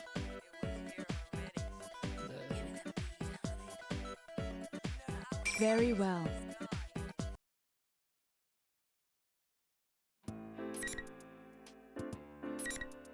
So we'll do normal difficulty.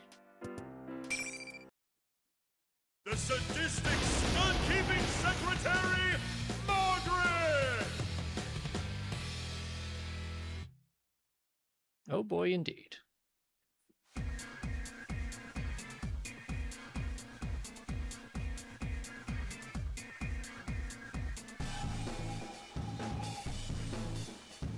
Well then, onward and deeper.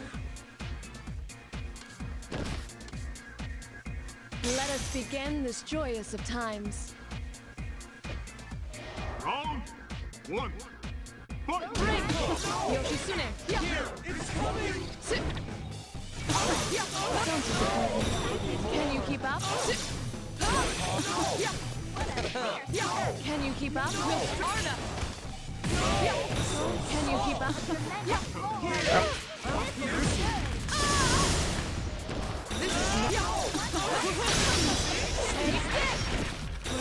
Can you keep up? That went badly. We'll strike. Can you keep up? We'll strike. Pay attention. This what you want? Playtime is over. Is it over already? I see everything. All right.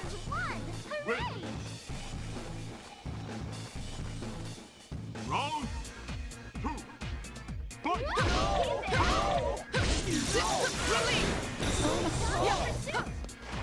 Can you endure this?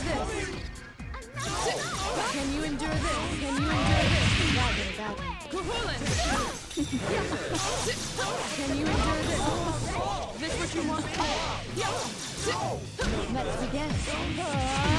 That went badly. My, we'll start up.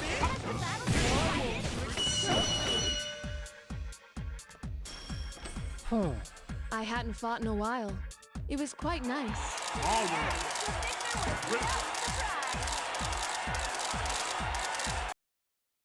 A huge victory!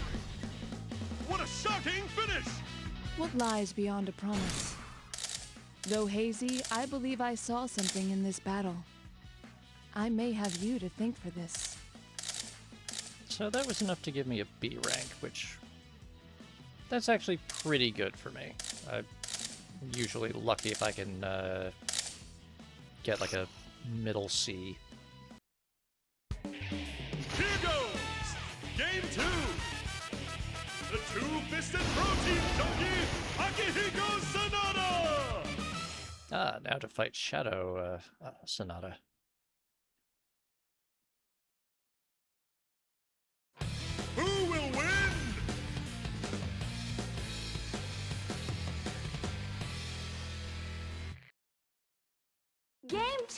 will now begin.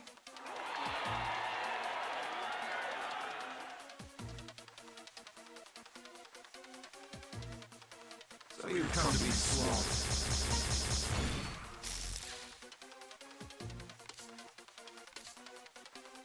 Let us begin this joyous of times. Round 1. Fight! Let's begin. Play. Can you endure this? Pay attention. Time is up. Can you endure this? Engrave this into your... No escape. Can you keep up? Is this what you want? This is power. Pay attention. That one. My. No escape. This is it. There we go.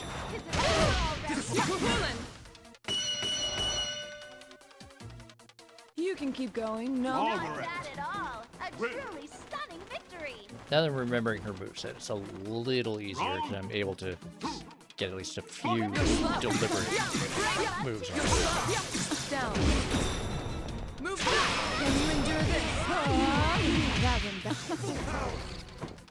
Can you keep up? Can you keep up? Right there. Mine. Sit. You'll be right. Yeah. Here. Yeah. Let's begin. Bad one. Ow. Let's begin. You're stuck. No escape. This is it. This has turned into a very one-sided battle. I hadn't fought in a while. It was quite nice. It was not quite as clean, but not terrible. Is anyone surprised by the results? All battles are partially influenced by luck. This was a close match. Perhaps a different fate awaits us next time. Until then.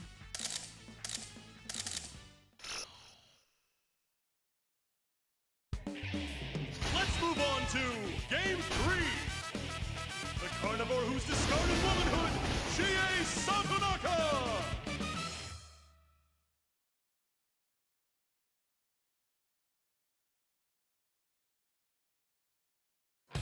Just a few moments until the gong of fate rings! Next is Game 3. They're certainly going to try, yeah.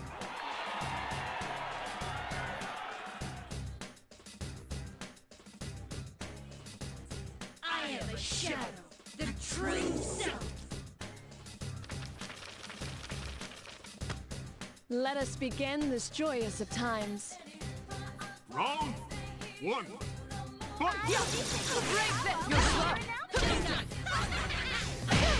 Ow. That one bad. My. Can you keep up? My. Can you keep up? You're slow. My. Ow. That one bad. Can you keep up? I'm trying to pull off this Break this! suplex move. Don't disappoint me. Arda! Ow. Fuck off. Can you keep up? No. Chie, bad. Ow. No escape. Down. Can you keep up? This is it. Can you keep up? Break this. All right. Hooray! Round I was trying to pull off this. Come. Down. Here. Bad one. This what you... Ow. You're slow. Sit. Can you keep up? This what you want? Let's stop here.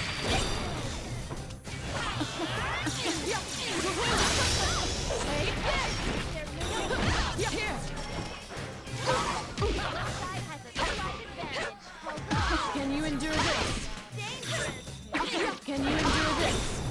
Let's begin. Bad one. Not bad. And this is nothing. Take this. Here.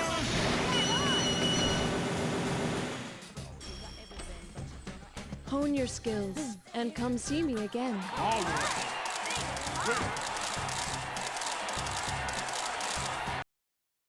Is anyone surprised by the results? Have confidence in yourself. I am she who governs power.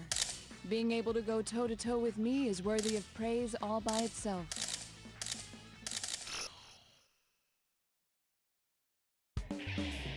Finally, Game 4!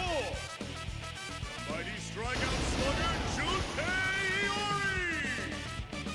I've never been able to figure out Junpei's moveset. It is, very weird. This could be a bitter fight!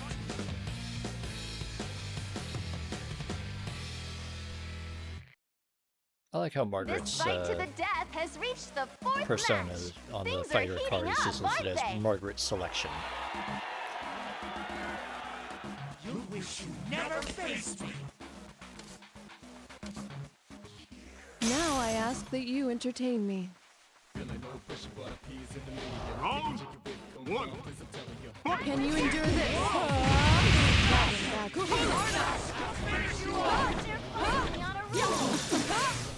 No escape. Here. Break this. No. Come. Fuck off, Junpei. Nicely. Let's begin. We'll strike. Can you keep up? Don't disappoint me. Break this. Yeah. Ow, ow. That went badly. Can you keep up? Yeah. I see everything. Yeah, and I like trying to keep track of that scoreboard thing and figuring out exactly how to set it up. It's very distracting. Ow, damn it. We'll strike. Can you keep up? Can you keep up? Can you keep up? Let's begin. Can you endure this? Can you endure this? One more. Can you keep up? Can you keep up? Here. No escape. Is that the most? Mine. That one. We'll strike. Mine. Can you keep up?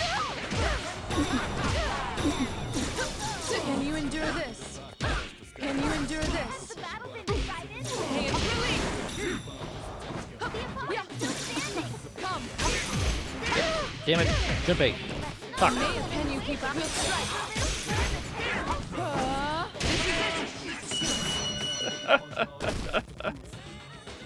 I hadn't fought in a while. It was quite nice.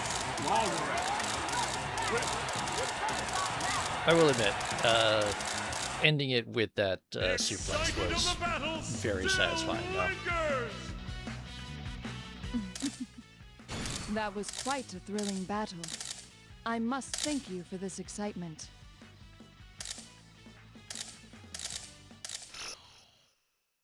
But now you can see the actual, like, something approaching the normal difficulty of what these matches should be. Oh, now there's gonna shoot me full of holes. God, there's a terrible anime, but I need to watch that again. A clash of power and technique!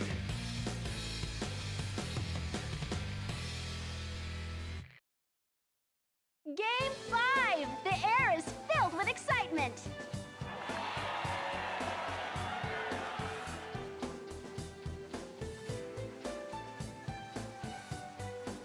How important. I'll limit you. I expect your power is on par with theirs. This should be fun. Round 1. Can you keep up? Can you keep up? Yeah. Can you endure this? Let's stop here. Can you keep up? Can you keep up? Can you keep up? Can you endure this? Can you keep up? Can you keep up? That went. Ow, ow, ow. Can you keep up? Down. Yeah. Pay attention.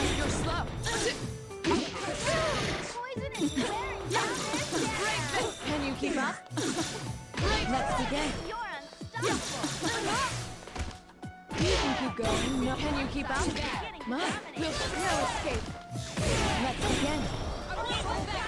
Come. Can you endure this? That went badly. My. All right.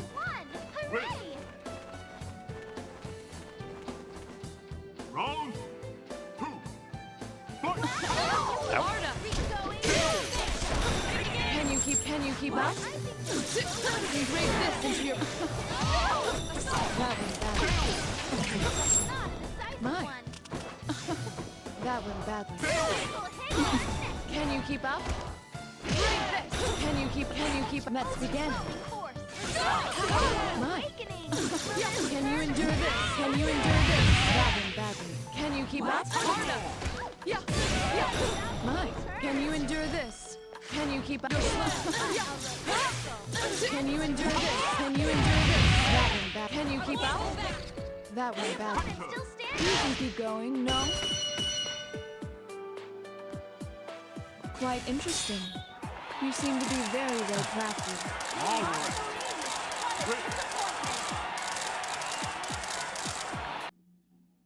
Is anyone surprised by the results? Naruto can put the hurt on.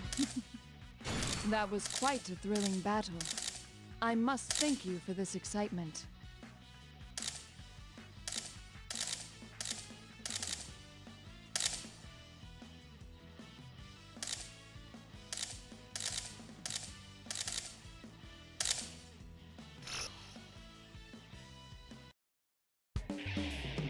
Finally, Game 6! Yasogami Steel Council President, Labyrinth!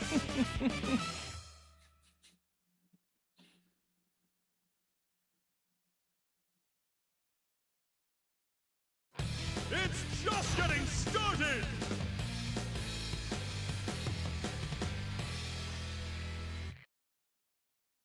Diving right into the 6th match. Both fighters' spirits are flaring.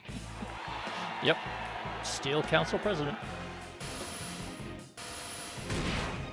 I'll send you your reward, just like you want. And Rocket Axe. Let us begin this joyous of times. Round 1.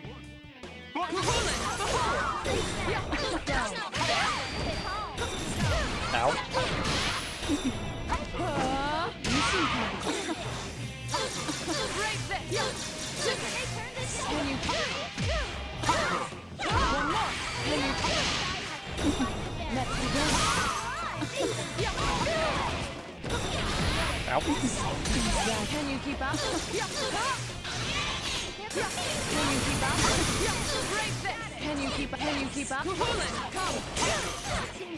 No. Fuck off. Can you keep up? Can you keep up? Can you endure this? Can you endure this? That went badly. Don't disappoint me. I mean, she has both a Rocket Axe and a Rocket Fist. It's, Can you keep up? Can you keep calm? Down. Mine. Can you keep up?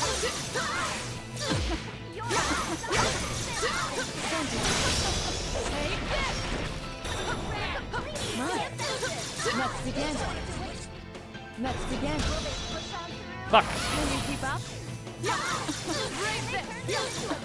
Can you keep up? Can you keep up? Mine. Oh, shit. Can you keep up? Can you keep up? This is it.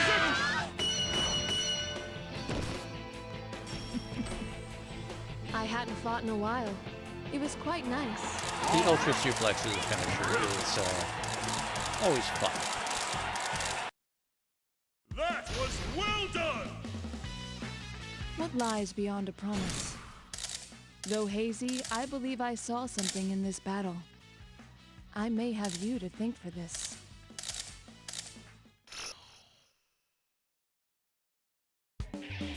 Ho-ho! Who do we have here?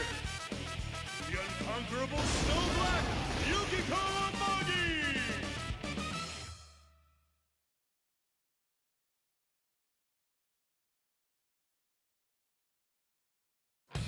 Fight to the limits of your souls! Oh no, it's evil Yukiko. Lucky Game 7! Which one will Lady Luck smile upon?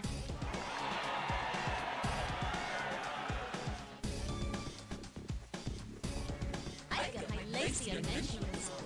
Hope you're Ready? Now I ask that you entertain me. Round 1. Fight! And break this into your... Can you keep up? Take this! Ow. Crap. Really? Can you keep up? Let's start here. Can you keep up? Can you keep up? Can you keep up? Can you keep up? Can you keep up? Break this! My. That went badly. That went badly. Ow. Can you keep up? You're slow. That went badly. You can keep going. No. It's a random selection for 10 matches, Silicon. Round. Because we're doing the Can you keep we're doing the up? arcade mode. Break this! And break this into your...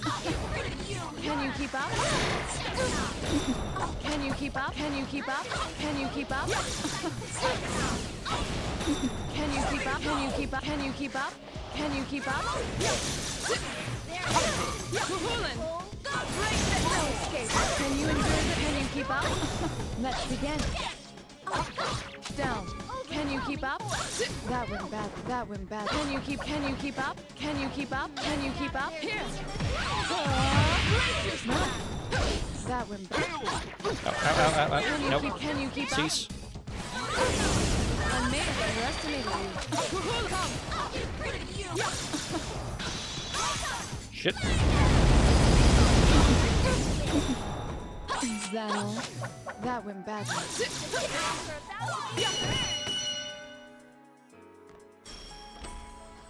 Quite interesting. You seem to be very well crafted. All right. Your abilities are clear. What lies beyond a promise?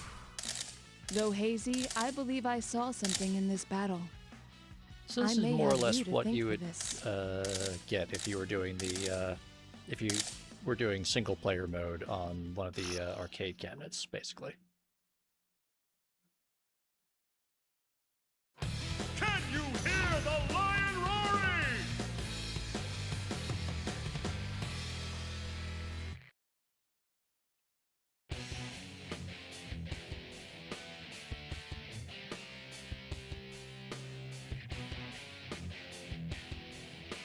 Would you mind fighting me?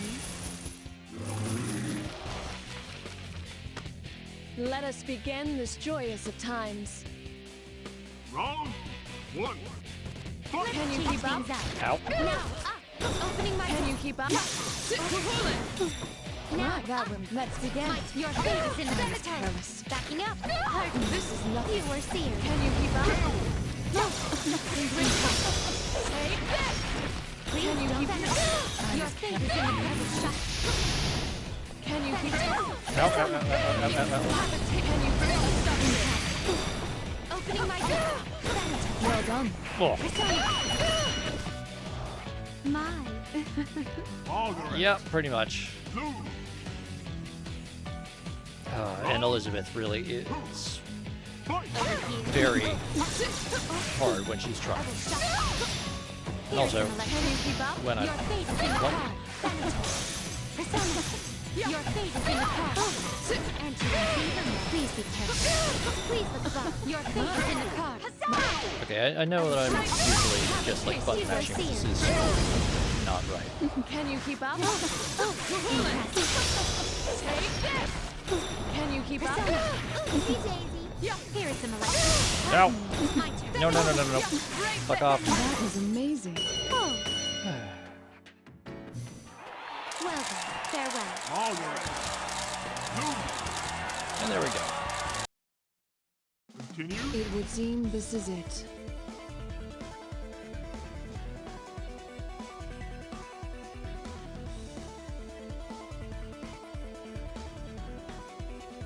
Not yet. Please allow me to continue. Welcome to the Velvet Room. Okay. This place exists between dream and reality, mind and matter. So that was Now, Margaret. why don't you introduce yourself? I'm going to step away for just a moment and let chat discuss who they want to see next. All right? There's a handful of characters that I will veto just because I either completely suck with them or because they're kind of spoilery for story stuff we haven't gotten to. But as you form bonds by put out becoming involved with your others, choices and your own social I'll links will pick one gradually develop. when I'm back in a second. The power of these social links is what will determine your persona's abilities.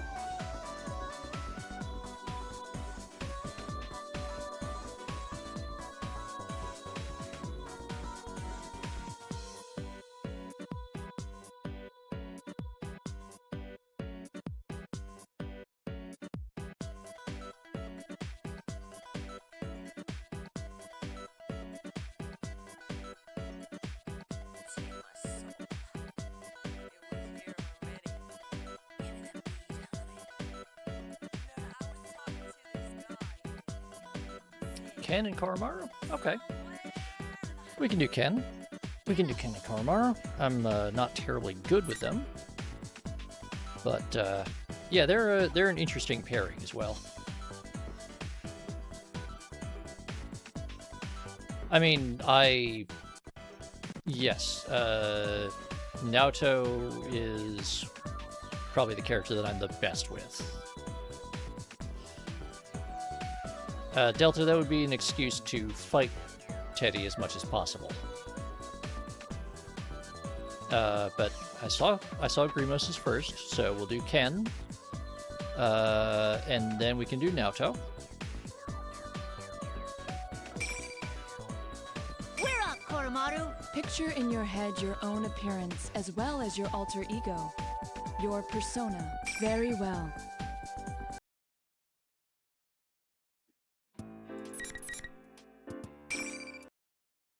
The pretentious tenderfoot duo, Kanamata and Koromaru!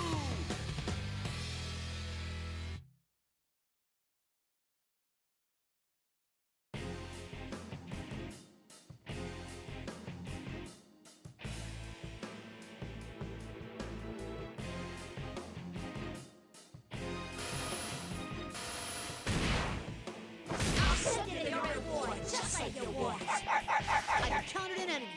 Entering battle. Round one. Fight! Go, Koromaru, strike! Go, too bad. Here goes this. Go, Koromaru. Ow. Here goes. Strike. Too bad. Too bad. Here goes Koromaru. Pierce.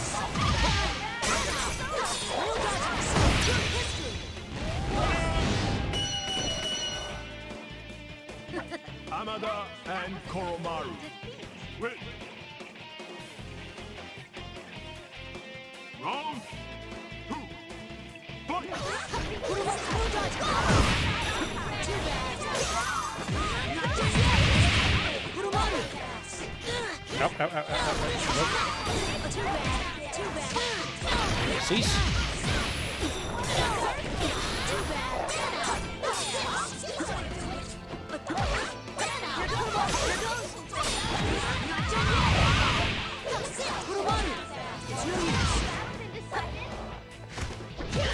Ah, there we go. That's what I was trying to do. Oh, Kuromaru! That's what you get for thinking you're good. Hamada and Koromaru.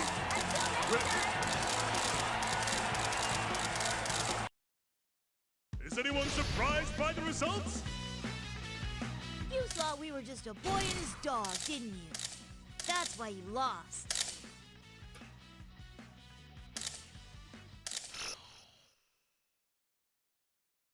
Yeah, so Ken has that armband because he has now made it to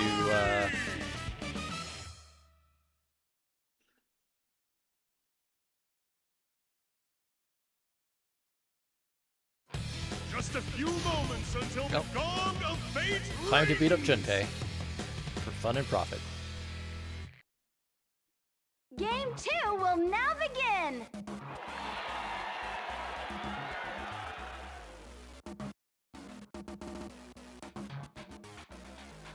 You think you can beat me? Do it, Koromaru. Round 1. Fight! Ow, ow. Here he comes. Dodging. Do it. Dodging. Nope, get back here. Dodging. Junpei, you little shit.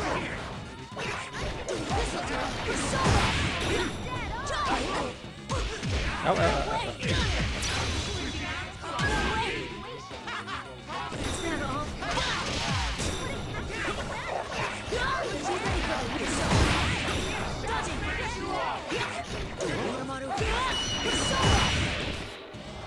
Be ready for the worst. Hamada and Koromaru. So Ken, who is, you know, now he's a couple years older, and is now in the high school, is a member of the student council, and he is the head of the disciplinary committee.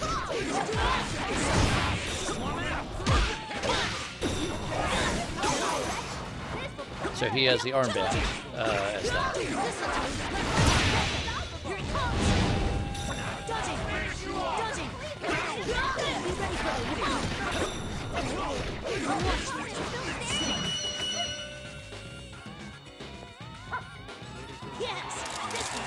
Hamada and Koromaru. Well, he's also basically, I mean, it's a whole thing that they actually go into when we get to the Koromaru and I fighting as a team, we don't have the any Ultimax story. But basically, he's still in school. He's still at Gekkoukan. And he is, in fact, still living in the old dorm, which they have kept as a dorm, basically at his request.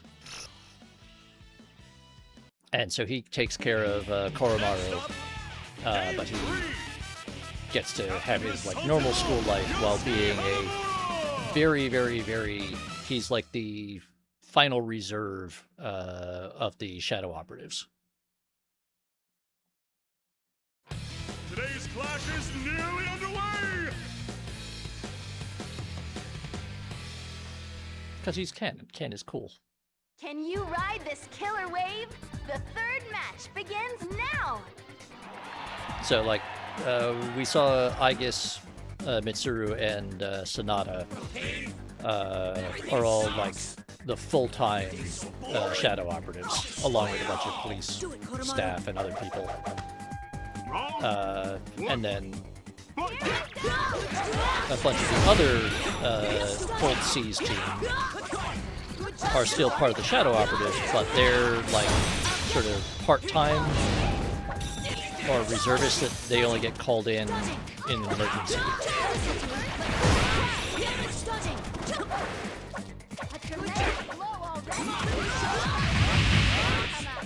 Oh, come on, come on. I'll prove to you that I know how to fight. Amada and Koromaru. What a difference in skill. Perfect. Yes. Round Yeah, thereabouts. I think he might be, like the same age as the first moves. Or thereabouts.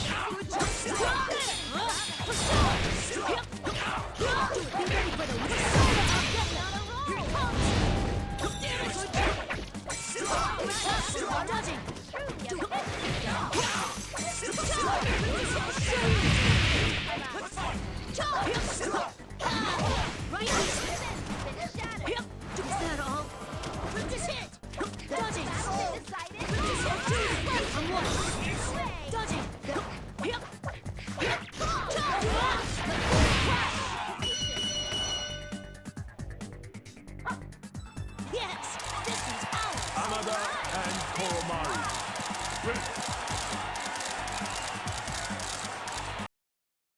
That was well done!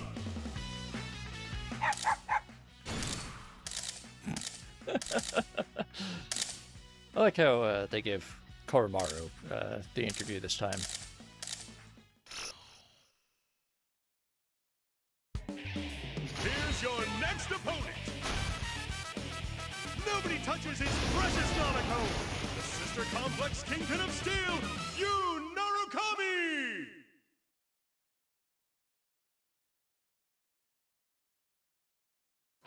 Defeat all enemies standing in your way.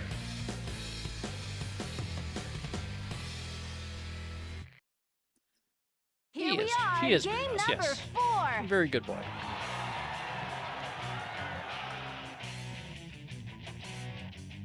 What lies ahead is death. I've counted an enemy. Entering battle. Round 1. Fight! Here goes. Here I go.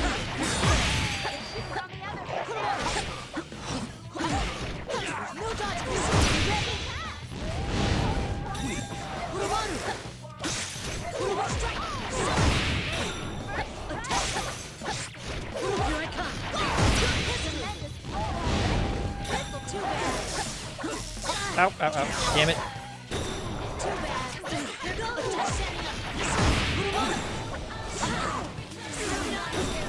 Too bad. Here goes. No dodge. I'm ready for any. Amada and Koromaru. That was off to a good start. Here goes. Setting up. Go. Here I come. Here goes. Go. No dodge. Ready? Too bad. Too bad. A tremendous attack already. Too bad. Put 'em on. Go. Here I come. History.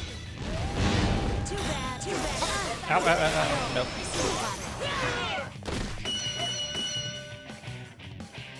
That's what you get for thinking you're good. Amada and Koromaru.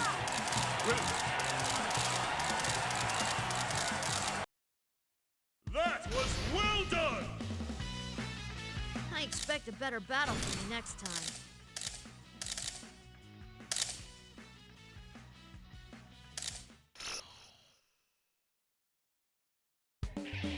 At last, Game 5!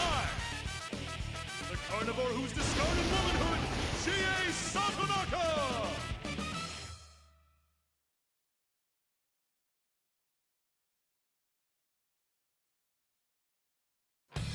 Fight to the limits of your souls!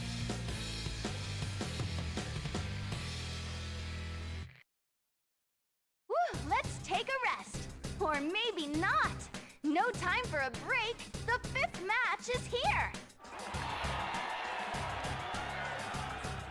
I am a shadow, the true self. Do it, Koromaru. Round 1. Dodge it. Do it, Koromaru. Here he comes. Dodge it.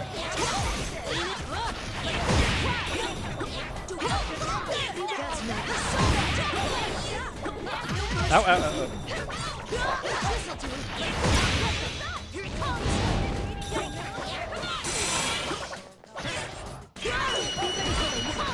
Oh, we were so close too. Hamada and Koromaru. Forward to the next Wait. round.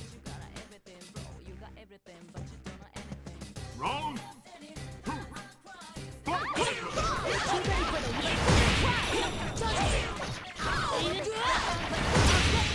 Here he comes! Dodging! Do it, Koromaru! Good job, Koromaru! Dodging! Dodging! I won't spare you! Dodging! Dodging! This'll do it! Here he comes! Good job, dodging! Be better with it works! Dodging!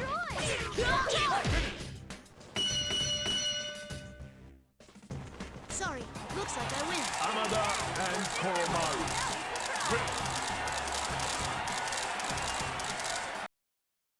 Is anyone surprised by the results? With Koromaru and I fighting as a team, we don't have any weaknesses. And that was close to... That was close to a perfect on one of those. Here's your next opponent. The blood-curdling beefcake emperor, Kanji Tatsumi!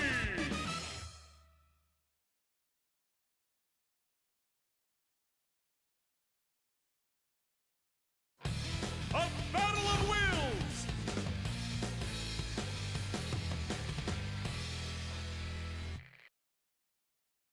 Game 6! Our fearsome contestants are about to bare their fangs.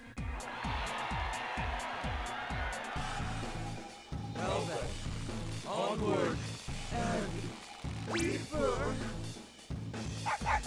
No hard feelings, but I'm going to defeat you. Round 1. Too bad. Too bad. Give it my all. Too bad. Here goes the ball. Here I come. Too bad. Here. Put him on. Too bad. Too bad. I'm screwed up. Too bad. Here goes. Ready? Here I come. Too bad. Go, Koromaru. Here I come. History. Here goes. Did we do... I think I did. Hamada and Koromaru. Win. I think I did it. Oh, no.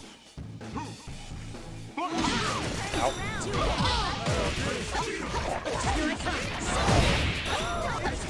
Attack. Too bad. We'll dodge. Ready?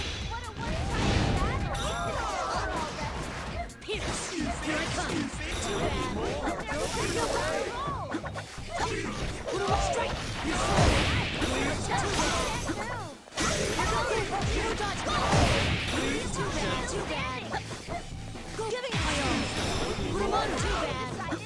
Here. Strike. Ready? Over in moment.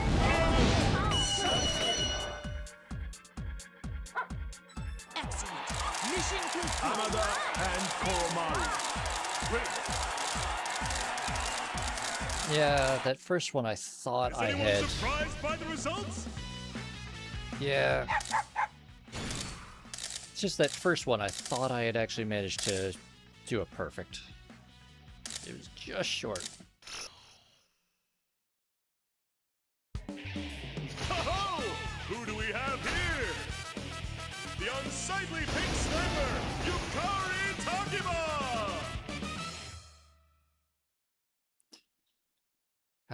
Yukari. Can you all feel the drama?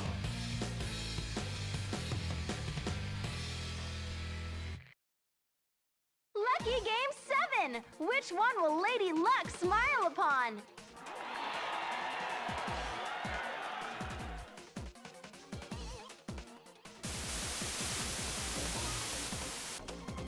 Let me have some fun, okay? No hard feelings, but I'm going to defeat you. Round 1. Too bad. Ow, ow, ow, ow, ow. Too bad. Too bad.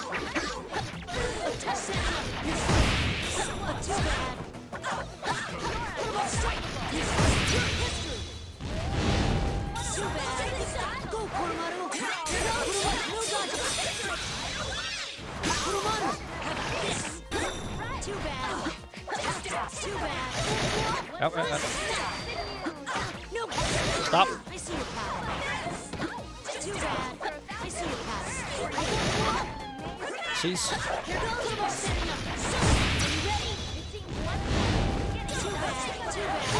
No, no, no, no.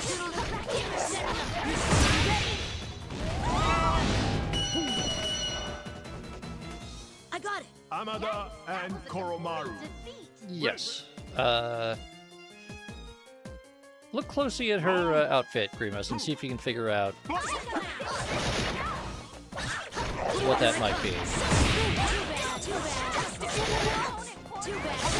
Nope, stop it.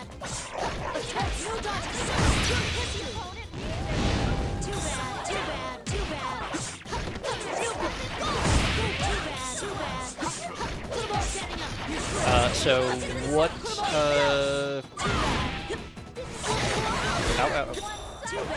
what, does the Persona universe have that is similar to Power Rangers? What's the big popular, Sentai, show?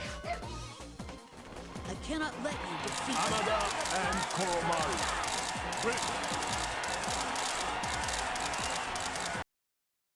What a shocking finish! I expect a better battle from you next time.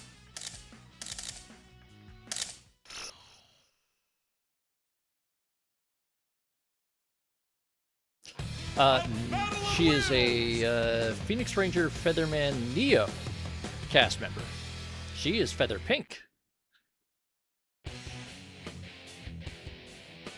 Her storyline is that after the events of Persona 3, she finishes out her time in high school, gets into college, and then a friend convinces her to go to a modeling tryout, or what she thinks is a modeling tryout. And so she gets a part-time job as a model for fashion magazines, which then her agent then gets her a fuck. Then talks her into going to a casting audition for a TV show, which she isn't. Yeah, she was basically picked up on set. And so she's still in costume. And kind of as a joke, Mitsuru's maid, who does a lot of the equipment and support stuff for the Shadow Operatives, has a set of weapons made to match the weapon prop that she uses in the show. Ow. Shit. Nope, stop it. Elizabeth, goddammit. No, fuck. Fuck off. No! No! No, no, no! No, no, no.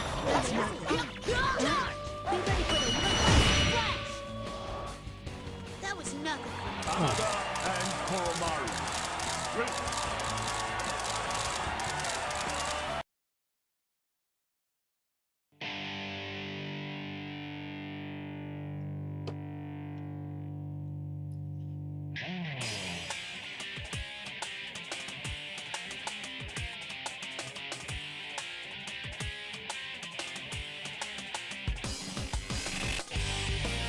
And there we go.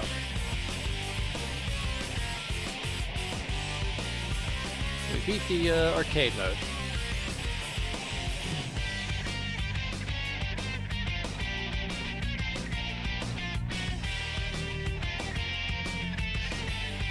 Oh yeah, she's just lying there like, all right.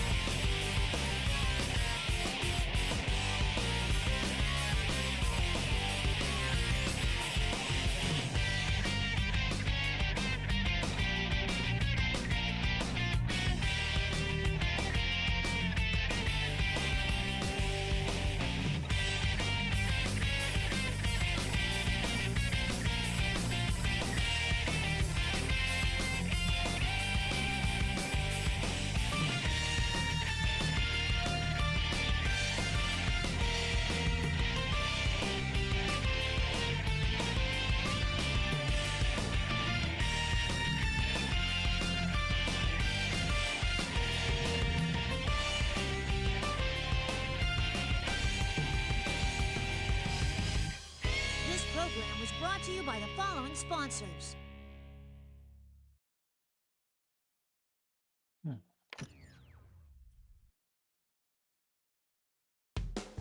You did it! You cleared all the stages! Koromar is happy too! No enemy can scare me. I hope us three can fight again sometime.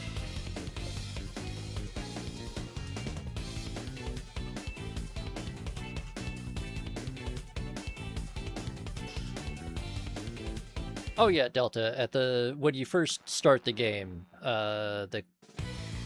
it's presented as an advertisement with, you know, let's hear it for our for today's sponsors, and it's Atlus and Arc Systems, where it's just the studio and developer title cards, but keeping with that whole conceit for the thing. But let's see. With that, we've been going for like well over 5 hours now. I'm getting a little tired. But I did say that we'll do Naoto. So what we'll do is, let's see. Well, it looks like Bloody Doves is on playing Elden Ring, so I'm going to send you guys over there. And tomorrow we'll do another Persona 4 Arena Story Mode, and then we'll, assuming we have time, we'll do a bit more arcade mode. And because I said we'll do it, I'll start off with Naoto as our character next time. But with that,